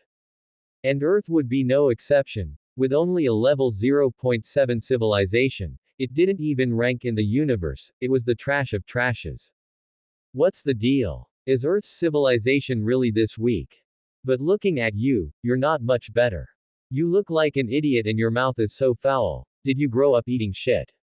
Tony soared into the sky and landed back in midair. No matter how much of a womanizer he was, he couldn't feel a shred of desire for an ugly alien woman like Proxima Midnight. Then, energy gathered in his palms, and he fired laser pulses. But Corvus Glaive swung his fist and shattered the pulse rays, a look of hatred in his eyes. Proxima Midnight is my wife. What kind of man is he who cannot protect his wife? I'll slaughter you first to consecrate our banner. Corvus Glaive leapt up and swung his weapon violently, actually cleaving out a blade of light like a wind scythe, leaving Tony dumbfounded. Just then, Thor swung his god hammer, summoning a surge of violent lightning to clash with Corvus Glaive. His eyes also widened. Is the original Corvus Glaive this strong too? Lin's eyes flashed. Corvus Glaive and Proxima Midnight were both at Stark Tower, clearly guarding the space machine. Without destroying the space machine, the wormhole couldn't be closed. Leviathans and Chitauri soldiers would invade incessantly, and under the Black Order, there was another terrifying creature, was it called the Outriders? Those things were even more defying, true combat machines with no emotion and no fear. They were almost impossible to kill. Haha, you few think you can defeat the Black Order. Utterly laughable. Corvus Glaive, he took the Mind Stone. It belongs to Thanos. Shouldn't you take it back? Loki's face was wicked as he raised a finger and pointed. Turning the spearhead toward Lin. A-rank opportunity mission. Defeat Corvus Glaive and receive 1000 points of opportunity. A-rank opportunity mission. Defeat Proxima Midnight and receive 1000 points of opportunity. A line of text appeared in a speech bubble. Murderous light flashed in Lin's eyes. 1000 opportunity points. It was a decent reward, but he had to figure out what the hell was going on. According to his memory, Corvus Glaive and Proxima Midnight shouldn't be showing up in the Battle of New York, because the Ancient One and Odin were still alive. The reason Thanos hadn't started the Infinity War was that he feared the Ancient One and Odin. The Ancient One could one-shot Thanos, but that would trigger uncontrollable butterfly effects, and Odin's fame shook the 9 realms. Anyone would think twice. Looks like there's no Endgame-era Avengers. What does that even mean? Lin swept his gaze around. He sensed no suspicious figures. In this timeline Loki probably wouldn't become the god of stories. Maybe the TVA was still the old TVA, pruning only branching timelines. A mystic arts practitioner. Only the Ancient One is worth fearing. Who do you think you are, daring to defile the Mind Stone? Corvus Glaive's face twisted savagely. He dissolved into a puff of smoke, reappeared in front of Lin, and slashed with his glaive. Fire burst from Lin's palm. Using a magic crystal technique, he shaped it into a spear that shrieked through the air, shock waves rippling across the void. But as he thrust at Corvus, the figure melted into smoke again, rematerializing behind him. The glaive gleamed cold and razor sharp, frigid air pouring off it. A chill ran down Lin's spine. He whispered an incantation. His body exploded into countless fluttering butterflies, reforming safely aside and evading the fatal strike. Hoggoth's ancient form. An untargetable defensive art. Blessed by the sheep talisman, his soul was absurdly strong, his mind immeasurably fortified, he had mastered many secret spells and never worried about mana. Lin, our backup's here. Captain America laughed. A middle-aged science geek in a plaid shirt puttered up on a scooter. In seconds his muscles ballooned, shirt ripping, skin turning green, body doubling in size as he threw his head back and roared. He swung a fist and blew the oncoming Leviathan apart on the spot, armor plating shattering, bones pulverizing, the beast collapsing across the overpass. Then he bounded straight at Proxima Midnight. His hideous snarl made even her feel danger. She arched back and kicked with both feet. She caught Hulk square in the chest and sent him flying half a meter. I hear Earth has a race created by the cosmic celestials, mutants, is it? Are these powered freaks all mutants? Corvus Glaive frowned. Then a cruel grin split his face. Dropships the size of freight containers emerged from a space portal, disgorging hordes of outriders. Thick-limbed, armored, claws-like blades. They swarmed Hulk into a writhing hill and rampaged through New York streets, wreaking slaughter and ruin. This is baffling. Why would the Black Order send Corvus Glaive in Proxima Midnight? Who's advising Thanos? Lynn's gaze turned profound.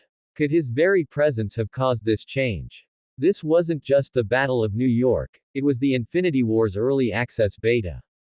But for him now, even if all four of the Black Order appeared, he wouldn't flinch. Only the Sanctum had to stay safe. Wanda, Sif, Pietro, guard the Sanctum for me. I'll clean up these fools. Lynn raised his arm and shouted. At once the shadows on the ground rippled, becoming 200 ninja soldiers in night gear, individually weak but fast and mobile. They hurled shuriken and thunder bombs, flipping the outriders on their backs. Wanda lashed out with scarlet energy, hard-locking a leviathan. Strain showed on her face as she tore the beast in half. Right down the middle. Wow, the guardian sorcerer of the New York Sanctum. Beauty and power in one package. Tony exclaimed in admiration. A blur shot forth, sheathed in a fiery aura, bowling over outriders and sending kinetic ripples that made Chidori soldiers quail. No need to thank me.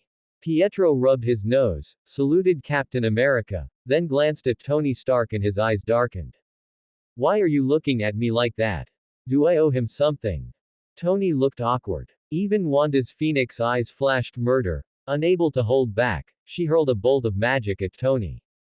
Tony Stark. Your missile destroyed my home and killed my parents, how dare you show your face? Wanda levitated, scarlet energy dripping from her fingertips, emotions surging. Tony ducked one blast only to find another right behind, pure hell. Lynn. Control your girlfriend, she's even fierier than Pepper. Tony dodged again and again, never firing back. He was clueless about Wanda's claim. When she was a child, Stark Industries had still been run by Obadiah, the bald guy from Iron Man 1. Wanda, no infighting for now. I'll get you justice. Right now we protect the Sanctum and wipe out these alien scum. Lynn drifted over and gently calmed her. SS rank opportunity mission. Enter Scarlet Witch's dream and dispel her inner demon to obtain chaos magic. Enter her dream. Dispel a demon. So her inner demon has been tainting Wanda, making chaos magic bring misfortune. Lynn's eyes lit up. He happened to excel at dream walking. He owned the sheep talisman and had mastered the rune of dreams. Nightmare had once trapped Thor in a dream maze. Lynn still owed him for that. I'll do as you say. Wanda nodded. For Lynn's sake she and Pietro would endure, for now, but Tony would have to apologize at their parents' graves. Lynn, you're ganging up on me too. What did I even do? Tony looked helpless. Lynn didn't care. To keep Wanda happy he could lose the whole world. You're hopeless in love, man. Tony groaned. Plenty of fish in the sea, why hang yourself on one tree? Mind your own business, Tony. Lynn's gaze was calm. The movies had left their mark. Tony had snapped his fingers and saved the universe, dying in the process. He'd given his life for Earth, leaving Pepper and little Morgan behind. Mortal yet godlike, he deserved every accolade. But this wasn't Endgame, this was Nightmare Difficulty Battle of New York. Hand back the Mind Stone. Corvus Glaive snarled. He dissolved into smoke, reappeared beside Lynn, and reached for the Mind Stone. The Mind Stone. Thanos had bestowed the scepter on Loki. The stone atop it was central to the Mad Titan's snap. One snap and half of all life in the universe would vanish, balance restored. You ask and I just hand it over. Where's my dignity? Lynn raised the scepter, firing a beam that blasted Corvus away. Then he conjured dozens of duplicates, each gripping a mind scepter. Corvus's pupils shrank, he couldn't tell which one was real. Earth is no one's playground. As long as I'm in the New York Sanctum, the purple sweet potato spirit will never succeed. Lynn and every duplicate spoke in unison. The Mind Stone flared, a fiery vortex coiling around it, crashing down toward Corvus Glaive. No. Proxima Midnight let out a wail. There was Corvus Glaive, caught in the fiery storm, unable to turn to smoke, writhing in searing heat, his face twisted in agony. In an instant, Corvus Glaive's body shattered, charred, torn apart by the storm, reduced to ash that scattered on the wind. You have defeated Corvus Glaive, gaining 1000 opportunity. Lin's eyes blazed. His stunt drew every gaze, superheroes, Loki the trickster, even the Chidori and Outriders stood dumbstruck. The first group cheered, the second trembled in terror. All of New York saw Lin's might and felt a spark of hope. You shone in the Battle of New York, item blind box awarded. This counts as shining. Lin chuckled inwardly. He had already decided to wipe out every last Chidori and Outrider. Buzz. He opened his palm, invisible levitation power swept outward. Guided by the Mind Stone, his might swelled to blanket half the city. Wherever he looked, Outriders and Chidori rose into the air, frozen mid-motion. Even the Leviathans could barely twitch. No escape from the telekinetic grip. Impossible. Because of the Mind Stone. Proxima Midnight's face was horror-stricken. Her own body lifted, dragged toward Len despite her struggles, her strength felt sapped. The Mind Stone seemed to crush her will to fight. Then a voice whispered in her ear, a devil's enticement, and a man's figure appeared in her mind. Want vengeance for the one you loved. Then sign a pact with me, I'll grant you power. The man's form, half solid, half shadow, reached out. Proxima seized his hand without hesitation, trading her soul on the spot. In a heartbeat, a torrent of demonic aura erupted from her body, horns lengthened, scales spread across her skin. Eyes blood red, fangs jutted past her lips. She snapped the telekinetic chains and spat a black beam straight at Lin's heart. Mephisto. You son of, stirring trouble again. If I don't end you, I'm not Lin. Lin laughed in fury. He'd seen it before. Mephisto turned a wretched old man into a demon. Now he'd done the same to Proxima, forging a true fiend. Worse, the devil had picked the real Lin out of a horde of arcane avatars. I told you, Lin. I'll make you regret crossing me. Mephisto smiled, savoring every second of Lin's pain. It was an addiction. He swore to corrupt every friend and foe around Lin until the mage begged for mercy. Guess what, jackass, venerable ancient ones in limbo, your lackeys are dying off.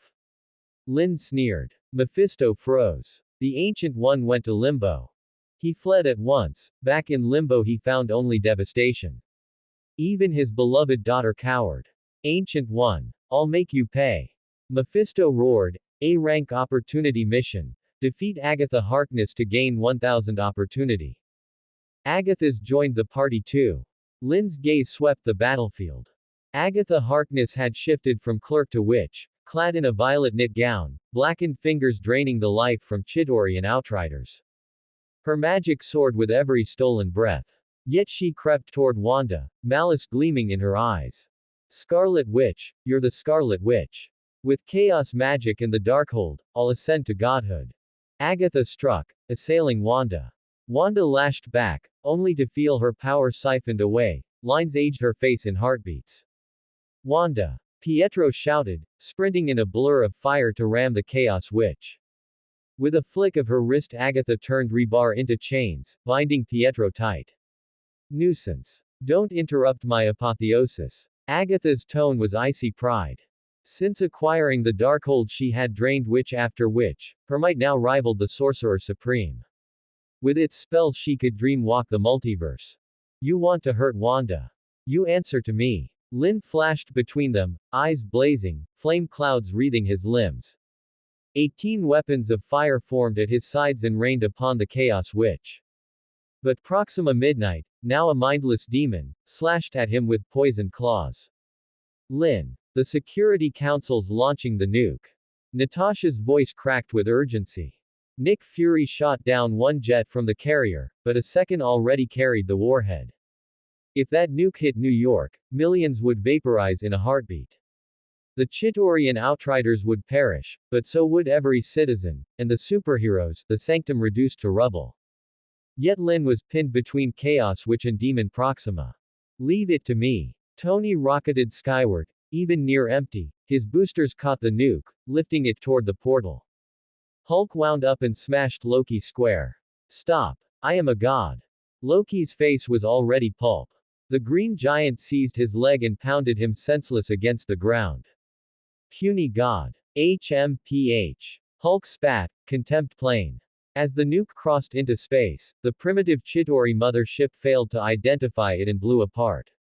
Chitauri and Leviathans dropped offline at once. Outriders lost direction, milling in circles. Wait, why isn't Tony coming back? What's going on? Captain America and Thor stared into the portal. Ripples washed across space. Tony's silhouette flickered and vanished. Tony's not dead. Lynn answered. The Mind Stone flared gold at the staff's tip, arcane runes spiraling as he drove it through Proxima for lethal damage. She plummeted. Hulk stomped her skull flat. You have defeated Proxima Midnight, gaining 1000 opportunity. Your turn. Agatha. Lynn's gaze burned, staff in one hand, spear in the other, he hacked at the Chaos Witch.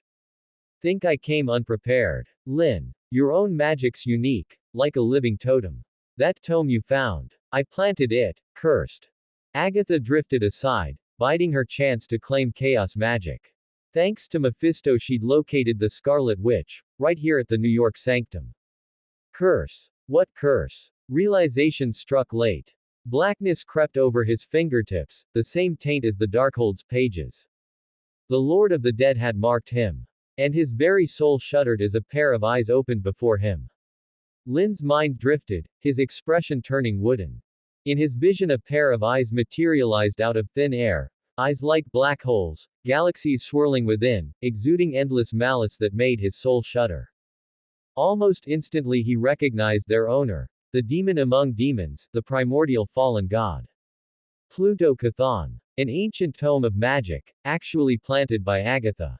Forged from the Darkhold. Then how can this be an opportunity? Could it be that opportunities come in good and bad, and the system can't tell the difference? Lynn's eyes flashed with sharp light. Immediately he felt those eyes drawing closer and closer. As if to strip away his will and seize his body, just as Mephisto swaps skins, he too would become a vessel. I shall become you, while you descend to hell to suffer punishment in my stead. A vast, dragon-like voice filled with majesty echoed. Pluto Chthon shrieked, his form gradually solidifying, pale and bloodless, symmetric horns curling from his temples, eyes spilling cold light, about to devour Lynn's soul. To make Lynn a part of himself. What am I supposed to do? I can't freaking move. Lynn was utterly speechless. To think he'd fallen for Agatha's trap and capsized in a gutter. Yet a system announcement rang in his ears, turning worry to joy and drawing a smile from him. You dare laugh at me? Chthon stepped forward, brows knitting, then his spirit body froze. SS rank opportunity mission. Separate Chthon's good and evil personalities. Reward. Chaos rune. Split his personalities. That really gives me an idea, why didn't I think of it? Lynn's eyes glinted. In the next instant his pupils turned into the tiger talisman. The horse talisman cleansed the anomaly and restored his mobility. He raised a hand and struck hard. A blazing white beam shot out. It struck Pluto Chthon head-on. Such an attack can't harm me, you're only a mystic arts practitioner, wait. What's happening? Pluto Chthon wailed, his form distorting and splitting. In a blink he divided into two separate beings. One embodied Chthon's conscience, the other his corruption. At birth no life is good or evil, it was Chthon's desire that created black magic. He became a god of black magic. Yet Chthon's conscience had not vanished, only been suppressed, until the tiger talisman split his personality. Fallen me, you must not continue your evil, the mission given by the Creator is not ruin and destruction. Chthon's conscience appeared as a radiant being, pure and flawless, drawing every gaze. But Chthon's shadow took the shape of a demon, demonic aura and baleful flame roiling as it let out a savage laugh. You actually possess the law of yin and yang, little mystic arts practitioner. You think this can stop me? I will find you and kill you with my own hands. Now I shall erase my conscience. Chthon's shadow lashed out first, black light spreading from his hands toward the conscience. Mystic arts practitioner, I will send you back. Study this chaos rune well, should I ever vanish, only you will remain to carry on. The conscience raised a hand, a twisting rune appeared and drifted before Lin. Immediately Lin's consciousness returned, he opened his eyes once more. Though it sounded long, only a minute had passed. Even after the Battle of New York, Agatha remained overwhelming, showing no fatigue under the Avengers' assault. Lord Pluto, I've brought you back to reality, grant my wish and make me the Scarlet Witch. Agatha beamed with delight. But Lin's cold words sent a chill through her, dropping her from heaven to hell. I am Lin. The Pluto you speak of will never set foot in this world. Lin's face was ashen. He had come within a hair's breadth of becoming Chthon's vessel. Luckily the opportunity system came through. Not only did it avert disaster, it granted a chaos rune, so named because the symbol constantly shifts like restless mist. He stored the rune away. The sling ring provided inventory space. Lin snapped his fingers. A spark rose, blooming into a blazing sphere like a pocket sun cradled in his palm. Temperatures rising. Could it be Lin? That arcane trick of his, he can forge a sun. Captain America, Thor, Hawkeye, and Natasha stared wide-eyed. Tony Stark was absent. Turbulence from the wormhole had hurled him into an unknown realm. Relax, I'll find Tony. Lin swept the Mind Stone, releasing a mental wave like a psychic bombardment that thundered inside Agatha's skull. In an instant, with a swing of his arm he hurled the pocket sun, smashing it into Agatha. The Chaos Witch's eyes widened. Before she could react, searing flames swallowed her, reducing her to ash without a speck of dust left behind. A pitch-black book appeared. Levitation power formed an invisible hand that seized the Darkhold. Now his fingertips returned to normal. The horse talisman had cleansed all negative effects. You have acquired the Darkhold. Opportunity +10. Used to light up the Ox Talisman. Then light it up. Lin's face lit with excitement. Ox Talisman. Ultimate symbol of might, it bolsters physique and defense, granting limitless stamina. It can even amplify the other 11 talismans. Its effect rivals the Power Stone. Only it belongs to the magic side. Drawing on the Darkhold's sentience, Lin was wrapped in spiraling air currents. His pupils shifted into octagons outlined like obsidian stones, each bearing the image of a small ox. His muscles bulged, crackling as his body was reborn. Once slightly slender, his frame ballooned into a sculpted, eye-pleasing form in the blink of an eye. Natasha couldn't help biting her lip, her gaze turning liquid. Truly a man among men. Why such a sudden change? Natasha wondered. Lin, did you chug some miracle tonic? That transformation is insane. Thor exclaimed in disbelief. As the god of thunder and strength, he was the strongest of the Aesir, yet even he felt a twinge of inadequacy at the sight. You have defeated Agatha. Gain 1000 opportunity. Lin's lips curved. This Battle of New York had brought a bumper harvest. But he hadn't forgotten the other prize. The Tesseract was still up for grabs. Time to end this. Lin exhaled, landing on Stark Tower. He raised the Mind Stone and pried the Tesseract loose. The space machine ground to a halt. As its energy faded, the wormhole began to close. He gazed across New York. Corpses everywhere, alien weapons littering the streets. Suddenly he frowned. Loki was nowhere in sight, and a roar sounded behind him. Puny god. The Hulk's eyes blazed, panting as if under a spell, mistaking Lin for Loki. Almost forgot. Loki's a mage, versed in heavenly palace magic. Lin narrowed his eyes. He spotted a figure in employee attire sneaking away. But at this stage of the Battle of New York, what employee would still be in the tower? Keep an eye on him. Lin summoned ninja soldiers. He drew the Tesseract through the air toward himself. Just then the Hulk pounced like a cannonball, fist ripping the air with a sonic boom, sending out a shock wave. You have obtained the Tesseract, opportunity +10, which can be used to light up the dog talisman. Lin's eyes gleamed with sharp light. The outline of the dog talisman emerged in his pupils. Instantly, his magic power doubled once again, his energy restored to a state of perfection, and a hint of comfort appeared on his face as a transparent halo surfaced on his body, resembling a biological force field. The power of eternal life, an immortal body. The combination of the dog and horse talismans was equivalent to being truly immortal. No amount of damage could shake Lin. Even if he encountered the god of death again, with his immortal trait, he could turn danger into safety. His strength had skyrocketed, and he had reaped all the benefits from the Battle of New York. He had lit up 3 talismans in one go. Tiger, ox, and dog. The day he would light up all the talismans was just around the corner. Hulk. Challenging me might be your biggest mistake. Lin curled his lips, put away the Mind Stone and the Tesseract into his sling ring, and threw a fierce punch. Boom. The 2 fists collided, creating a vortex of airflow out of thin air.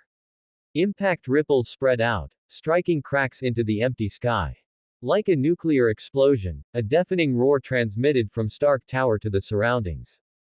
The tower trembled, the building structure cracked further, and the ceiling shattered directly, unable to withstand the impact, crushing the roof in an instant.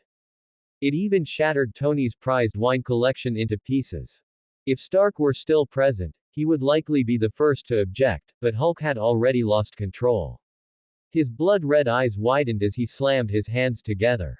An extremely violent air shock, like a bursting flood, poured out toward Lin. But Lin's lips curled up. With doubled muscles and enhanced bones, he followed Hulk's movement and clapped his hands together too. He countered and neutralized the storm stirred by Hulk, further carrying a torrent of energy that sent Hulk flying on the spot, crashing through a wall with a distorted expression. Lin can actually suppress Hulk. Is he really just a mage? Aren't mages supposed to be squishy? Why does Lin look more like a berserker? Captain America rushed over, his eyes flashing with astonishment. Immediately, he stood in front of Hulk. Hulk. Wake up. That's not Loki, that's Lin. You're clearly under an illusion. Hulk scratched his head. After being pummeled by Lin, his brain cooled down slightly, and his eyes became clear. Meanwhile, the ninja soldiers brought Loki, who was disguised as an employee and tied up securely, before Lin. You have arrested Loki and obtained a branch of the World Tree.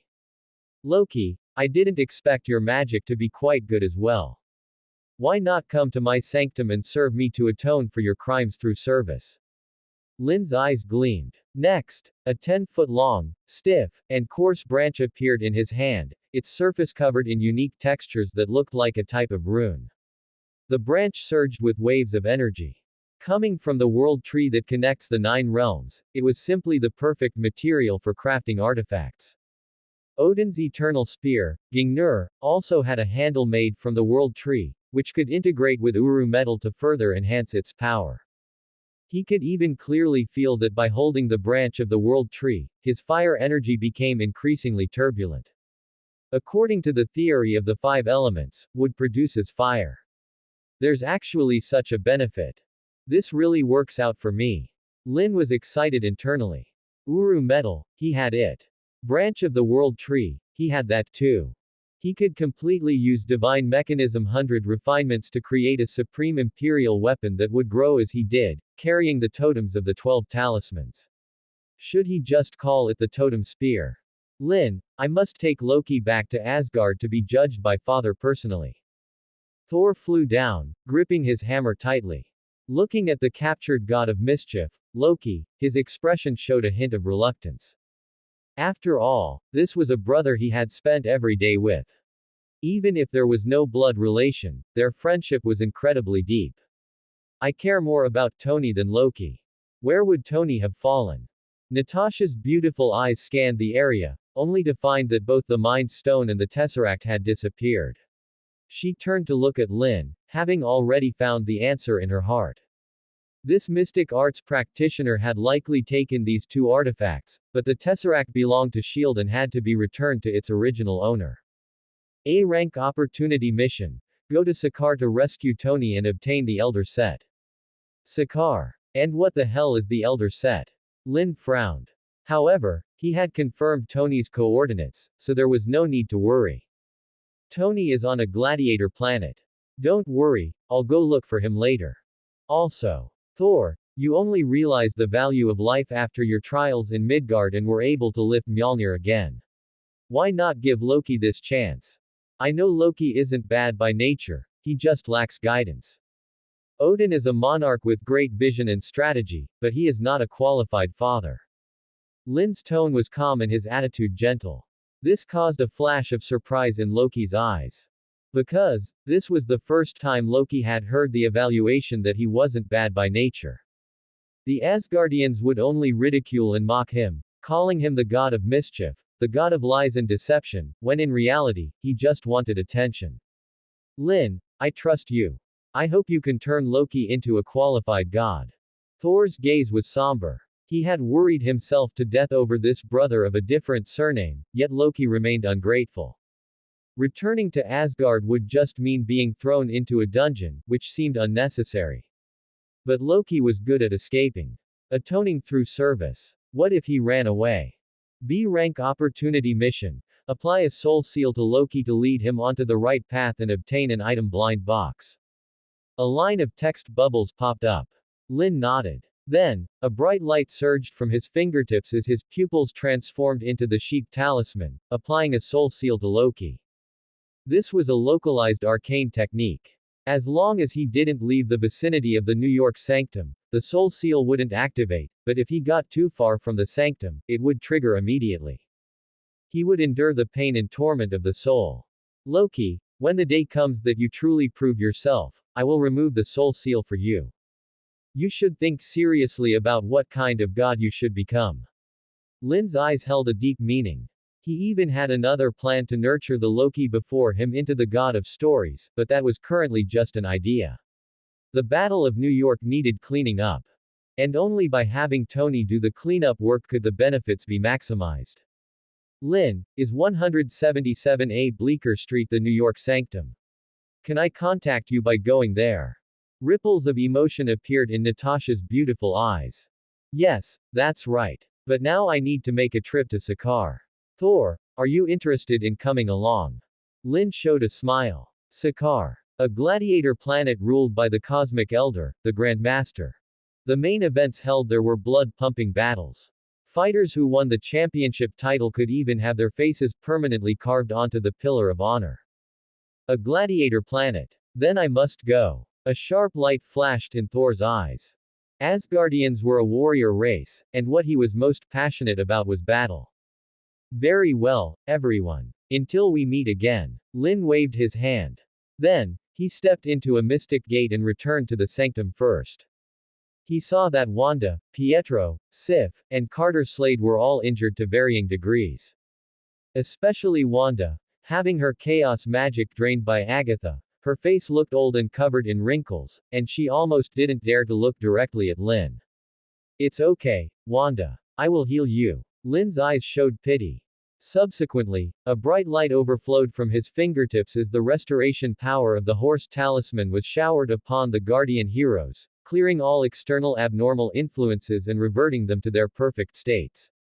Wanda's appearance was restored. The fine lines and freckles on her face also dissipated, making her look like a holy goddess with fair and smooth skin that was dazzling to behold. Lin, I will become stronger and won't cause trouble for you. Wanda's expression was charming. Even a blockhead like Thor could see a hint of something unusual. Sakaar. A violent and barbaric arena kingdom. The sky is shrouded in wormhole vortices, seemingly connecting to various civilizations. From time to time, these wormholes drop waste, and criminals are exiled through them. It is essentially a cosmic junkyard. But the Grand Master occupied this planet. Using his means as one of the Cosmic Elders, he tamed all the criminals and forced them to fight one another in melee combat with cold weapons. Once one becomes a champion gladiator, they gain freedom and glory. Lin and Thor stepped out of the Mystic Gate to search for Tony Stark. Looking at the arena in the distance, a skyscraper stood tall, adorned with two heads. One was a two-headed man, and the other was Beta Ray Bill. Clearly, Lin had arrived too early. Only 2 champion gladiators had been selected so far. But where exactly was Tony? How exciting. There's actually a civilization like this in the universe. They get to fight every day. Thor's face was full of excitement. The blood of a warrior race was boiling. He couldn't wait to exchange blows with the strong of the universe. Just then, several spaceships approached and slowly landed in front of him.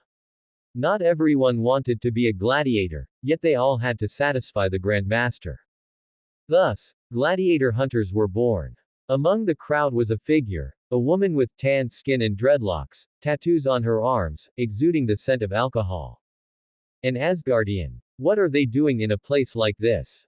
The woman showed a hint of confusion. However, she had long since left Asgard. Even if she encountered a fellow countryman, she wouldn't feel any pity. As a former Valkyrie, her comrades and loved one had died, executed by Hela. This memory truly stung her. Having inadvertently come to Sakaar, she got along well with the Grand Master and simply became a gladiator hunter, finding many excellent fighters for him.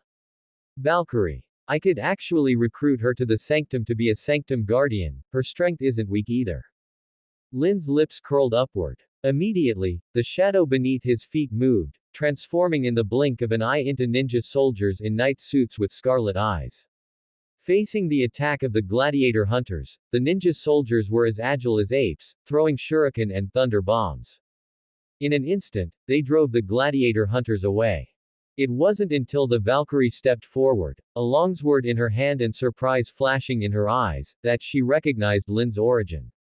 A mystic arts practitioner. A Midgardian and an Asgardian, together. Are you here to find Tony? Valkyrie blinked. She remembered a Midgardian who fell into Sakaar wearing Iron Man armor, claiming to be a billionaire and trying to buy her off with money. However, the Valkyrie didn't lack money, she just wanted some fun, so she sent Tony to the Grandmaster. But Tony had actually escaped and was hiding somewhere unknown. You know Tony Stark. Valkyrie, I know you are a Valkyrie. I mean no harm, I just want to take Tony back to Midgard. Lin spoke with honest friendliness. Thor's expression froze. What? She's a Valkyrie. One of the Valkyries. How is that possible? Didn't the Valkyries all die in battle? Thor looked closely and realized belatedly that he had seen Valkyrie's portrait in the Valkyrie Chronicles. So there was actually a survivor of the Valkyries. That's all in the past, don't bring it up.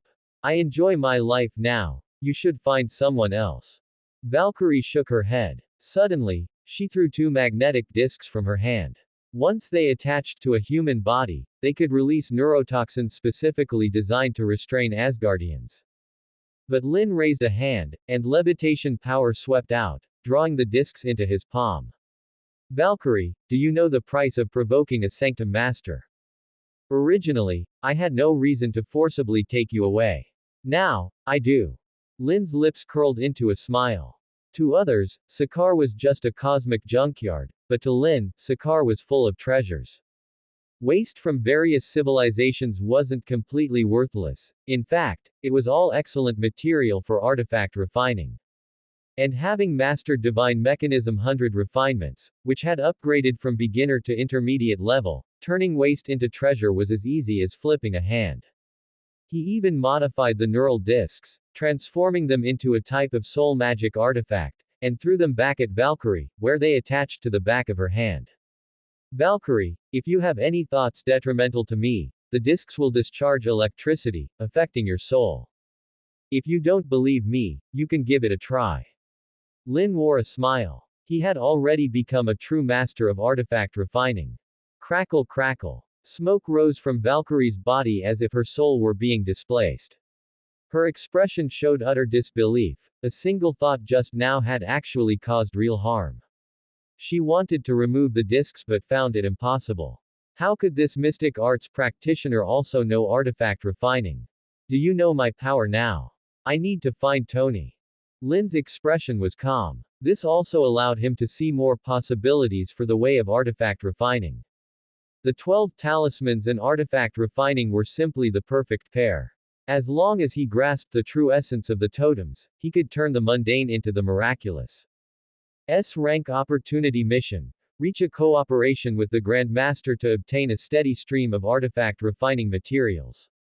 It seems my idea was correct, the system also approves of me doing this. Then let's go meet the Grand Master. Lin had a playful expression. Waste material was piled up like small mountains all around him. It was all electronic waste from various civilizations. Earth's civilization level was only 0.7, while other cosmic civilizations were generally above level 1. Even their electronic waste was of high quality. Therefore, he had decided to cooperate with the Grand Master to send mystic arts practitioners to him to hone their skills. On the other hand, he could obtain refining materials to create combat dolls. Integrating magic with machinery. During the Battle of New York, he had also obtained 2-item blind boxes, palm-sized cardboard boxes that looked nothing out of the ordinary. After opening the packaging, Lin's eyes lit up. Android 18 Design Blueprint Beginner. With this blueprint, you can create Android 18. An android. This is truly not bad. Sakar doesn't lack materials, and I've mastered the method of artifact refining, plus the rat talisman's power to turn the static into the dynamic. Isn't that everything I need? Lin showed a look of joy. On the blueprint was a blonde, blue-eyed girl with an indifferent expression, her hands folded. She wore casual clothes, with a full, rounded upper body and long, slender, beautiful legs. The blueprint provided all the steps for production. With the artifact refining talent bestowed by Divine Mechanism 100 refinements, he could see the essence of it at a glance. An android was essentially still a life form. A combat doll was just a doll. However, he possessed the rat talisman, which gave kinetic energy to still objects. This could provide life. Simply perfect. Lin was secretly pleased. He would continue to delve into the way of artifact refining and even forge the totem spear, integrating the 12 divine powers. Next, he opened the other item blind box. His expression became increasingly excited. Scientific Ninja Tool Beginner includes a chakra capacitor. By loading miniaturized scrolls, ninjutsu can be released. Scientific Ninja Tool. Isn't this just magic technology? What's the difference between ninjutsu and the arcane arts? By sealing arcane arts within and driving them with magic crystals, even ordinary people can cast spells. Lin's eyes were bright. A silver, shiny scientific ninja tool in the shape of a bracer appeared in his hand. The texture was neither gold nor metal but seemed like a kind of mineral. There was a groove inside the wrist where ninjutsu scrolls could be loaded onto the bracer.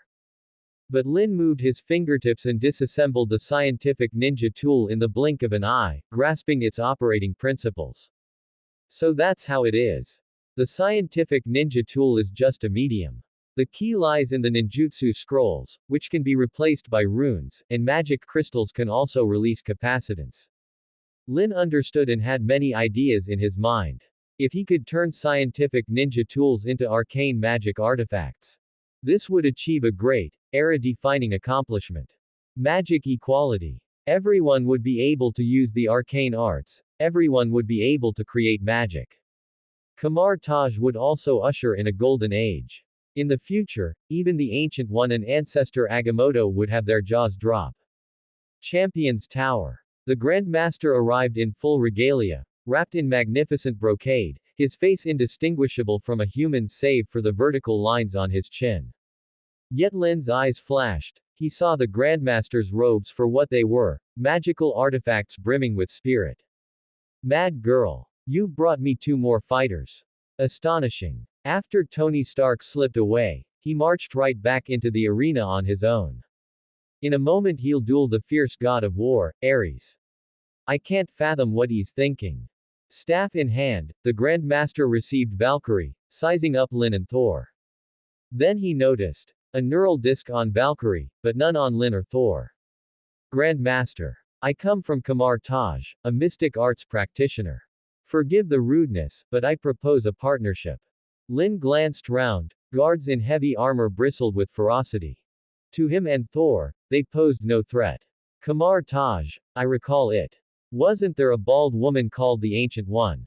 The Grandmaster's gaze sharpened, then broke into a smile. He and the Ancient One were old acquaintances. Indeed. My teacher, the Ancient One. Lin nodded. How do you wish to cooperate? The Grandmaster raised an eyebrow.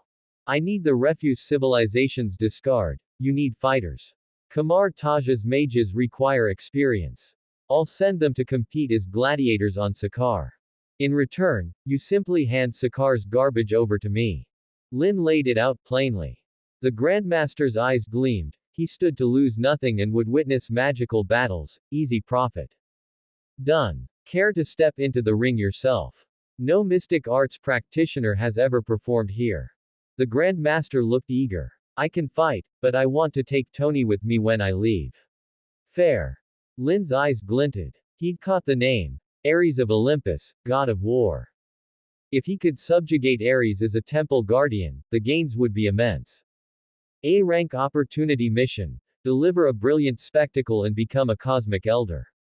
Become a cosmic elder. What kind of opportunity is that? Never heard that the cosmic elders amount to much. Lin frowned. The Grand Master and the Collector were cosmic elders, a handful of others pursued their own hobbies. Seemed ego was one as well. Could this version of the elders be some secret society? Lin didn't mind. Priority 1. Redeem Tony Stark. Absolutely. But first, enjoy Tony's show. He's cooked up something marvelous, calls it Veronica, I believe. Rubbing his hands, the Grand Master took his seat in the stands. The arena was packed. A hulking, muscle-bound brute strode in, hefting a giant axe, steel helm on his head. Roars crashed like surf. The crowd chanted the name of Ares, Olympian god of war. Ever Thor's potential rival. Ares, on Sakaar. I long to test him. Thor gripped his hammer, lightning dancing in his eyes. Another gate yawned open and a figure swaggered in, armored, bulky as Hulk. From Earth, the Iron Boy. Cheer for Iron Boy. The Grand Master belted into the mic. Tony Stark rolled his eyes. The man who carried a nuke through a wormhole had landed here. Yet the junk strewn across the planet was an electronics goldmine. He'd even built an early Hulkbuster. He'd entered the games to earn passage home, then froze. In a VIP box sat a familiar face. Jarvis. Is that the mystic arts practitioner we met? Tony roused his AI. The camera zoomed, the image sharpened. Earth's guardian sorcerer from the Battle of New York. Yes, sir. Likely here for you. Jarvis replied. Tony abandoned the fight, rocketing to the VIP box as the crowd booed. He fled. You should fight. The Grand Master raged. But his neural controller failed. Tony had already cracked it. Lin, I waited a whole month. Where have you been? Tony smashed through glass, faceplate lifting to reveal a haggard, weary face. Time on Sakaar ran differently. To Lin, barely an hour had passed since the battle. To Tony, a month marooned. Grand Master, let Thor take Tony's place, Asgard's god of thunder and might. Lin signaled Tony to wait.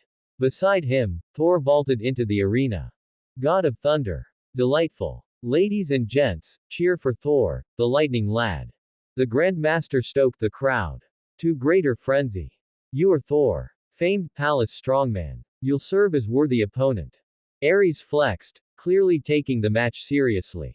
So Stark's exit was to bring in the thunder god. Ares, I've heard of you, god of mutiny and slaughter. Let's see if the tales hold.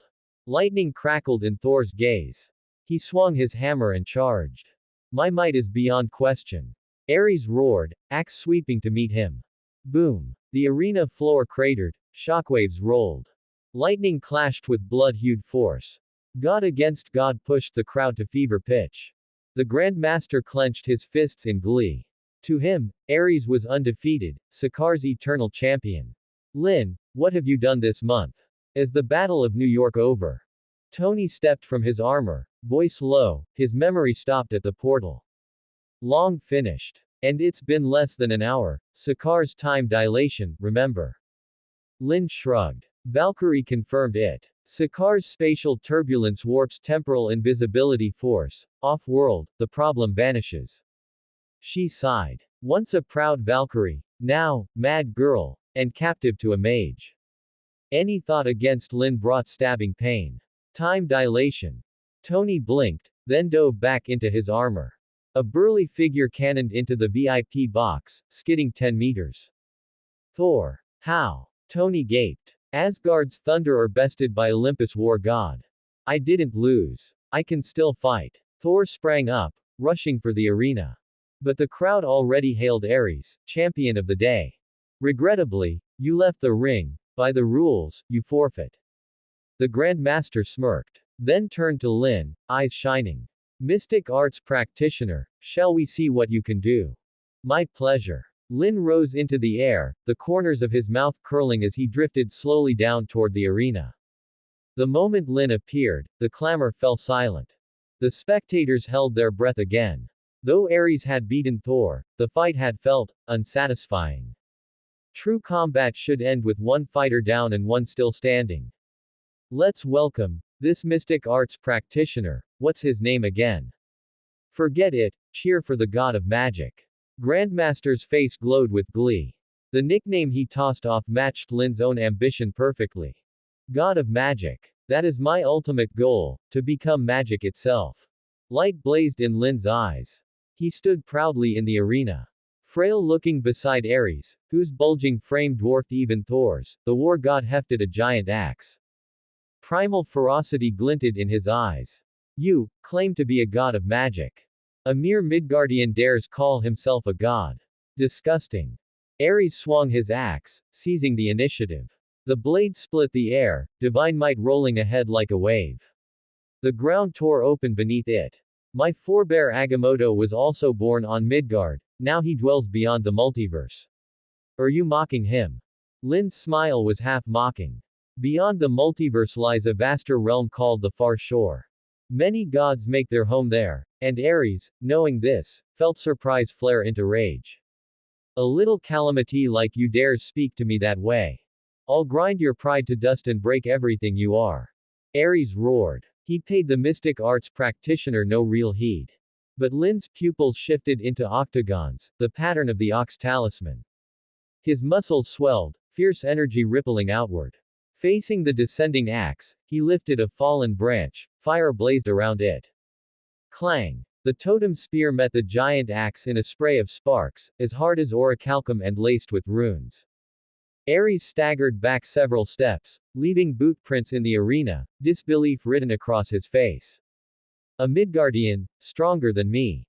Impossible. Ares gaped. He had thought Lin a weakling, but the weakling had become a tiger exuding deadly danger. It rattled his very worldview. Who decreed you must be the strongest? Think too highly of yourself, Ares. God of mutiny and slaughter. You're the god of hot air, throwing your weight around on Sakaar and bullying little calamity tourists. Disdain dripped from Lin's words. Without the ox talisman's awakening, he would have lost. 9 of the 12 talismans were already active, only rabbit, monkey and pig remained. Gain the eye of Agamotto and the rabbit talisman would ignite.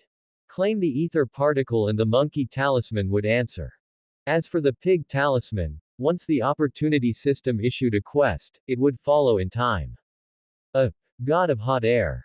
You'll pay for that, sorcerer. I swear we are not done until one of us is dead.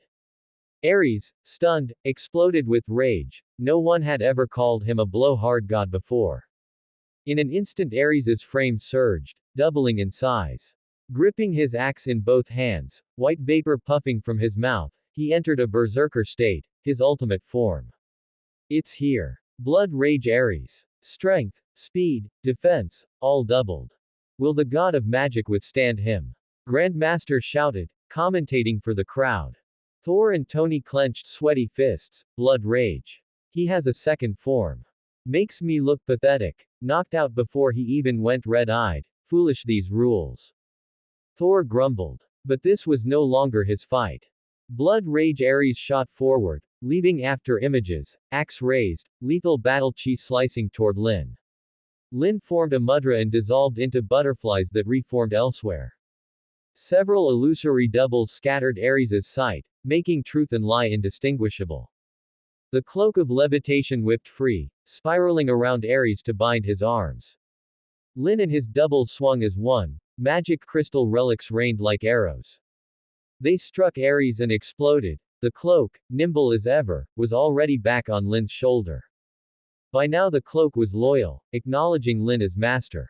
Even if Doctor Strange appeared, it would not return to him. He could walk on his own 2 feet. Well done. Lin patted the cloak in praise. It nuzzled his cheek, tickling his face. But the fight was far from over. Ares still stood, blackened by fire yet unbroken, plenty of fight left in him. Good heavens. Look! Ares's rarely seen ace, saved only for the mightiest foes.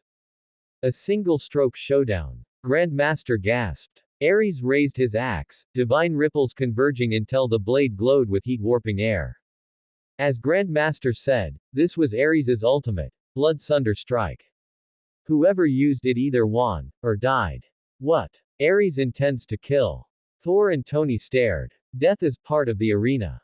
Grandmaster shrugged. Boom. Ares swung, releasing a savage blast that rippled across the arena, slabs erupting beneath it. The crowd fell silent, breath held for the deciding moment. Then, blinding light flared, dazzling every eye. Thunder cracked across Sakaar, shaking the planet. A miniature mushroom cloud climbed, the arena vanished, shock waves almost hurling the audience from their seats. When the smoke cleared, a lone figure stood smiling, spotless save for a slightly dusty hem. Impossible. You took blood sunder head on and aren't even scratched. Ares's knees buckled, arms limp, staring at Lin's dusty hem as if at a ghost. He was spent. Lin might as well have been at full health. Ares felt despair, the same dread mortals feel before a sky father. Could Lin already be one? The title god of magic was no boast. Sky father. Think so. Looks like I win. Lin smiled. His left eye glinted with the dog talisman, the right with the horse talisman.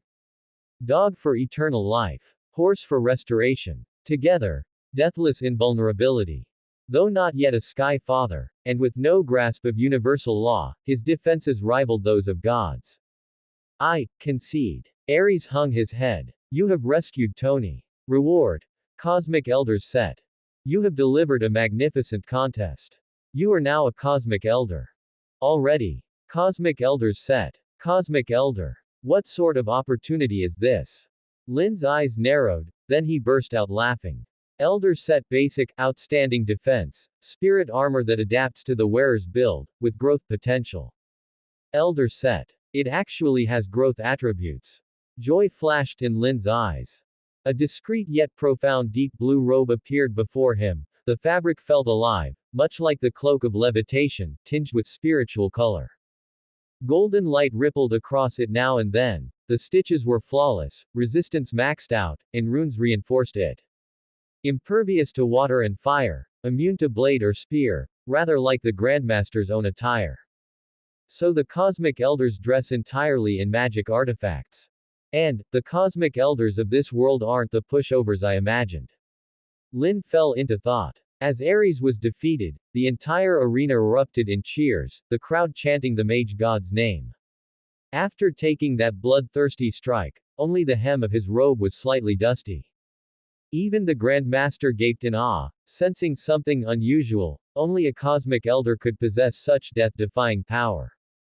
Let us congratulate the Mage God, our new champion gladiator. Of course, Ares is a worthy champion as well. The Grandmaster shouted, arms high. He stoked the arena's fervor once more. Then, gliding toward Lin, he issued an invitation without hesitation. Mage God, care to join the Cosmic Elders? Each holds vast resources and pivotal status. Especially my brother, the collector, Tanalir Tivan. Meet him and his collection will leave you speechless. The Grandmaster beamed. Membership among the Cosmic Elders had remained unchanged for ages. They even swore to guard a secret, one tied to the universe's survival. Anyone who tries to overturn the universe and touches the Elders, scales will face their wrath. And the only way in is through another Elder's recommendation. Self-application is impossible. A cosmic secret. What kind of secret? Lin raised an eyebrow. A gleam shot through his eyes, his face showing disbelief. SSS rank opportunity mission. Seize the heart of the universe and ascend to godhood. Heart of the universe. The secret the Cosmic Elders guard is the heart of the universe. Lin's heart surged like a tidal wave. He knew all too well how mighty the heart of the universe was. Possessing it meant possessing everything. Legend said every universe was born from it. As its name implied, it was the very heart of the universe, the source that nurtured all things. Its tier even surpassed the Infinity Gauntlet. In one parallel universe, the purple sweet potato spirit who obtained the heart slaughtered every god and demon, then recreated the universe. Is the Elders' mission to protect the heart of the universe? Could their very existence be linked to it? That's unexpected. Seize the heart of the universe and ascend, meaning I'd become the universe itself. Does every world have an infinity gauntlet and also a heart of the universe? Lin weighed the thought. With such a prize in reach, how could he refuse to join the cosmic elders? Once he became an elder, he could learn the heart's location, gather the infinity stones, hold the heart in one hand and the gauntlet in the other. With the 12 talismans at his side, he would be the god of magic. How lonely it is to be invincible. You accept. Then keep this card. The cosmic elders convene at random times to share the unknowns each has mastered. It won't disappoint. The Grand Master produced a golden card laced with mysterious patterns and spiritual light, part communicator, part invitation. Lin took it and clicked his tongue in wonder. Even his intermediate divine mechanism 100 refinements couldn't see through the card. Clearly the elders' technology had reached a heaven-defying level, and that thrilled him. Lord Mage God, you may leave Sakar with Tony, but don't forget your promise to bring mystic arts practitioners to the contest planet. Of course. I won't throw a fight. If I die in battle, no compensation. The Grand Master shrugged. Completely understandable. Lin agreed. He could protect Kamar Taj for a moment, not forever. Besides, he wouldn't bring weaklings to Sakar. Let's go, Tony. And Valkyrie. At last it's settled. Lin opened a mystic gate. It led straight to the New York Sanctum at 177A Bleecker Street. Yet Thor stood motionless, hammer in hand, looking sullen. Thor. Planning to stay on Sakar. Lin saw through him. Yes. I still need to hone my skills. I was born to be king, only with strength enough can I protect the 9 realms and Asgard. Thor's tiger bright eyes gleamed. Being knocked out of the arena by Ares had been a disgrace. Fine, suit yourself. Lin understood. He turned to Ares, who trudged into the champion building looking dejected, and called out, Ares, care to leave with me? I might have time to teach you a trick or two and make you stronger. Stronger? Really? Ares's eyes blazed. He leapt up in a second, scared Lin might change his mind, and dashed through the mystic gate. He arrived at the New York Sanctum, glancing around at the antique surroundings. The scent of sandalwood drifted to his nose. No master of magic himself, he knew its might, which was why he clung to Lin without hesitation. Valkyrie, Ares is smarter than you. Lin quirked a smile. You have recruited Ares, plus 100 opportunity. A line of text popped up. Valkyrie granted no opportunity, clearly she wasn't convinced yet. Valkyrie. You've always been my idol, but after the Valkyries fell His Majesty Odin never reformed the order. Sif's beautiful eyes rippled. She recognized the legendary Valkyrie at once. She trained so hard to become one herself, rivaling the Warriors 3, yet the Valkyries had become history, no one knew whom they had lost to. Hela, goddess of death, you've never heard that name. Odin's eldest daughter, a bloodthirsty evil god. Valkyrie looked stunned. No, His Majesty Odin has a daughter. Confusion filled Sif's eyes. Odin had erased those years, using divine power to wipe memories, only Valkyrie remained untouched. But Valkyrie knew Hela was sealed in Helheim, and sooner or later the seal would break. When that day came, the heavenly palace, and the entire 9 realms, would face catastrophe. Exactly. That's why I recruited you, Valkyrie. You don't want to see the 9 realms lifeless, do you? Lin said gravely. Hela held a seat in the Hell Demon King Council Mephisto had formed. Once Odin weakened, Hela would break free and return to the real world. And in the near future, the cosmic spectacle of the 9 stars alignment would cause the magic barrier to fail. A demon lord would never let such a chance slip. A-rank opportunity mission. A horde of undead approaches. Banish them once to gain 100 opportunity. A horde of undead. How big a horde? Looks tricky, it even counts the number of times. Because of the 9 stars alignment. Lin frowned at the prompt.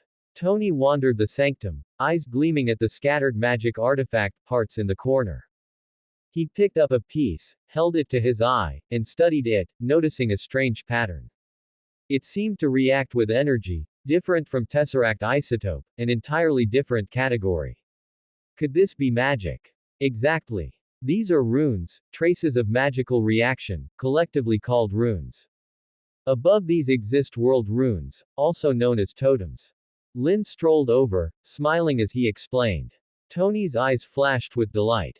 Lin, with your skills and my brains and tech, we could pioneer a whole new field, magitech. How about a partnership? Tony proposed eagerly. On Sakar he'd seen electronics from other civilizations and gained plenty of inspiration, but magic had remained beyond him, until now. Create magitech. Actually, I've already done it. With a wave, Lin produced a scientific ninja tool and handed it to Tony.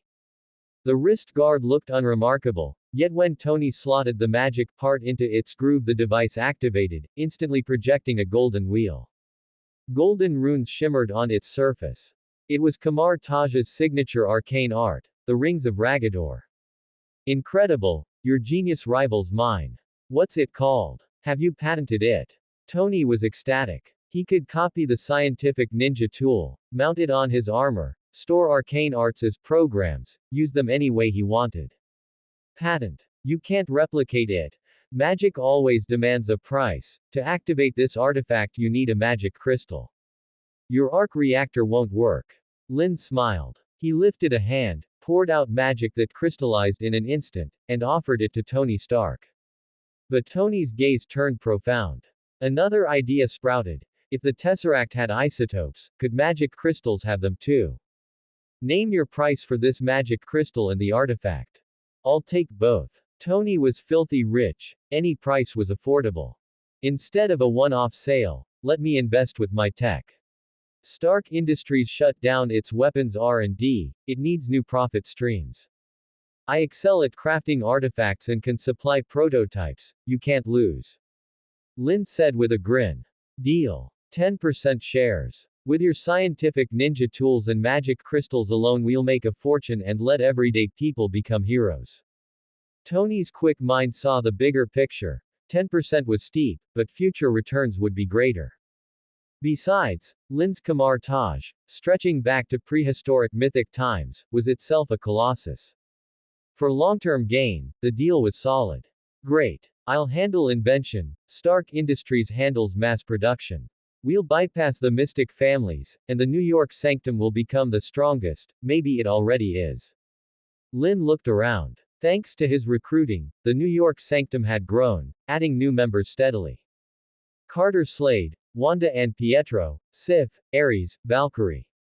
Each could stand alone. The three sanctums held regular tournaments, the winner earned prizes.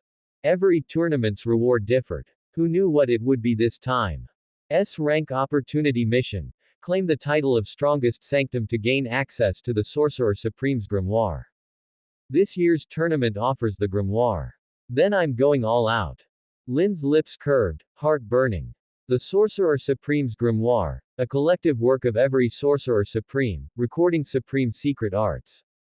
Only Kamar Taj's top mage was worthy to open it. The spells inside were devastating, veritable forbidden arts. Lin couldn't miss this, he had to win the tournament. Alright, Lin. I need to see Pepper. You weren't lying, time on Sakar and Earth doesn't sync, only 2 hours have passed here. Fury's also contacting me about setting up a disaster recovery unit to keep Chidori tech out of enemy hands. Tony ended the call, sounding tired. His time on Sakar felt like a dream.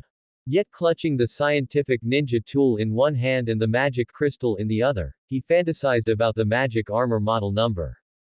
Lin watched Tony leave, eyes bright. The street was pitch black. Streetlights on both sides suddenly died, no sound came from the nearby apartments. His spiritual senses screamed danger. Carter Slade stepped beside him, pupils flaring with ghost fire. Lin, we're no longer in reality, we've been dragged into a ghost realm. You know what that means. Ghost realm. Simply put, it's a junction between dimensions and Earth. A temporary pocket formed by spatial misalignment, like a random instance, usually small and short-lived, but once a ghost realm appears, disappearances follow. Because ghost realms connect to hell. Terrifying hell creatures crawl within, dismembering victims or dragging them into hell. The 9 stars alignment is warping space. Who's casting behind the scenes? I sense something familiar. Valkyrie gripped her sword, suspicion rising. This ghost realm looked exactly like Helheim. The hell ruled by Hela, goddess of death. Hela. Isn't she Odin's eldest? Why fall into demonhood? Sif frowned. I'm not Hela, how would I know? Valkyrie shrugged. Then came the sound of nails on a chalkboard, twisted figures crawled from the shadows, zombie-like undead, skin and bone. They appeared in waves, shambling toward the sanctum. Can't underestimate a demon lord. The other sanctums must be facing the same. Hell Demon King Council, your daddy isn't done with you. Lin rubbed his hands together, fire erupted into two spears he hurled at the undead. Boom. Boom. Fierce scorching breath blasted the undead army. Weaker ones turned to ash, but more kept crawling. Unless the ghost realm breaks, the onslaught won't end. Valkyrie charged first, sword light flashing like lightning, cutting down swaths of undead. Carter's Slade summoned hellfire, flesh burning away until only a flaming skeleton remained. His magic revolver blew undead heads apart. Demon Lord. I haven't killed one yet. Ares hefted his great axe, roared, and leapt like a cannonball into the undead tide. A crimson arc shredded countless undead as easily as breathing. Wanda and Pietro guarded the sides, the New York sanctum couldn't be left empty. Don't lose heart, Wanda. Once you fully master your chaos magic, you'll rival the Sorcerer Supreme and could rule the world. Lin's gaze was gentle. He sensed Wanda's mood and showed he valued her. He hadn't forgotten entering her dreams to dispel her inner demons, but now wasn't the time. Because after one wave of undead, an even fiercer horde appeared. You have performed an exorcism, gaining 100 opportunity. A row of bubbles popped up. Lin's eyes flashed with coldness. This situation was enough to prove that the undead invasion was definitely not just a one-time occurrence. The undead from Helheim were clearly commanded by Hela, but why hadn't Hela appeared? Could it be that Hela is the final boss? Lin thought to himself. Swarms of undead, all clad in Viking armor with broken bodies and missing limbs, held axes and slowly approached the sanctum. The difficulty was increasing. These undead warriors were clearly elite mobs. As expected, the undead came from Helheim. I'm afraid Hela is also making a move, wanting to enter the ghost realm. Even if she cannot invade the reality dimension through the ghost realm, it would still benefit the Hell Lord to eliminate Lin, the Sanctum Master. Valkyrie was knowledgeable and had extremely sharp eyes. Immediately, she attacked the group of undead warriors again. Carter Slade, Ares, and Sif also moved quickly, but as elite mobs, the undead warriors' attributes were stronger than ordinary undead, making it impossible to kill them instantly. The battle became deadlocked. Until Lin raised his hand, shadows on the ground moved, transforming in a blink into ninja soldiers wearing knight suits with blood-red eyes. 200 ninja soldiers rushed toward the undead warriors, throwing shurikens and thunder bombs, creating explosions. This greatly reduced the pressure on the others, and they began to coordinate better. Ares drew the aggro, Valkyrie provided flank support, while Sif and Carter Slade handled melee and ranged attacks respectively. They instantly cut through the undead warriors. They fell like leaks, breaking into piles of withered bones, but the bones were not dead and actually began to assemble themselves. They turned into a behemoth 10 jong tall. Heads circled its chest, their expressions filled with pain, occasionally emitting wails that carried mental damage, causing even Lin to look surprised. This is no longer an ordinary ghost realm. It seems, the cosmic spectacle of the 9 stars alignment has increased the demon lord's magic power, allowing him to interfere with the reality dimension as well. Valkyrie's expression tightened slightly. 9 stars alignment. It will align the 9 realms, causing spatial displacement and gravitational chaos. Disasters often occur frequently during such times. The ghost realm is only one of the omens. Even what? Lin frowned. And in the next second, he got the answer. S-rank opportunity mission. Interrupt the evil beast's ritual to obtain a dragon bone fossil. Evil beast. The demon lord worshipped by the hand. Is he taking the opportunity to cause trouble too?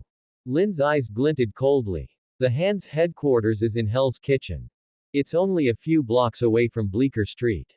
The Lord of the Fear Dimension is named the Evil Beast. He can manipulate the Shadow Realm. If the shadow realm covers reality during the 9 stars alignment, it will form a passage for the evil beast to come to Earth. Even other demon lords can use the shadow realm to appear in the reality dimension. Carter Slade added. He had fought with the hand. The Five Fingers who betrayed Kunlun had even approached him personally, wanting to cooperate. Cooperate? On what? Lin wondered. The Sheng Fan Gong Sa contract itself possesses magic power, binding the resentment of thousands of undead. It is also something the evil beast covets to strengthen its magic. But I refused the hand and often faced their attacks until I moved to the sanctum. Carter Slade replied. The persistent hand often ambushed him while he was in the toilet, making him gnash his teeth in anger. Could they not let a man take a dump in peace? A-rank opportunity mission. Eliminate the evil hand to obtain the water of true sight. Water of true sight. The one Thor soaked in. How could the hand have the water of true sight? However, this is quite interesting. Lin looked surprised. Thor had learned about the existence of the Infinity Stones by soaking in the water of true sight. According to the records in the Book of the Mystic Arts, the water of true sight also has the effect of seeing the essence of things. If one could drink it during meditation, they could understand the mysteries of the universe. Furthermore, the water of true sight itself possesses a kind of magical power, its origin unknown and mysterious. Since the hand has existed for centuries, it's not surprising they found the water of true sight.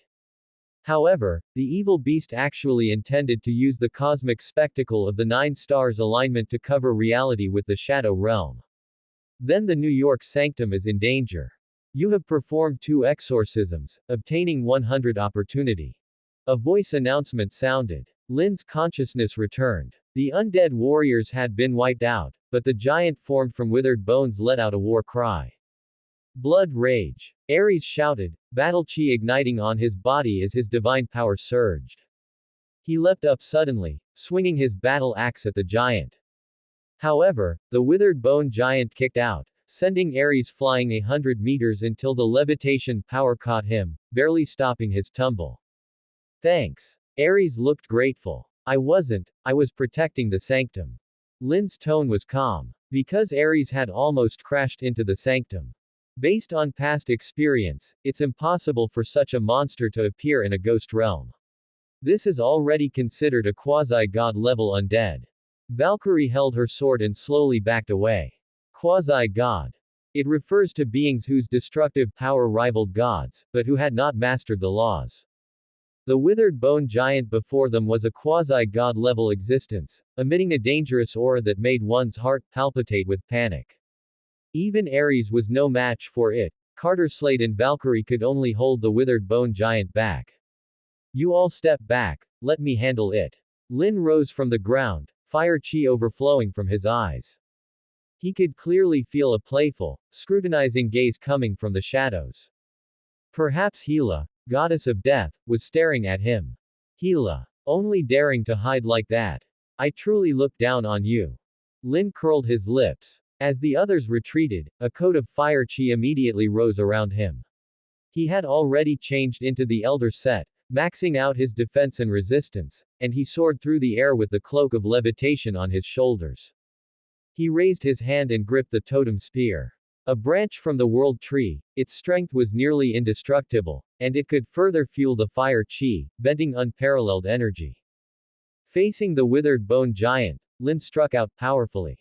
Fire chi exploded from the tip of the totem spear.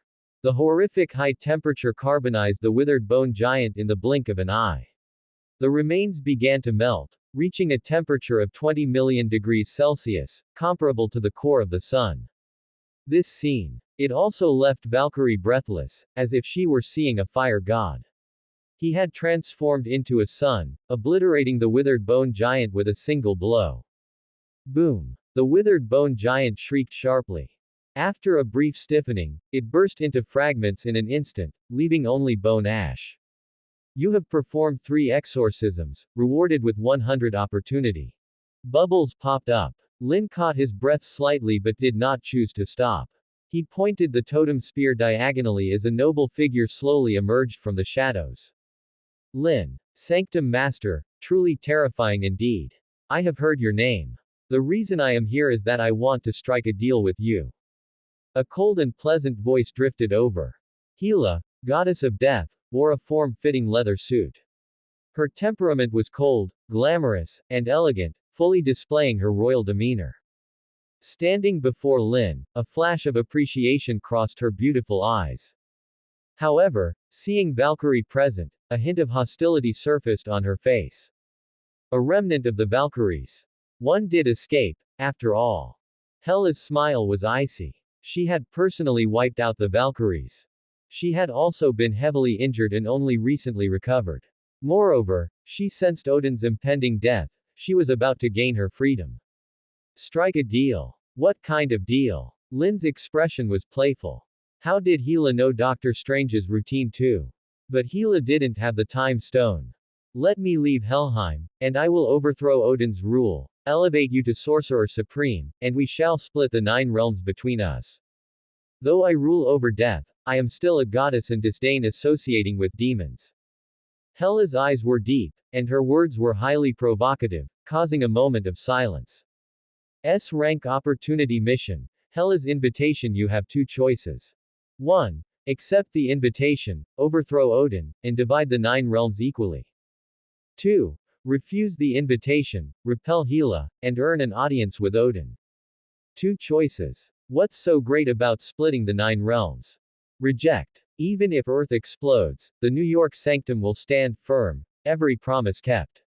Lin confirmed without hesitation. As for an audience with Odin, he didn't care about Odin in the least. No matter how mighty others might be, nothing beats being mighty yourself.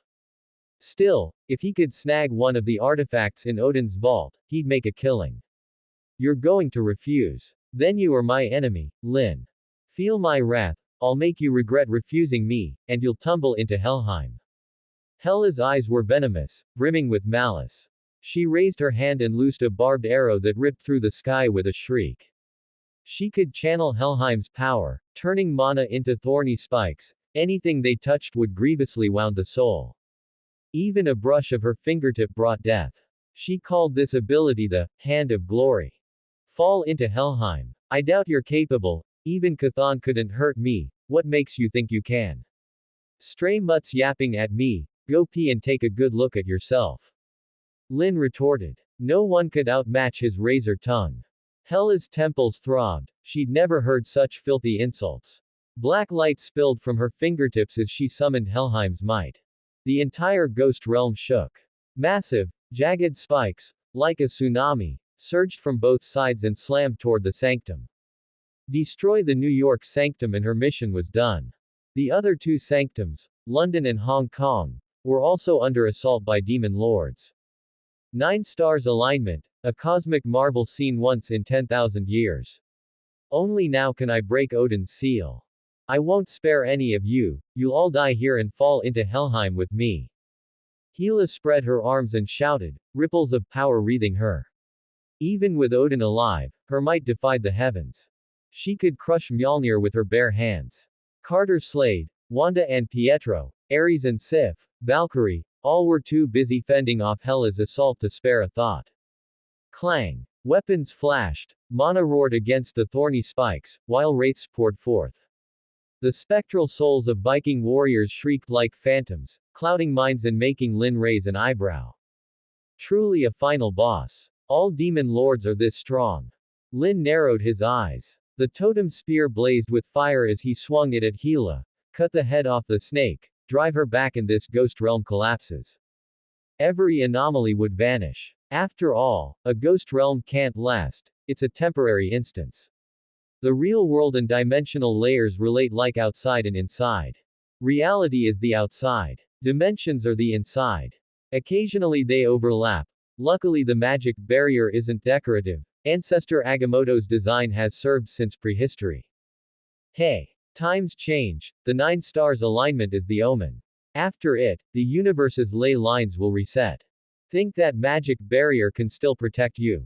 How foolish. Hela's lips curled. She raised a black blade forged of Uru metal, the night sky sword. Against the sweeping totem spear she slashed, sword chi erupting in a maelstrom of energy. Even Lin had to give ground. After the alignment, the ley lines reset. He murmured, eyes sharp. He knew of ley lines, like a cosmic arcane web threading every plane, veins and meridians at once. Kamar Taj called them ley lines. Where the web knotted, domains formed, small ones called pocket realms, large ones called planes. The New York sanctum stood atop an earth ley node. Demon lords, occupied dimensions were also ley node manifestations. Normally those nodes never shifted. Yet Gila claimed the alignment would reset them. If the three sanctums stayed put while nodes moved, the magic barrier would fail. 9 stars alignment, once in 10 millennia. Need to ask the Ancient One if it's true and prepare before the nodes drift. Lin's gaze darkened. A crisp chime rang in his ears, adding to his worry. SS rank opportunity mission. Restore the ley nodes and receive Gaia's gift. Gila wasn't lying. The nodes really will shift. Already starting. Is that why the ghost realm appeared? Gaia, Mother Earth, giving me a gift. What could it be? Light flashed in Lin's eyes. Since becoming a mystic arts practitioner, he realized he knew nothing about this comic book world. Trouble every day. Luckily, the god-level opportunity system foretold dangers. As for restoring the nodes, he could consult the Ancient One, summon Agamotto's shade if needed. Agamotto would know. Scared, Lin. Once the 9 stars alignment shifts the ley nodes, the magic barrier falls and every demon lord and hell lord will invade reality. First target. The New York sanctum. Hela's face was cruel. The ghost realm began to crumble. She halted her assault and strode back toward Helheim. There would be other chances. Before it vanished, she turned, eyes full of contempt. One day, Lin, you'll kneel to me and swear to be my dog. Gila snarled. Her words faded. The ghost realm dissolved into nothing. Space rippled. Bleecker Street reappeared, dawn whitening the horizon.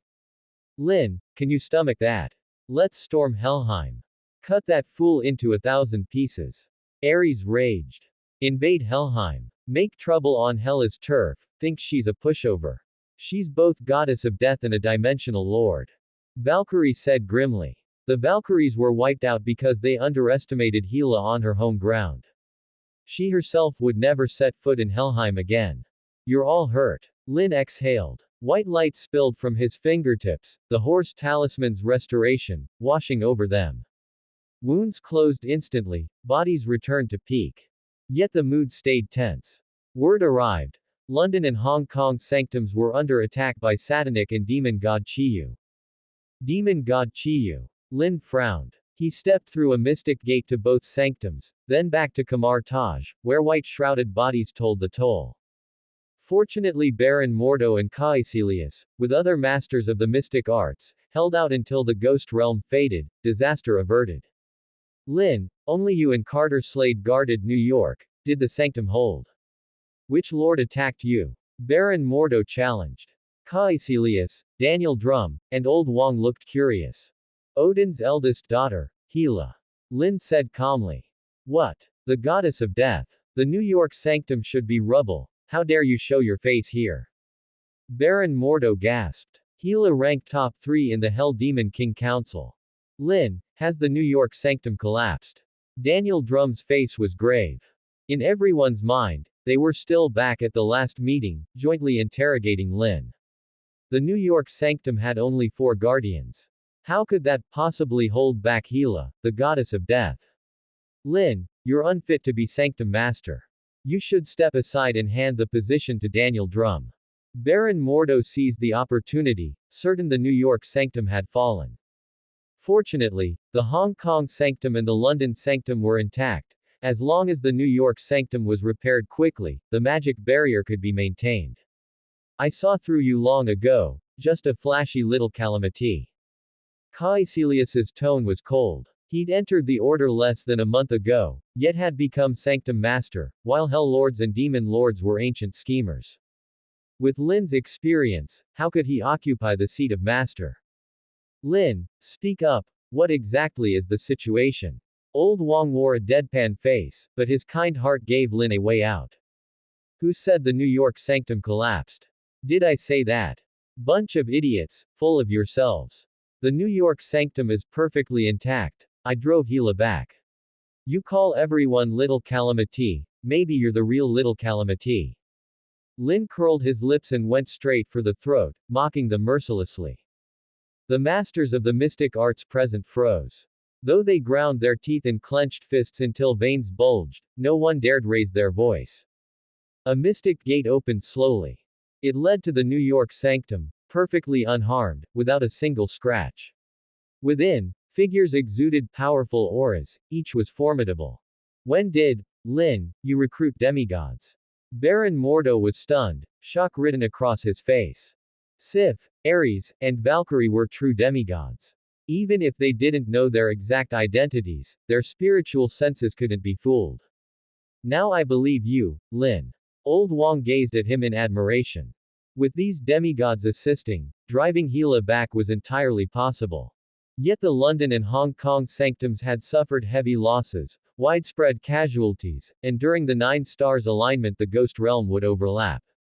Wave after wave of dimensional invasions, each stronger than the last, the consequences were unthinkable. That's easy. I've invented a scientific ninja tool that channels magic crystals to grant spell casting ability to ordinary people. I came here to spread this technology. Lin smiled. Light flashed in his palm, revealing a bracer that looked neither gold nor metal, its surface etched with mysterious patterns. He had long grasped the principles of scientific ninja tools and inscribed many arcane arts runes within. As long as the magic crystal was replaced periodically, the arts could be used without backlash. A-rank opportunity mission. Bring a technological revolution to Kamar Taj and receive an item blind box. A technological revolution. Exactly what I want. Lin's lips curved. He handed the scientific ninja tool to Old Wang, who examined the mystic bracer and clicked his tongue in wonder. He had never seen such a device. Slipping it onto his right wrist, he instantly felt arcane magic flood his body. With a casual rub of his palms, a ring of light appeared. Rings of Ragador. Incredible. My own mana hasn't decreased. This mystic bracer really lets a mortal cast spells. Old Wang's eyes sparkled. He quickly noticed several runes on the bracer, arranged in 2 rows, faintly linked to the arts he knew. The rune for Rings of Ragador was a simple ring of light. He pressed another rune, and a sudden gale erupted, turning into a tornado that nearly blew Baron Mordo away. Winds of Watum. Lin, how many arts did you inscribe in this bracer? And how many times can it be used? Old Wang brimmed with excitement. If every mystic arts practitioner were equipped with mystic bracers, their combat power would double. About 7 or 8 arts. The bracer also has storage space. 1 magic crystal lasts a full 24 hours.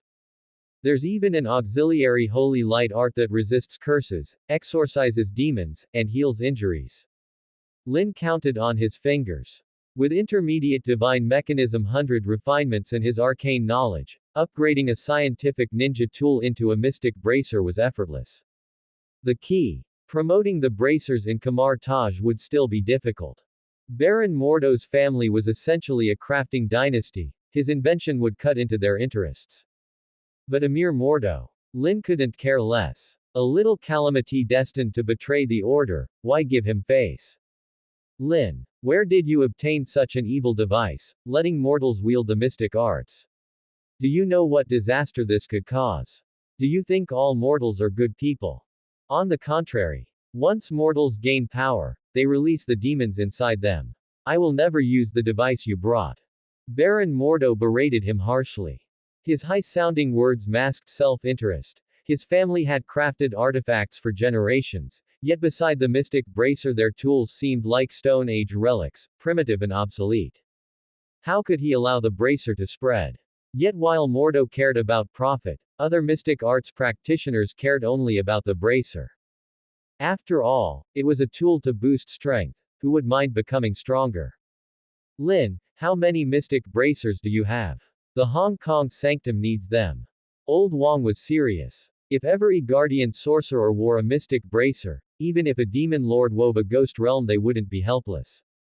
I can craft them, but I need spirit-infused wood to inscribe the runes. Bring me the wood and I'll sell at cost. 100 gold coins per bracer. Lin ignored Mordo and opened negotiations on the spot. In the magical world, hard currency isn't US dollars. It's gold coins. Only gold retains its value. 100 gold coins. Really? Caecilius gasped. Not because the price was high, but because it was too low. 100 gold coins could barely buy 5 mana potions, gone once drunk. Yet the mystic bracer was no consumable. Once bought, you kept it for life. What was the catch? I see. Baron Mordo's eyes narrowed. Sell the bracers cheap, sell the magic crystals dear. The bracers required magic crystals to function. And only Lin could craft those crystals, an art personally taught by Master Grantham. Clever. Mystic bracer. 100 gold coins. Magic crystal. 100 gold coins per piece. Of course, spirit materials earn you a discount. Lin smiled. Across the room, nearly every mystic arts practitioner, except Baron Mordo, stared wide-eyed. Their gazes locked onto the mystic bracer. They dared not look away for a second. After all, Old Wang had already approved. Casting became simple and brutal, multiple arts integrated into one bracer, pure genius. What is this? A gentle, zen-like female voice sounded. The Ancient One, returned from hell, regarded the mystic bracer with interest. She already knew of the demon lord's incursion. Seeing bodies covered with white cloth, her eyes flashed with pity, yet death is part of battle. It's a mystic bracer, master. A scientific ninja tool I developed to grant mortals magical power. If spread through Kamar Taj, we need not fear demon lords. Lin adopted a respectful tone. He handed another bracer to the Ancient One. Lin, your crafting skill reminds me of Ancestor Agamotto. Yet where he sought raw power, you focus on lowering the threshold. The advent of the mystic bracer reduces the barrier to spell casting. A truly great achievement. The Ancient One praised him, admiration in her eyes. Refinement skill rivaling Ancestor Agamotto. Every master of the mystic arts present froze at the Ancient One's verdict, great waves rising in their hearts. The way they looked at Lin now carried a distinct difference. A mix of wariness and envy. After all, the advent of the mystic bracer had truly lowered the threshold for magical tools and realized arcane equality. Everyone stood to gain. Even Baron Mordo was no exception, and another thought sprouted in him. A calculating glint flashed across his dark face. He needed to obtain a mystic bracer and then copy it. Yet the Ancient One's next move tore at his heart and filled him with pain. Lin, I must guard Earth's ley lines. During this time you will act as Sorcerer Supreme. The Eye of Agamotto should be of help. The Ancient One unfastened the Eye of Agamotto, smiled, and offered it to Lin. Lin's eyes widened in surprise. Acting Sorcerer Supreme. The Sorcerer Supreme could even be deputized. Joy, however, outweighed responsibility. He accepted the Eye of Agamotto, drew in the artifact's spirituality, and instantly awakened the rabbit talisman. His pupils shifted into an octagon, taking on the form of a mystic rune stone with a small rabbit motif. Rabbit talisman. It embodied the power of super speed, nimble, agile. Paired with the rooster talisman it equaled supreme flight. And the opportunity mission he had accepted hadn't required becoming Sorcerer Supreme, only obtaining the Eye of Agamotto. Speed force. My thinking, my information processing ability, have all been enhanced. Even my artifact refining skill has grown exponentially. Mass-producing magical tools is now child's play. Lin thrilled inwardly. Speed. It affected the whole body, movement, brain, thought, spirit, awareness, reflexes. And with mid-tier divine mechanism 100 refinements he could already craft in a second, mass production merely needed materials. Becoming acting Sorcerer Supreme means all of Kamar Taj's reserves are at my disposal. It's the Ancient One's hint to fabricate mystic bracers. Even to craft more artifacts to strengthen Kamar Taj. Lin grasped her intent at once. Yet the topic the Ancient One raised also seeded worry in him. The cosmic spectacle of the 9 stars alignment, seen once in 10,000 years, would shift the ley lines. She had to guard them personally. That showed how grave the matter was. Should the magic barrier fail, the consequences would be unthinkable. Every Hell Lord would surely march on Earth.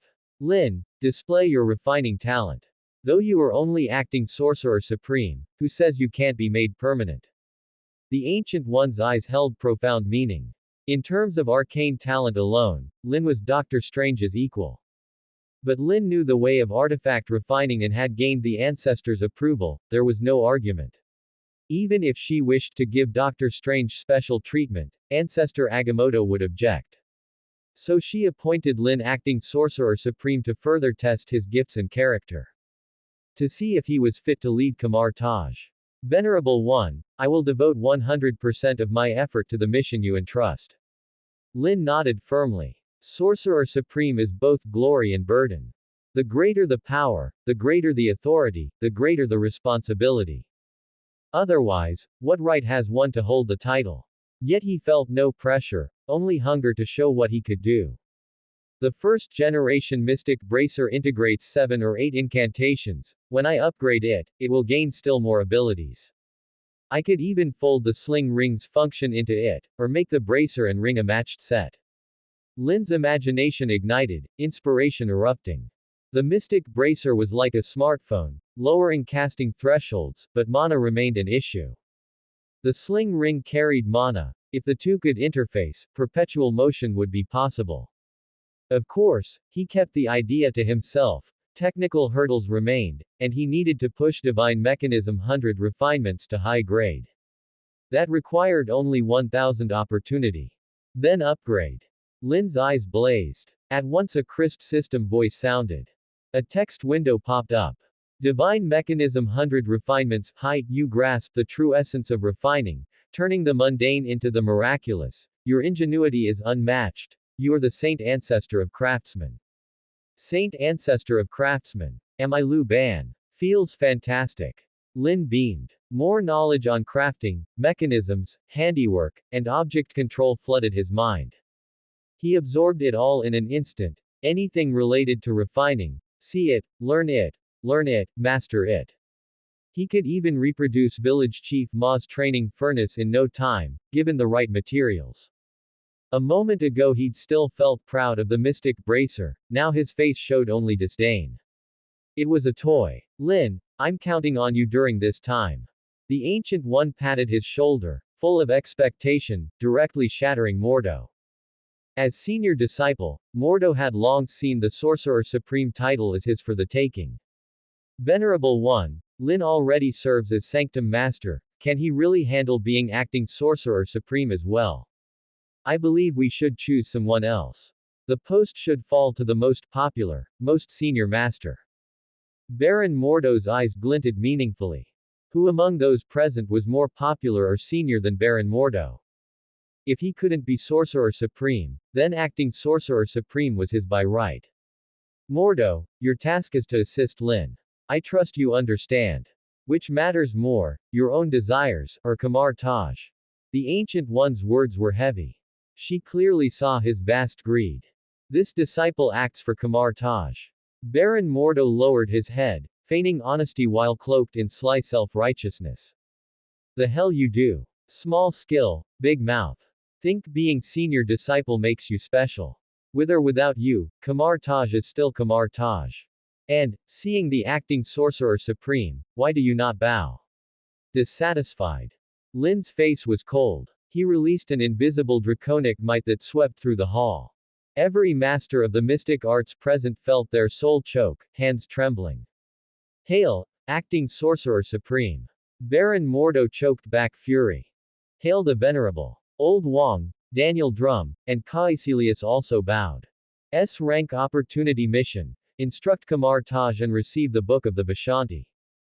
Book of the Vishanti. Nice item, but instructing Kamar Taj. Sounds like they want to make me permanent. Lin pondered, a smile curling his lips. With the eye of Agamotto already on his chest, the Ancient One would have a hard time taking it back. Lin, I must go.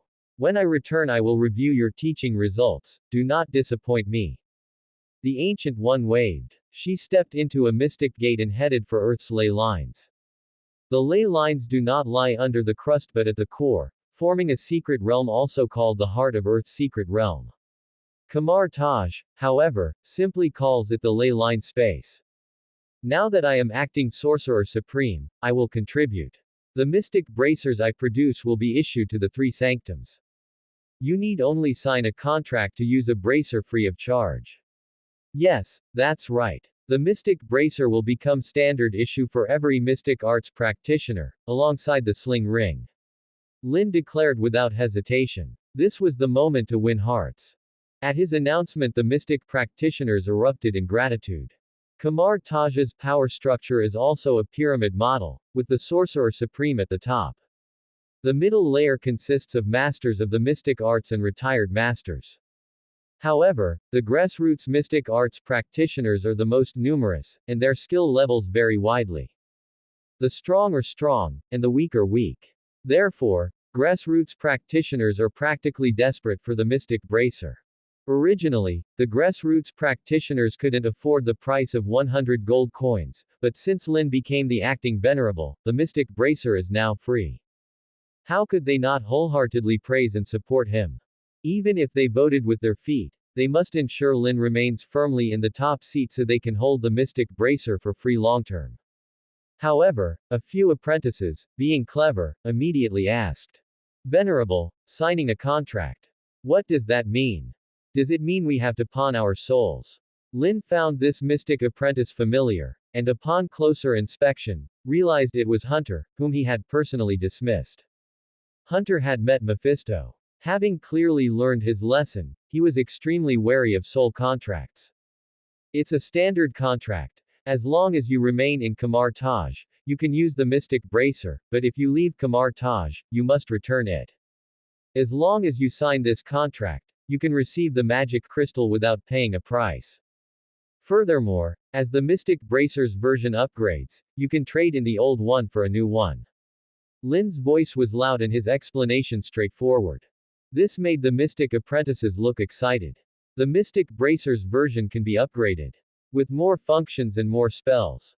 Is that true? Hunter looked thrilled. Previously, he had harbored a trace of resentment because Lin had expelled him, but now that resentment was gone, replaced only by gratitude. Because this mystic bracer was enough to greatly increase his magic power, he didn't need to pawn his soul to Mephisto at all. Moreover, the fact that joining Kamar Taj grants a mystic bracer will attract other reclusive wild practitioners, leaving Mephisto's contracts ignored. After all, a soul contract requires pawning one's soul. Mephisto is skilled at word games, and if one isn't careful, they will become Mephisto's plaything. But the mystic bracer has no such hidden danger. It's true. Since I have become the acting venerable, I should benefit the disciples. All for one, and one for all. I will usher in a golden age where everyone is like a dragon, and those who obstruct me are heretics and traitors. Who agrees and who objects? Lin's gaze swept across the crowd. His bright, sharp eyes, like razor blades, made Baron Mordo feel guilty. Agreed. Long live the venerable. Hunter started the cheer. The grassroots practitioners were celebrating, but the masters of the mystic arts frowned, feeling that something was amiss. After the assembly dispersed, Baron Mordo paid a visit, found Caecilius, and stated the seriousness of the problem. Caecilius, the mystic bracer is good, but it has caused the value of masters of the mystic arts to plummet. Who will respect us now? Hard cultivation is worth less than a single bracer. How can you feel comfortable with that? Baron Mordo's eyes were gloomy. He also spoke Caecilius's true feelings. Indeed, I cultivated painstakingly in Kamar Taj for a year just to master various arcane arts, but one mystic bracer has made cultivation worthless. I believe this is absolutely not a good thing. Caecilius looked sinister, and recently, he had been secretly accessing the Book of Cagliostro to study the secrets of the Dark Dimension. This also brought him negative effects. His thinking became extremely radical. Therefore, I think this approach is more appropriate. Baron Mordo whispered to him. This made Caecilius's eyes flash with sharp light. A-rank opportunity mission. Dismantle the evil arrogance society's conspiracy to obtain 1000 opportunity. A line of text bubble appeared. Lin paused, frowning. The evil arrogance society. Why did it feel somewhat familiar yet somewhat strange? However, this conspiracy must be targeting him. Otherwise, the system wouldn't need to give him a mission. Wait, I think I remember now. The Evil Arrogance Society is a secret organization that worships a deity named Prehistoric Giant and secretly holds sacrificial rituals. But how does that relate to me? Lin looked thoughtful. But the corner of his mouth slightly curled up. Since it came, he would meet the challenge. The Evil Arrogance Society, the Hand, the Devil Cult. Sooner or later, he would settle the score. He would wipe them out one by one. Master Hamir, this is Kamar Taj's warehouse. Why is it so shabby? Lin looked around. He had come to the Kamar Taj warehouse. It stored many spiritual objects, including wood and mithril, but the quantity was very small, inconsistent with his expectations. Because, the mystic families control the secret realm resources, and Kamar Taj can only purchase them, but the prices are steep. Venerable, I haven't embezzled anything. Master Hamir looked embarrassed, wearing a pair of reading glasses, dressed like a Taoist priest, with his left hand severed at the wrist.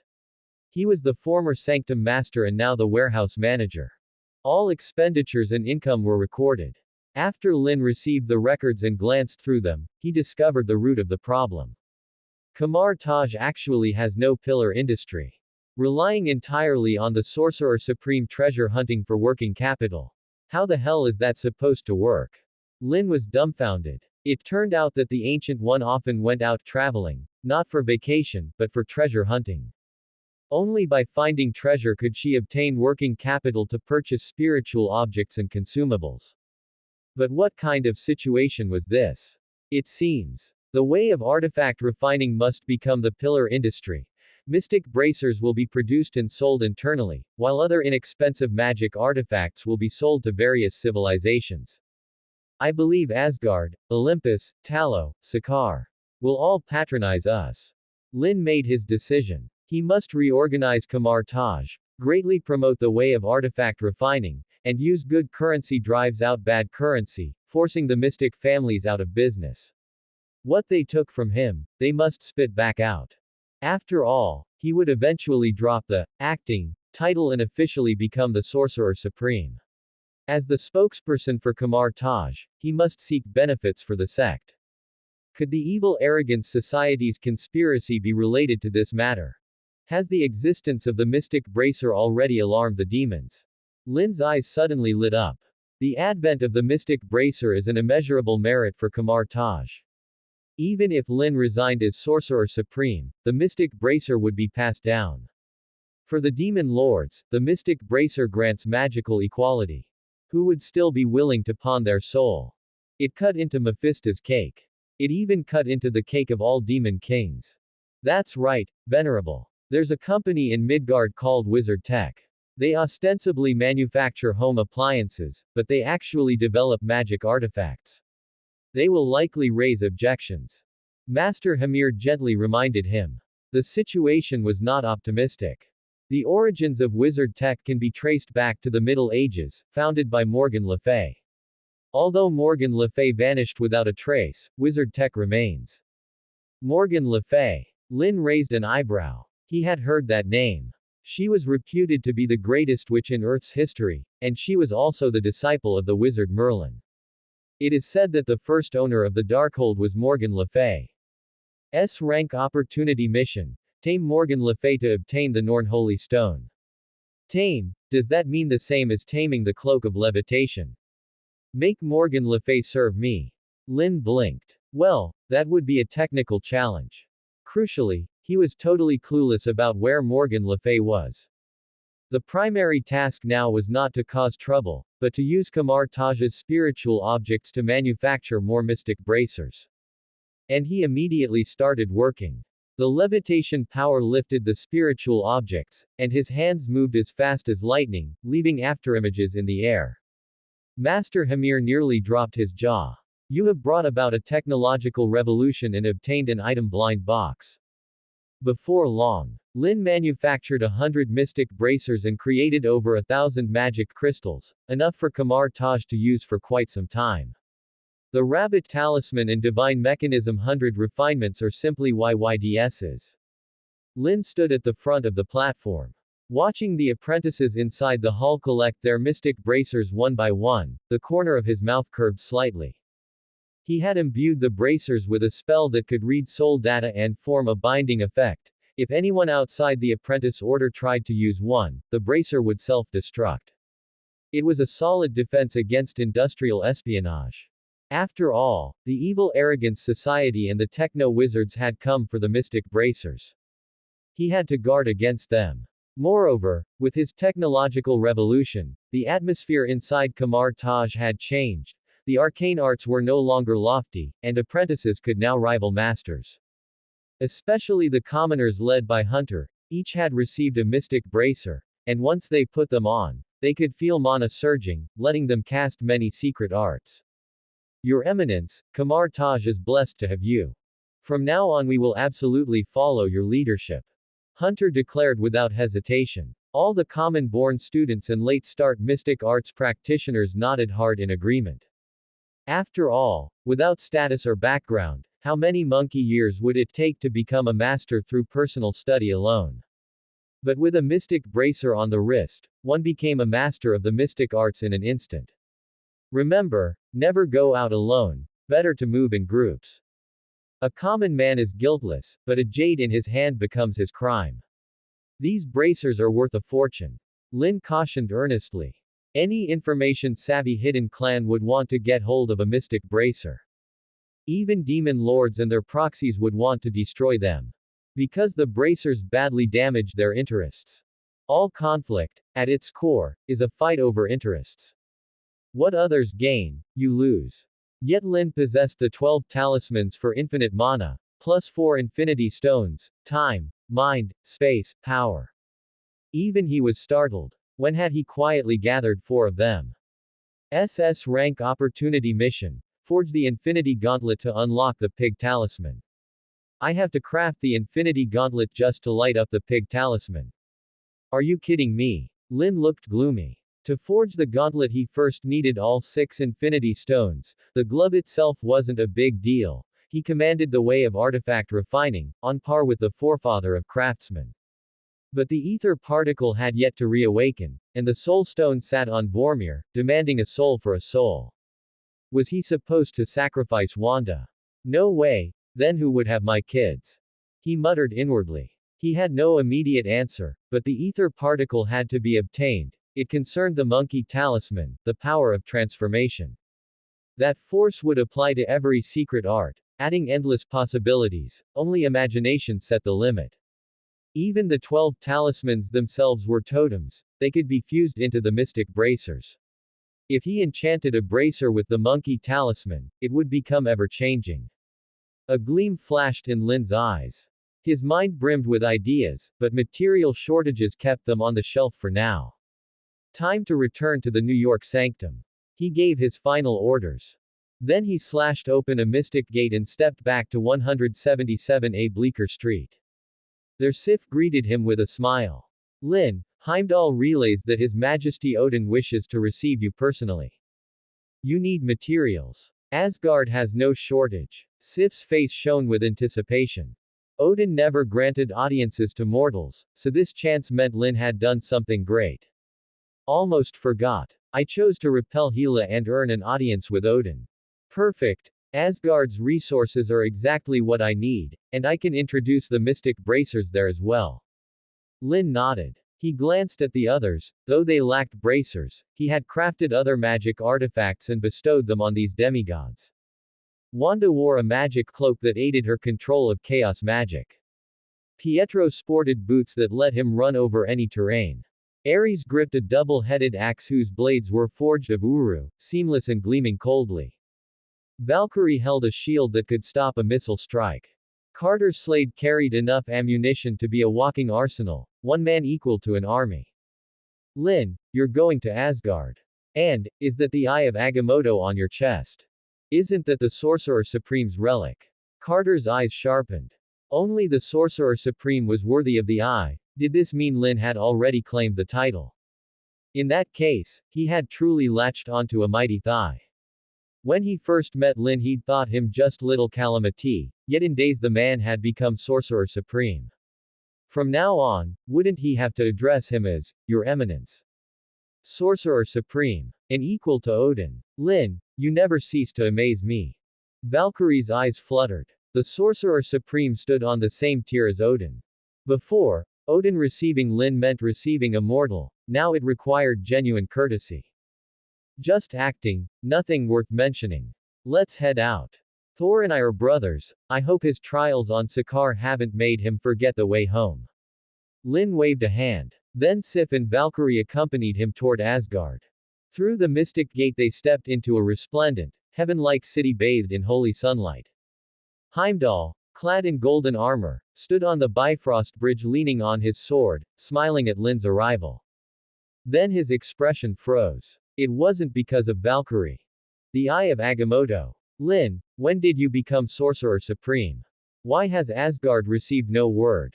Heimdall was stunned. Odin meeting a mortal wouldn't shake the 9 realms, but receiving the Sorcerer Supreme would send tremors through every world. Kamar Taj and Asgard were like 2 parallel lines, fine while they kept to themselves, but once they allied, who wouldn't fear? It was like the East and West suddenly holding a summit, even idle chatter would be seen as conspiracy. People always assume the worst in others. Just acting, no need to worry, Heimdall. Has Thor returned from Sakaar? Lin smiled. A peal of thunder crashed. Crack crack. At the far end, a burly figure wielding a god hammer, hair now cropped short, made a textbook hero landing, dropping in midair. Lin. I became the champion gladiator on Sakaar, beat countless tough guys, look at my new haircut, isn't it handsome? Thor showed off unabashedly. He didn't even notice the Eye of Agamotto on Lin's chest. Impressive, impressive. Lin laughed along. He and Thor went way back through many dangers, brothers, of course he'd cheer him on. Come on, Lin. Father's been waiting. I heard the goddess of death Hela wove a ghost realm and invaded the New York sanctum. Tell me, what's she like? Does she have 3 heads and 6 arms, or is she ugly as sin? Thor chatted while leading the way. Valkyrie's eyes turned nostalgic. This place of her birth and upbringing seemed barely changed. The Golden Palace. Forged like solid gold, its pillars reached the heavens, the dome painted with flowing colors. Asgardian guards in armor stood rigidly on both sides.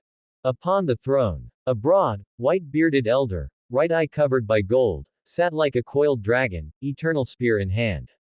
An aura of long command and disdain for all things radiated, inspiring awe. Yet Lin's expression didn't flicker. Your Majesty Odin. Sif and Valkyrie bowed slightly in respect. You see me, why do you not kneel? Lin. Do not think that because you are Thor's friend you may scorn my majesty. Even if you restored the Bifrost Bridge and drove back my rebellious daughter Hela, you cannot strut before me. Odin's imperial fury flared. All Asgard shook. As overlord of the 9 realms, king of the gods, and master of the heavenly palace, he had the right to speak those words. Odin's single eye flashed with brilliance, and energy ripples overflowed from his entire body. It almost shook the spatial curtain, causing the Asgardian guards and Asgardians to tremble. It was as if day had turned into night, with rolling dark clouds pressing down. The wrath of the king of the gods was something ordinary people could not withstand. Lin's expression remained calm, he still chose not to bow, instead unleashing a burst of magic to contend with the king of the gods. The energy ripples collided with each other, causing the floor tiles to shatter, cracks to spread, and the pillars to tremble. This further fueled Odin's rage. How dare he display magic on his own territory? Lin, disrespecting the king of the gods, do you know what price you must pay? Odin stood up, grasping the eternal spear. A cold light flashed in his single eye, and the veins on the back of his hand pulsed. Your Majesty, Lin is no ordinary person, but the acting Sorcerer Supreme. Sif's beautiful eyes showed nervousness as she quickly clarified. Instantly, Odin withdrew his divine power, focused his gaze, and looked at Lin's chest.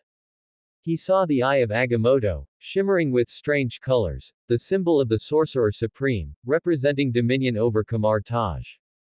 Acting Sorcerer Supreme. The Sorcerer Supreme can have an acting replacement. Odin's eyes showed surprise. However, He also understood why Lin chose not to bow, because the Sorcerer Supreme is exempt from bowing to gods. This was the honor Agamotto earned for Kamar Taj. Before this, he had thought Lin was merely the master of the New York Sanctum, roughly equivalent in status to Thor, but in the blink of an eye, he had become the acting Sorcerer Supreme. What exactly happened? Lord Odin, you should really change your temper. Calling Hela a rebellious daughter and trying to intimidate me the moment we meet. Asgard's way of hospitality is truly unreasonable. Lin's expression was composed, neither servile nor overbearing. Since he had become the acting Sorcerer Supreme, he had to bring glory to Kamar Taj.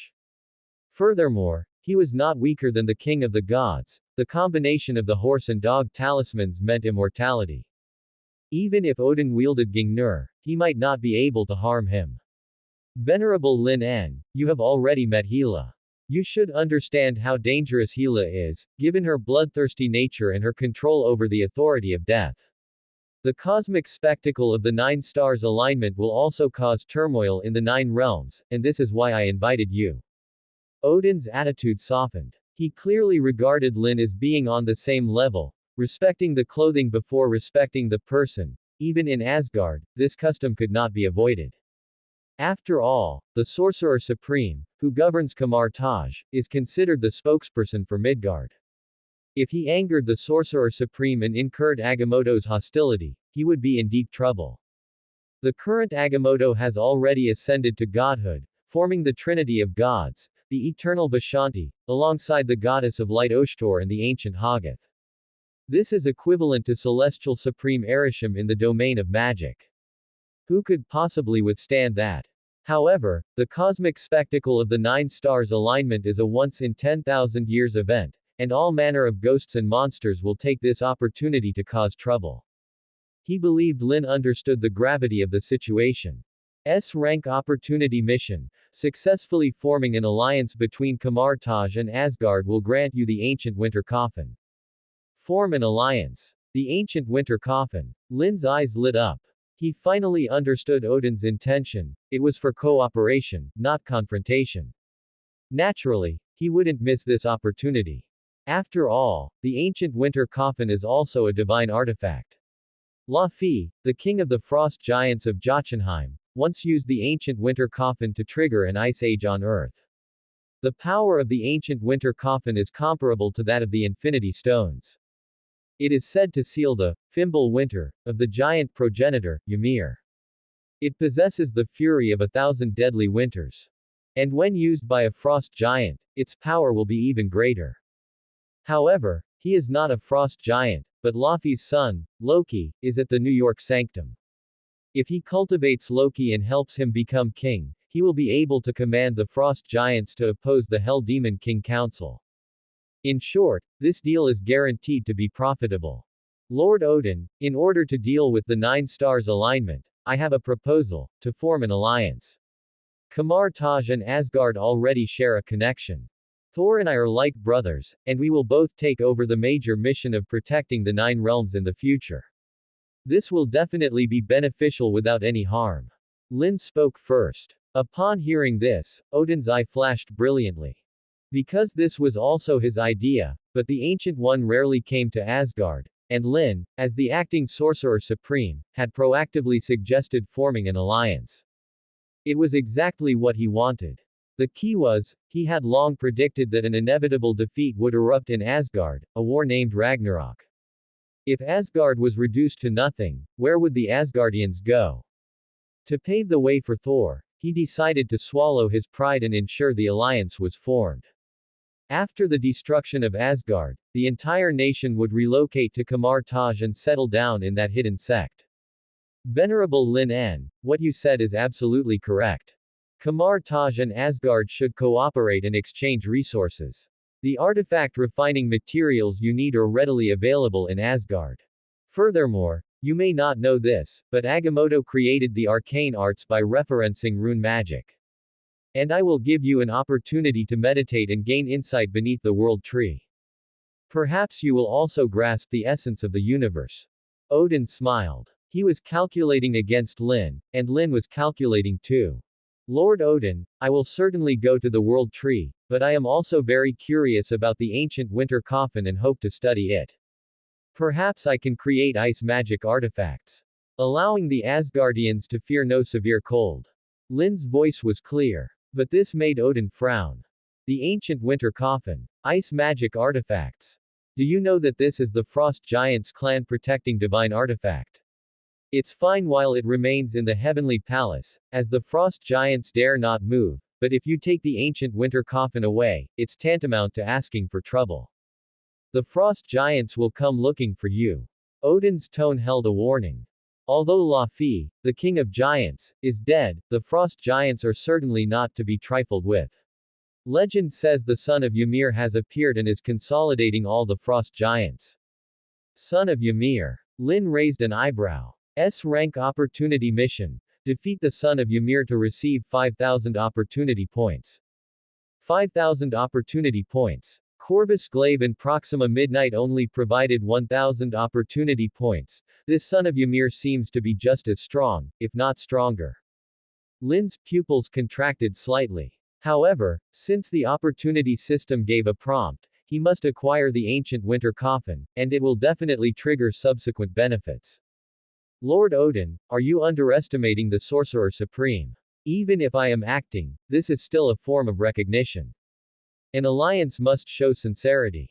I previously repaired the Bifrost Bridge and successfully stopped Gila. Even if I don't get credit, I put in the effort. Lin's tone was playful. The implication was clear. If you don't agree to my terms, Gila absolutely will.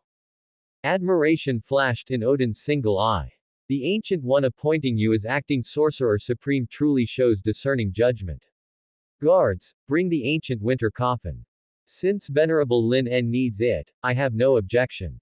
Odin waved his hand. Immediately, the Asgardian guards went to the treasury, returned shortly, and presented a treasure box cradled in their hands. It was the size of a large cardboard box, equipped with handles on both sides, its surface covered in mysterious patterns, surging with icy aura. An ordinary person would freeze upon touching it. In less than a second, the Asgardian guards felt their bodies turn ice cold. Lin wiggled his fingertip, and the levitation power poured out, forming an invisible large hand that grabbed the ancient winter coffin. Indeed, it is comparable to the Infinity Stones. A strange look appeared in Lin's eyes. You have successfully formed the alliance and obtained the ancient winter coffin. A line of text popped up. However, the price of the gift bestowed by fate was already clearly marked. The Frost Giants would soon act. Since the oath has been fulfilled, I shall take my leave. Lin smiled. But a hint of amusement rose on Odin's face, and he said, wait. Please speak, Lord Odin. Lin's expression grew slightly serious. He had thought Odin was about to go back on his word, but what Odin said was like a sudden clap of thunder, making his head ring. Venerable Lin, you and Sif have an excellent relationship, and I have seen what Sif is thinking. I am willing to bestow a marriage upon you. Sif, as the most outstanding female warrior, is more than a match for you, the acting Sorcerer Supreme. May I ask what you think? Odin's words were shocking, yet his gaze was kind. In the blink of an eye, he had turned into a matchmaker, wanting to set up Lin and Sif, bestow a marriage, and hold a ceremony in Asgard so that the entire 9 realms would know of this grand event. It would also further the alliance, killing several birds with one stone. Bestow a marriage. Me and Sif. Lin's expression stiffened, and he was instantly dumbfounded. He hadn't expected at all that this old fox Odin had this in mind. Undoubtedly, this was a political marriage. Even if he signed a covenant with Asgard, covenants could be voided, but if he and Sif became husband and wife, he would become a son-in-law of Asgard. Then he would have no choice but to seek benefits for the heavenly palace. He looked at Sif beside him. She was clearly surprised as well, but in a blink, her cheeks turned crimson. She shyly toyed with the corner of her clothes and actually didn't refuse. Sif, it seems you are very much looking forward to your marriage with Venerable Lin. Then I shall decide it with a word. The ceremony will be held the day after tomorrow. Odin stroked his beard and smiled. If Sif agreed, what reason did Lin have to disagree?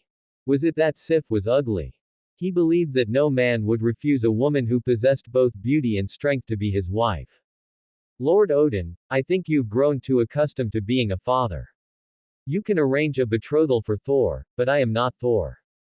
Lin shook his head. Instantly, Sif's face went blank, then turned to disappointment and daze, feeling a hint of shame and anger. A flash of ruthlessness crossed Odin's eyes. Meanwhile, Thor scratched his head. How did this involve him? What does this have to do with me? Thor had a look of simple-minded confusion. However, he secretly gave a thumbs up. He was in love with Jane Foster, and since his heart already belonged to someone, he wouldn't go looking for trouble elsewhere. Too accustomed to being a father. This really is the first time someone has said that to me.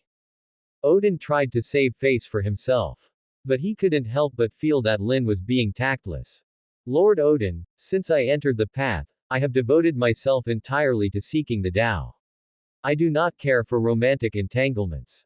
The 9 stars alignment is approaching, and the Hell Demon King Council is stirring. I ask you, if I start a family, who will protect Midgard? Who will protect the human world? The venerable Ancient One never married in her life, and I, too, shall never marry. Lin's words were forceful as he made his stance clear on the spot. Never marry. Agamotto said the same thing. It seems you truly are devoted to the Tao, your future prospects are limitless. Odin showed a look of approval. And Sif's beautiful eyes sparkled with light. This was a true man. Admiring the strong was always in a woman's genes. He really knows how to talk nonsense.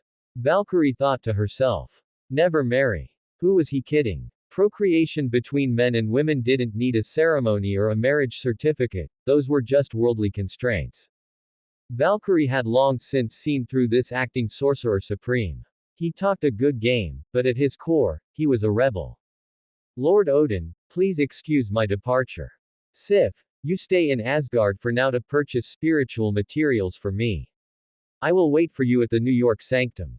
Lin opened a mystic gate. He left with Valkyrie, and Sif nodded heavily, determined not to betray his trust. Sif, why do you like Lin? What's so good about him? Thor spoke bluntly, completely puzzled. I can't say what's so good about him, but I just can't forget him. Sif murmured softly. She thought this was love. Bleecker Street. No. 177A. Lin and Valkyrie returned. The sanctum was safe and sound, and they finally welcomed a rare moment of peace. The night outside the window was deep. He had stayed in Asgard for half a day, and time had quietly slipped away. However, a doorbell rang. Carter Slade opened the door, his eyes showing surprise. A beautiful woman with burgundy wavy hair falling to her shoulders, wearing a dress, stood prettily before the door. Ms. Natasha Romanoff. Why have you come to the sanctum? Carter Slade greeted her. He knew Lin had joined the Avengers. Perhaps an emergency had occurred that required Lin's help. A-rank opportunity mission. Complete SHIELD's request to obtain the obelisk. A line of text bubbles popped up. Lin's eyes brightened. The obelisk. It seems that is an item of the Inhumans, containing Terrigen crystals. Could it be that the obelisk was stolen? Lin was intrigued. If S.H.I.E.L.D. took the initiative to come to his door seeking help, it was naturally no small matter. It might even be related to a demon lord. Lin, Mr. Carter is right. S.H.I.E.L.D. needs help. Item 084 has been stolen and its whereabouts are currently unknown. The director is having a real headache over it.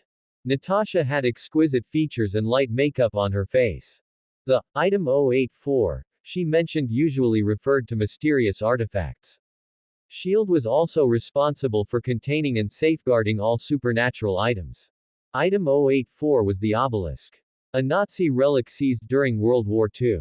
No rush, Ms. Natasha. I need the cosmic cauldron to sense what you are looking for. Lin brought over some tea. Then, he went before a large cauldron that looked like an alchemy bowl, pouring in magic potions and various spice specimens. Wisps of smoke rose up. A picture vaguely appeared. On a high-flying fighter jet, 2 agents in tactical uniforms were holding a briefcase. The case had 084 written on it. Magic is truly miraculous. It can actually track the whereabouts of item 084. Those are S.H.I.E.L.D. Agents, they actually stole it themselves. Natasha's beautiful eyes flickered. Then, she saw the shield. Agents arrive at a small Eastern European country, where the jet landed in a castle. They handed the briefcase to Baron Strucker. Strucker. He is the head of the Sokovia Shield branch. Why would he steal 084? Natasha was full of surprise. Next, on the wall of the corridor, she saw a symbol, a red skull with 6 symmetrical tentacles beneath it. This was the symbol of Hydra. Why does a shield branch have the Hydra symbol? Could it be Baron Strucker? He is. Natasha's mouth hung open, unable to accept the reality. Exactly, he is Hydra. The Hydra organization was never destroyed, it infiltrated SHIELD through Operation Paperclip. On the surface it's SHIELD, but in reality, it's HYDRA SHIELD. Lin shrugged. Hydra. A far-reaching villainous organization. The founder was the Red Skull, who had found the Tesseract as early as World War II in the Tonsberg Cathedral. He had nearly rewritten the course of history. Although the Red Skull had disappeared, having been teleported to Vormir to become the guardian of the Soul Stone, Dr. Arnim Zola had uploaded his consciousness before death and even developed the Zola algorithm. Secretly interfering with the world.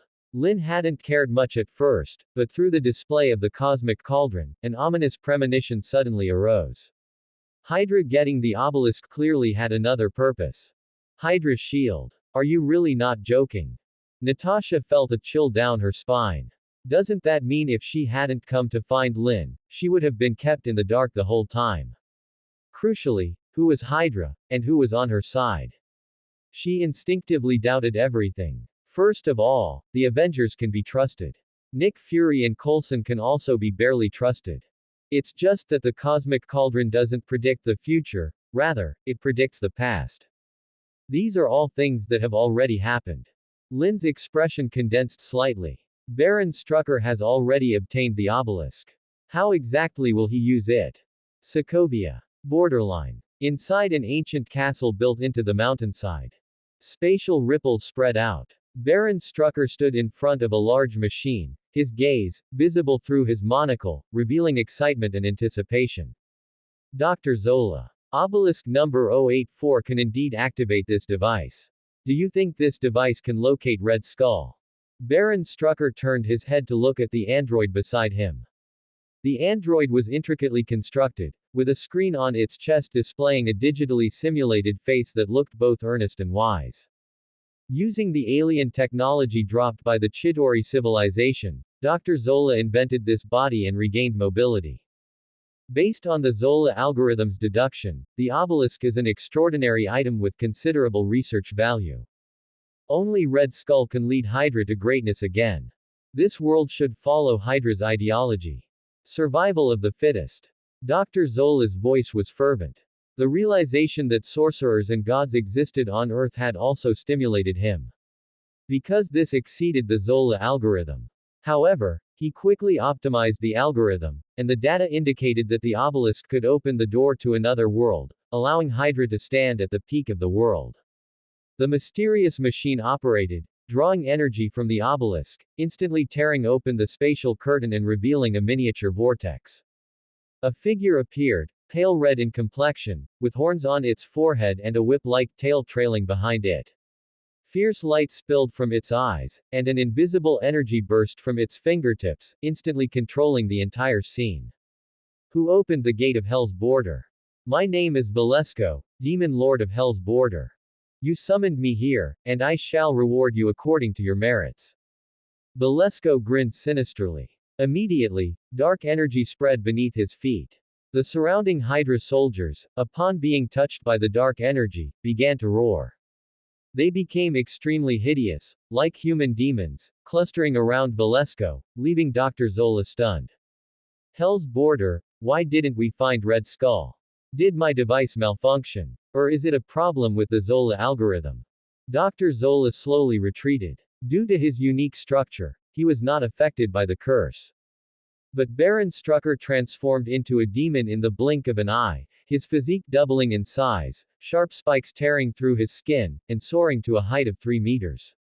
Crack. Baron Strucker swung his sharp claws, striking directly at Dr. Zola and instantly smashing his body.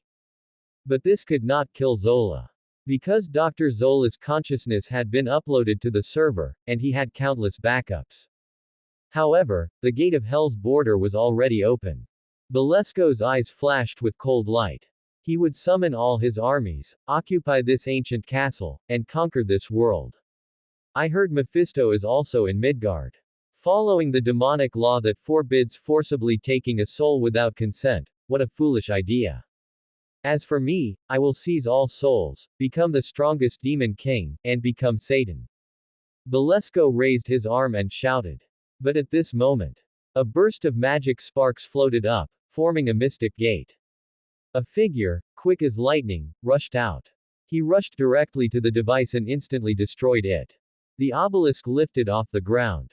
It was grasped in a hand. Even if the obelisk possessed harmful properties, it posed no danger to Lin.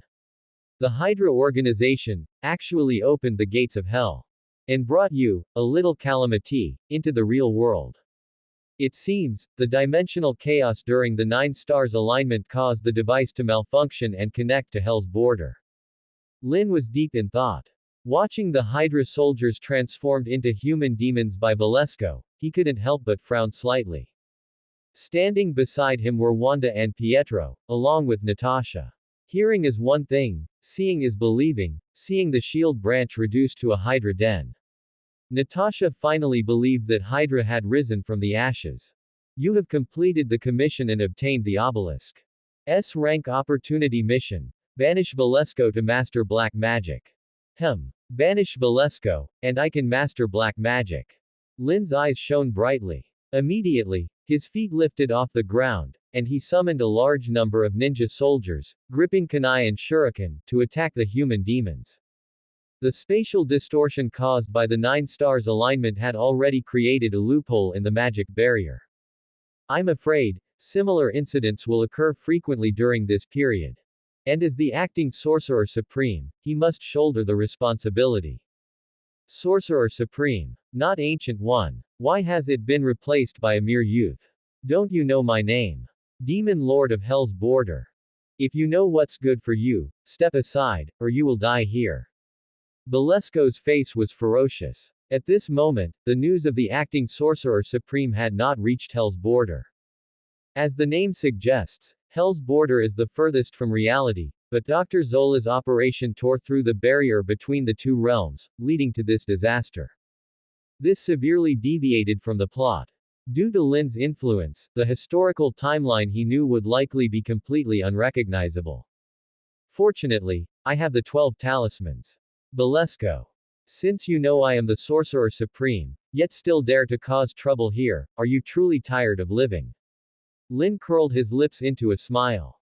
The eye of Agamotto on his chest shone brightly. Immediately, a beam of energy burst forth, striking Valesco in the blink of an eye, but a magic shield appeared out of thin air. It blocked the ray in midair. Do you think you are Ancient One? Where did this mere youth jump out from, daring to speak to a demon lord like this? Absolutely no manners. Valesco sneered. Immediately, he tightly gripped a greatsword, forged from souls and black magic, which he called the Soul Blade.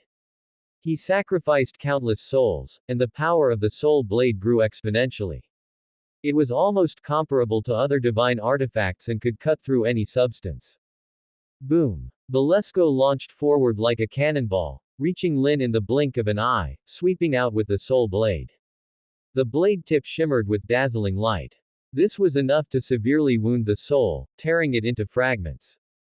You handle the small fry, I'll deal with him. Lin pushed his hands out, and endless fire erupted, accompanied by a vibrating roar. Wanda and Pietro also activated their respective abilities to fight the human demons transformed from Hydra soldiers, as scarlet energy swept forth. Swaths of human demons were instantly restrained. With Pietro's punches and Natasha's gunfire, holes were instantly blasted through the human demons. However, in less than a second, the holes rapidly healed. These human demons were enhanced. They could almost regenerate lost limbs and were practically impossible to kill. Do you want to banish me? You probably don't have the skill for that, youth. Valesco swung his sword, splitting the fire directly, easily extinguishing it, and walked step by step toward Lin, his eyes revealing malice. If he could kill the Sorcerer Supreme, his prestige would skyrocket, surpassing Mephisto. He would even be qualified to sit on Satan's throne.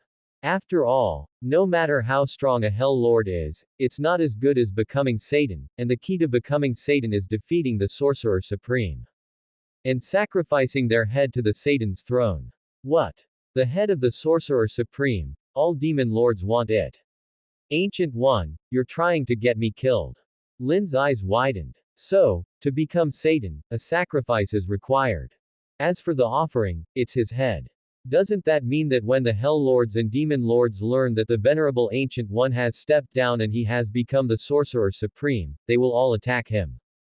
That's right, youth. Did you think being the Sorcerer Supreme was so easy? Every Demon Lord will try every means possible to slaughter you.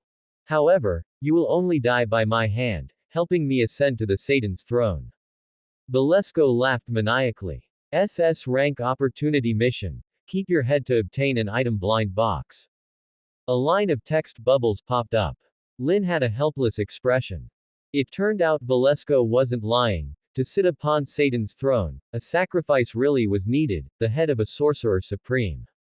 And as the acting Sorcerer Supreme, he counted as one, so his head was naturally useful. What kind of bullshit rule is this? Lin complained inwardly. Just then, he suddenly remembered that earlier, when he brought a technical revolution to Kamar Taj, he had obtained an item blind box that he hadn't used yet. Immediately, a cardboard box appeared in his palm. He opened it directly and saw a skill book. Mafuba Beginner. Conceal a target inside a container. Once the seal is applied, it is nearly impossible to open. Mafuba. The technique Mutaito used to seal King Piccolo. Lin's eyes brightened. He immediately crushed the skill book, quickly mastering the technique. Could a beginner-level Mafuba seal a demon lord? If it could seal Valesco, then it could seal other Hell Lords too. By sealing all the demons, there would be no more worries, and he would have kept his head. What are you laughing at? The demon lords and hell lords are all coming for the head on your shoulders, yet you find it funny. Are you some kind of idiot? Valesco frowned. He felt this Sorcerer Supreme might have had his head squeezed by a door. He probably wasn't the Sorcerer Supreme at all, but some imposter. But the Eye of Agamotto was the real deal, which made him suspicious again. Demon lords were all calculating types who wouldn't act without a guaranteed benefit, so the scene fell into a temporary stalemate. However, Lin flicked his fingers, using telekinesis to grab a glass jar from the table. He placed it by his feet. Seeing this scene, Valesco was even more confused. How could he be in the mood to eat canned food while facing him? Valesco, are you ready to say goodbye to this world? Lin spread his hands, a tide of magic power surging around his body. The corner of his mouth curled slightly. He had already decided to cast the spell. What? That jar is your secret weapon. You're going to be the death of me from laughter. Valesco clutched his stomach, thinking this green boy was simply a clown. What use could a mere glass bottle have? However, his expression froze instantly as he suddenly felt a hurricane tearing at his body. What is this? My body. Valesco's eyes widened in sheer disbelief. The magic tide turned into a vortex, twisting his form and stretching him out like a noodle, and he was completely unable to break free. Because he was completely off guard. Lin's eyes narrowed as a white light erupted from him. He swung his hands violently, concentrating all his magic into a single point, binding Valesco from a distance and causing space itself to crack. Mafuba. Lin shouted out the name of the technique. Immediately, he firmly controlled Valesco, turning him into a ball of light and hurling him violently into the glass jar. An ear-piercing roar rang out. Valesco fell into the jar. He poked a finger out of the opening, but just as he was about to break out, the levitation power tightened the lid, sealing Valesco inside. Valesco was curled into a ball, only able to show one eye. He opened his mouth, barely squeezing out a few syllables. Sorcerer Supreme, you actually mastered such a secret technique. But you can't seal me forever. I will break this glass jar and make you pay the price sooner or later. Valesco shrieked sharply. His voice echoed out. But Lin traced the air, turning a secret incantation into a sealing strip that locked the jar's opening, further reinforcing the magic seal. Lin, this seems to be just an ordinary glass jar. Can it really seal a demon lord? Natasha's beautiful eyes blinked in disbelief. This was truly beyond imagination. The key point was that Lin could seal a demon lord. And he was being called the Sorcerer Supreme. Didn't that mean Lin had the final say on Earth?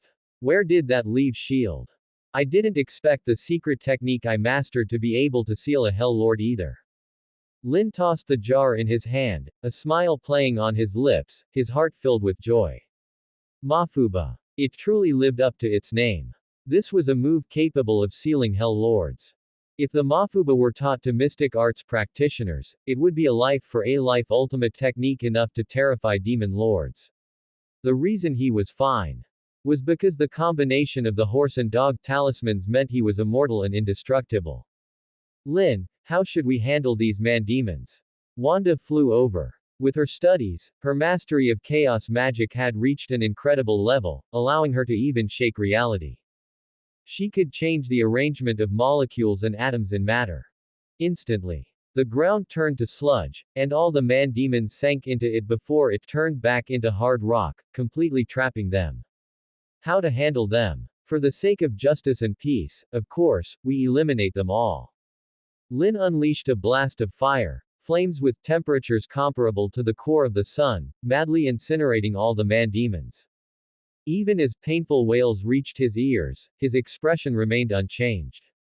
He treated all corrupted creatures as subjects for a trial of heresy. How cruel. These man-demons still had the possibility of being cured, yet you eliminate them directly. You are no sorcerer supreme, you are simply a demon lord yourself. Valesco mocked him. To gain some space to move, he used black magic to shrink himself, looking like a little man in a bottle, his form miniature and obedient. But once the seal was broken, he would reveal his true face, a ferocious demon lord. Valesco, you are the lord of Hell's border, you should be well versed in black magic. How about this? You teach me black magic. And once I've mastered it, I'll give you your freedom. Lin curled his lip. The reason he could seal Valesco was that he caught him off guard. In fact, there was also a Mafuba reflection technique that could return the move to the caster. How could a demon lord not know it? Kamar Taj had plenty of such reflection techniques, he couldn't afford to be tricked. Teach you black magic. You really are a demon. You must have stolen the eye of Agamotto. You aren't the sorcerer supreme at all. Valesco sneered. As the lord of Hell's border, he had his pride. But then he suddenly thought, all black magic has a corruptive nature. If Lin were to become polluted and fallen, and then proactively open the seal for him, wouldn't that be the best of both worlds? Are you teaching me or not? If not, I'll throw you into a latrine. Lin's eyes were impatient. I'll teach you. Valesco immediately chanted an incantation, transmitting a soul-devouring magic sound that was impossible to forget once heard. As long as one used black magic, they would suffer mental pollution. He didn't believe Lin could be exempt from this price. You have exiled Valesco and mastered black magic. Lin nodded inwardly. It seemed Valesco hadn't held anything back. But he was being this cooperative. It inevitably caused a sliver of doubt in him. After all, how could a demon lord pass his signature skills to an outsider? There was only one explanation. Black magic came with hidden dangers. You almost got me, but for me, pollution isn't a problem. Lin made a small attempt, and an eerie glow emerged from his palm. His fingertips turned slightly black. Clearly, it had a pollution attribute, and continued use would lead to corruption. But the restoration power of the horse talisman cleared the negative effects in a second, leaving Valesco stunned. What's going on? You actually possess the power of laws. I really underestimated you. Valesco frowned. The power of laws. It often represented the essence of things, like the source code of the magic dimension. Whoever mastered the power of laws could toy with those laws. But he had never thought that the power of laws would appear in a mortal without their body exploding. Everything has a price. This is the sole truth of all magic. Some require the sacrifice of health, some the sacrifice of lifespan, and some require mortgaging the soul. Even Velasco, as a demon lord, is not exempt from the cost. He needs souls to renew his power. All dimensions and realms are manifestations of spiritual vein nodes. It can be understood as broadband. Even demon lords have to purchase a package rather than getting it for free. That is why demon lords thirst for souls. Souls are equivalent to a type of magical currency. However, Velasco was secretly shocked. The Sorcerer Supreme before him completely shattered his understanding. There was no mention of a cost for his spellcasting. He could even withstand the burden of the power of laws. I heard that the New York Sanctum produced a master around your age. Velasco speculated. Mephisto's son, Blackheart, died at the hands of the New York master. This was no secret in hell. How could there be a wall that doesn't leak wind in this world? That would be me. However, your information is outdated. I am now serving as the acting Sorcerer Supreme. Lin curled his lips. Immediately, a mystic gate swung open. The London Sanctum Master, a blond middle-aged gentleman, arrived at the Hydra Castle leading a group of mystic arts practitioners. But seeing the mess everywhere and Velasco trapped in the bottle, his pupils couldn't help but contract. Venerable Lin N, what is going on here? The Lord of Hell's border was shut in a bottle by you. The London Master had a look of disbelief. He had sensed the demonic aura appearing in Sokovia long ago, but preparing for battle took some time, so he arrived about 10 minutes late. It was actually all over. Master Isuo, you are late. Do you know that by arriving 10 minutes late, you almost let Velasco succeed? If not for my intervention, I'm afraid the demons of Hell's border would have already occupied Sokovia. Lin's eyes showed majesty. Since he had become the acting venerable, he had to strictly enforce discipline. Whoever did not comply would be punished. My apologies, Venerable Lin N.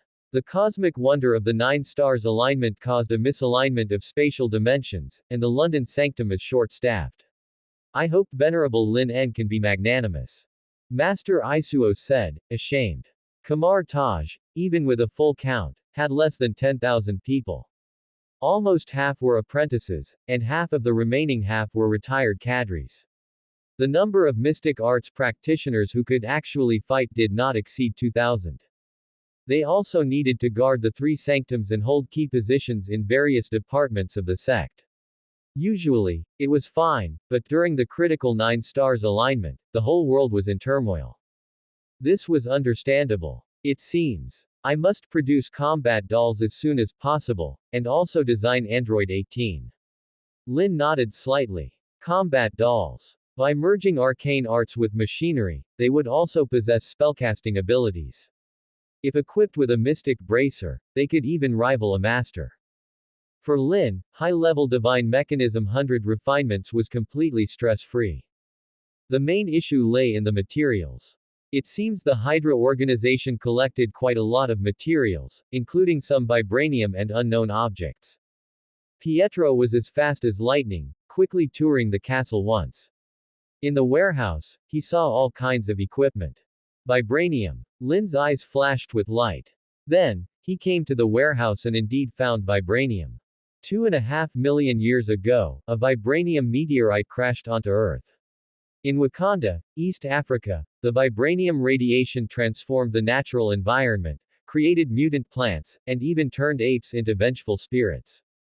The first Black Panther, Bashenga, following the guidance of the Panther God, was the first to consume the heart-shaped herb and became one of the prehistoric Avengers. Vibranium. As one of the hardest metals on Earth. 1 gram is worth $100,000. Although the Hydra organization only had less than 500 grams of vibranium, its value reached 50 million, and it could be used for refining artifacts. Not bad, it's a bargain for me. Lin flicked his fingertips, releasing a surge of levitation power to pack all the materials into his storage space. Then, he prepared to return to the New York Sanctum, but Master Isuo suddenly spoke up, looking somewhat hesitant. Venerable Lin N, I heard you invented a type of mystic bracer. Could you also bestow the mystic bracers upon the disciples of the London Sanctum? During the 9 stars alignment, the Ghost Realm invasions are hard to guard against. The Sanctum's losses have been quite heavy. Master Isuo said with difficulty. Even as a master of a sanctum, in front of the acting sorcerer supreme, he was still just a little calamity who could be dismissed or deposed at any time. Fine. Remember to come and collect them later. Lin nodded. Then, he stepped into the Mystic Gate, taking Wanda, Pietro, and Natasha back to the New York sanctum. Natasha looked dazed. It was clearly her first time experiencing supernatural events, and the existence of the Hydra organization felt like a thorn in her throat. I must inform the director and Captain America immediately. Lin, if Hydra counterattacks, can I come to the sanctum for refuge? Natasha's beautiful eyes blinked, and her red lips parted slightly, her expression showing a hint of softness as she clearly planned her backup route. No problem. But I need to go into seclusion now. Lin curled his lips. Next, he took out the vibranium directly, spread his palm, and endless fire energy rose up, turning the vibranium into a liquid state while levitation power molded it through the air. In the blink of an eye, it was forged into various parts of different sizes.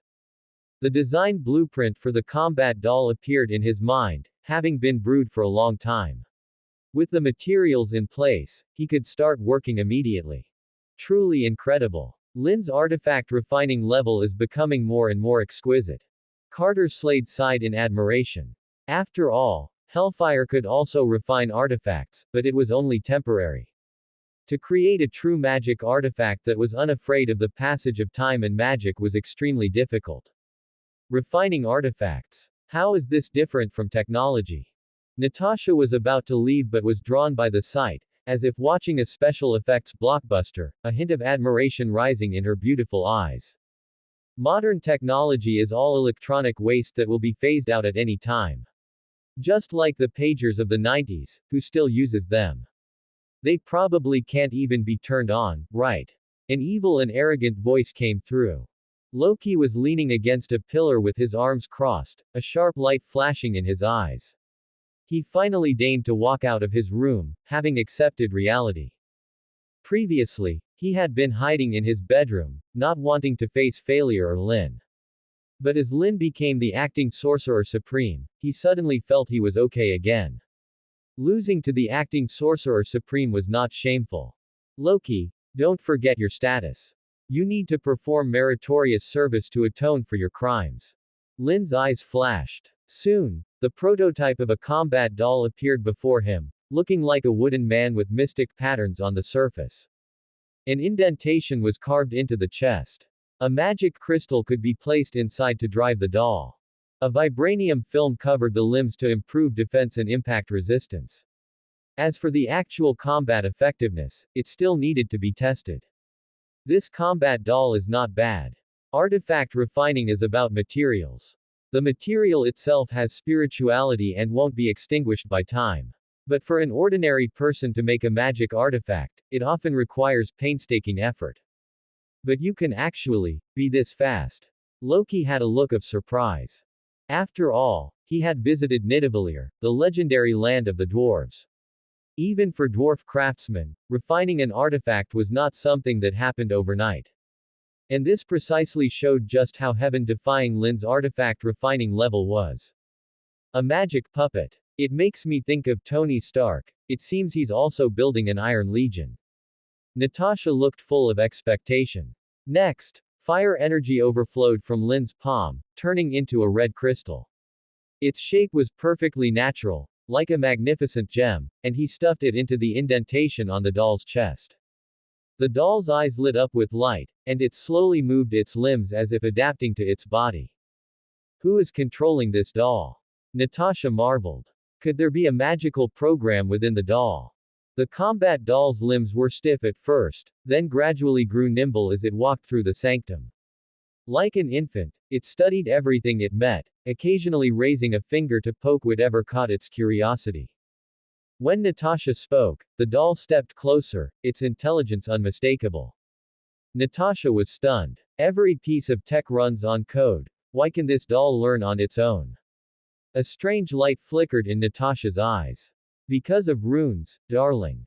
Loki's lips curved in a faint smile.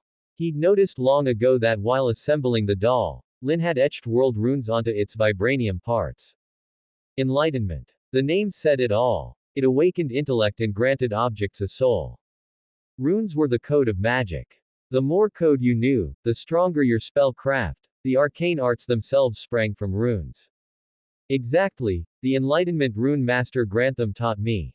It gave the combat doll memory. Build a runic matrix and it can think, become a living spell. Lin nodded. He hadn't expected the trickster Loki to be so versed in runes, he'd underestimated him. And Loki already held the Rune of Dreams and the Chaos Rune. He simply hadn't unlocked them yet. Rune of Dreams basic, pierce the heart of nightmares, weave dream dungeons, enter dreams in the flesh. Chaos Rune basic, beyond good and evil, all possibility, destroy or create. Destroy or create. Pluto Chthon's conscience gave me this Chaos Rune, there shouldn't be a catch. Still, better stay wary. Lin's gaze turned cautious. Upgrading a rune started at 5,000 opportunity. The first rune maker was the totem. He had only 2 talismans left unlit, the monkey talisman and the pig talisman. One needed the ether particle, the other the infinity gauntlet. Runes are magic code. Lin, may I study the arcane arts? Natasha batted her long lashes. She suspected she might have a gift. Of course. I've recently created a cultivation method, the zodiac cultivation method. You've heard of the Eastern zodiac. Which year were you born? Lin's eyes shone with anticipation. Zodiac cultivation method. Every human has a sign, that sign is a totem. His method could link to the 12 talismans, bypassing dimensional lords and borrowing their 12-fold divinity. Wanda and Pietro had awakened through the dragon talisman and even mastered fire. 1984. What's my animal? Natasha looked puzzled. Rat. Understanding dawned on Lin. His pupils shifted into an octagon of black stone etched with a tiny mouse. Light spilled from his fingertip as he touched Natasha's brow, branding the rat totem into her soul. Rat talisman. It embodies the life force, giving motion to the inanimate. And cells count as inanimate. As the rat totem merged, Natasha inhaled sharply. Every cell in her body strengthened, more than doubling in power. All her attributes surged: speed, agility, mind, spirit. Even her recessive genes awoke. Human genes are a vast database. Genetic code governs flesh, organs, heredity, granting motion to the inanimate roused every recessive gene, letting Natasha ascend on the spot. Even Lin was taken aback. The rat totem can awaken recessive genes. In this world, life originated from a progenitor celestial. He pondered. He'd read the secret in a tome. Legend said 4 billion years ago Earth had no life until a plague-stricken progenitor celestial died upon it. The gods' vomit and blood seeped into magma and seas, evolving into sentient life, and left Earthlings prone to mutation. Because they already carried celestial genes. Other gods discovered this, studied prehistoric apes, and brewed a benign compound of endless mutation, today called the X factor. So even without the X factor, Natasha still bore dormant celestial code. The rat talisman simply animated the still, rousing those sleeping genes. What is this feeling? I can draw substance from the air. And use it to strengthen myself. Natasha's voice trembled with excitement. To her eyes the air was full of glowing motes she could absorb into every limb, boosting her body further. Why didn't Wanda and I get that luck? Pietro protested. Different signs. The zodiac cultivation method has 12 paths. Rat, ox, tiger, rabbit, dragon, snake, horse, goat, monkey, rooster, dog, pig. Each path has 10 stages, none is inherently superior, it depends on how you wield it. Lin wasn't making it up. The 12 zodiac animals were also the 12 earthly branches, add the 10 heavenly stems and you had the cycle that inspired his method. Yet he still needed the monkey and pig talismans to complete it. Venerable Lin N, I was born in 965. Light flashed in Loki's eyes. Zodiac cultivation method. He'd never heard of it, but if mortals could learn it, so could he. 965 is the year of the ox. Then you're in luck. The ox stands for boundless strength. Lin snapped his fingers and tapped Loki's brow from afar. In an instant, the ox totem entered him. Loki's frame swelled, muscles and bones bulging, skin taking on a frost blue sheen. He became a frost giant in the blink of an eye. He shot up to nearly 3 meters. Strength indeed. Loki's voice was thick. With the ox totem he had awakened his frost blood, simply op. Next time he met the Hulk he wouldn't lose, he'd slam the green Goliath into the dirt. Alas, I've forgotten my birthday. Valkyrie and Ares shook their heads. Live long enough and you lose many things. I know the feeling. Carter's slave gave a wry smile. Wait, can I give the combat doll the Zodiac method? Let it cultivate on its own. Lin's imagination ignited. He strode to the doll. The year was 2012, year of the dragon. His pupils showed the outline of the dragon talisman. With a distant jab he implanted the dragon totem. Flames erupted over the doll's body. It actually worked. Yet Lin quickly saw the doll had no growth potential. This wasn't cultivation, more like enchantment. Enchantment, still useful. Mass-produce these dolls and they'll ease the mystic arts practitioners' burden. Demon lords want souls, combat dolls have none. Lin's lips curled. He threw himself back into crafting, hands blurring as he assembled more dolls. In no time he had 10 finished. He even found a moment to craft mystic bracers. When London's Master Esir arrived and saw the dolls standing in a row he was dumbstruck. Venerable Lin N, what are these? That's the end of part 2. Part 3 is coming soon. Thanks for watching. Please subscribe and support our channel for more stories.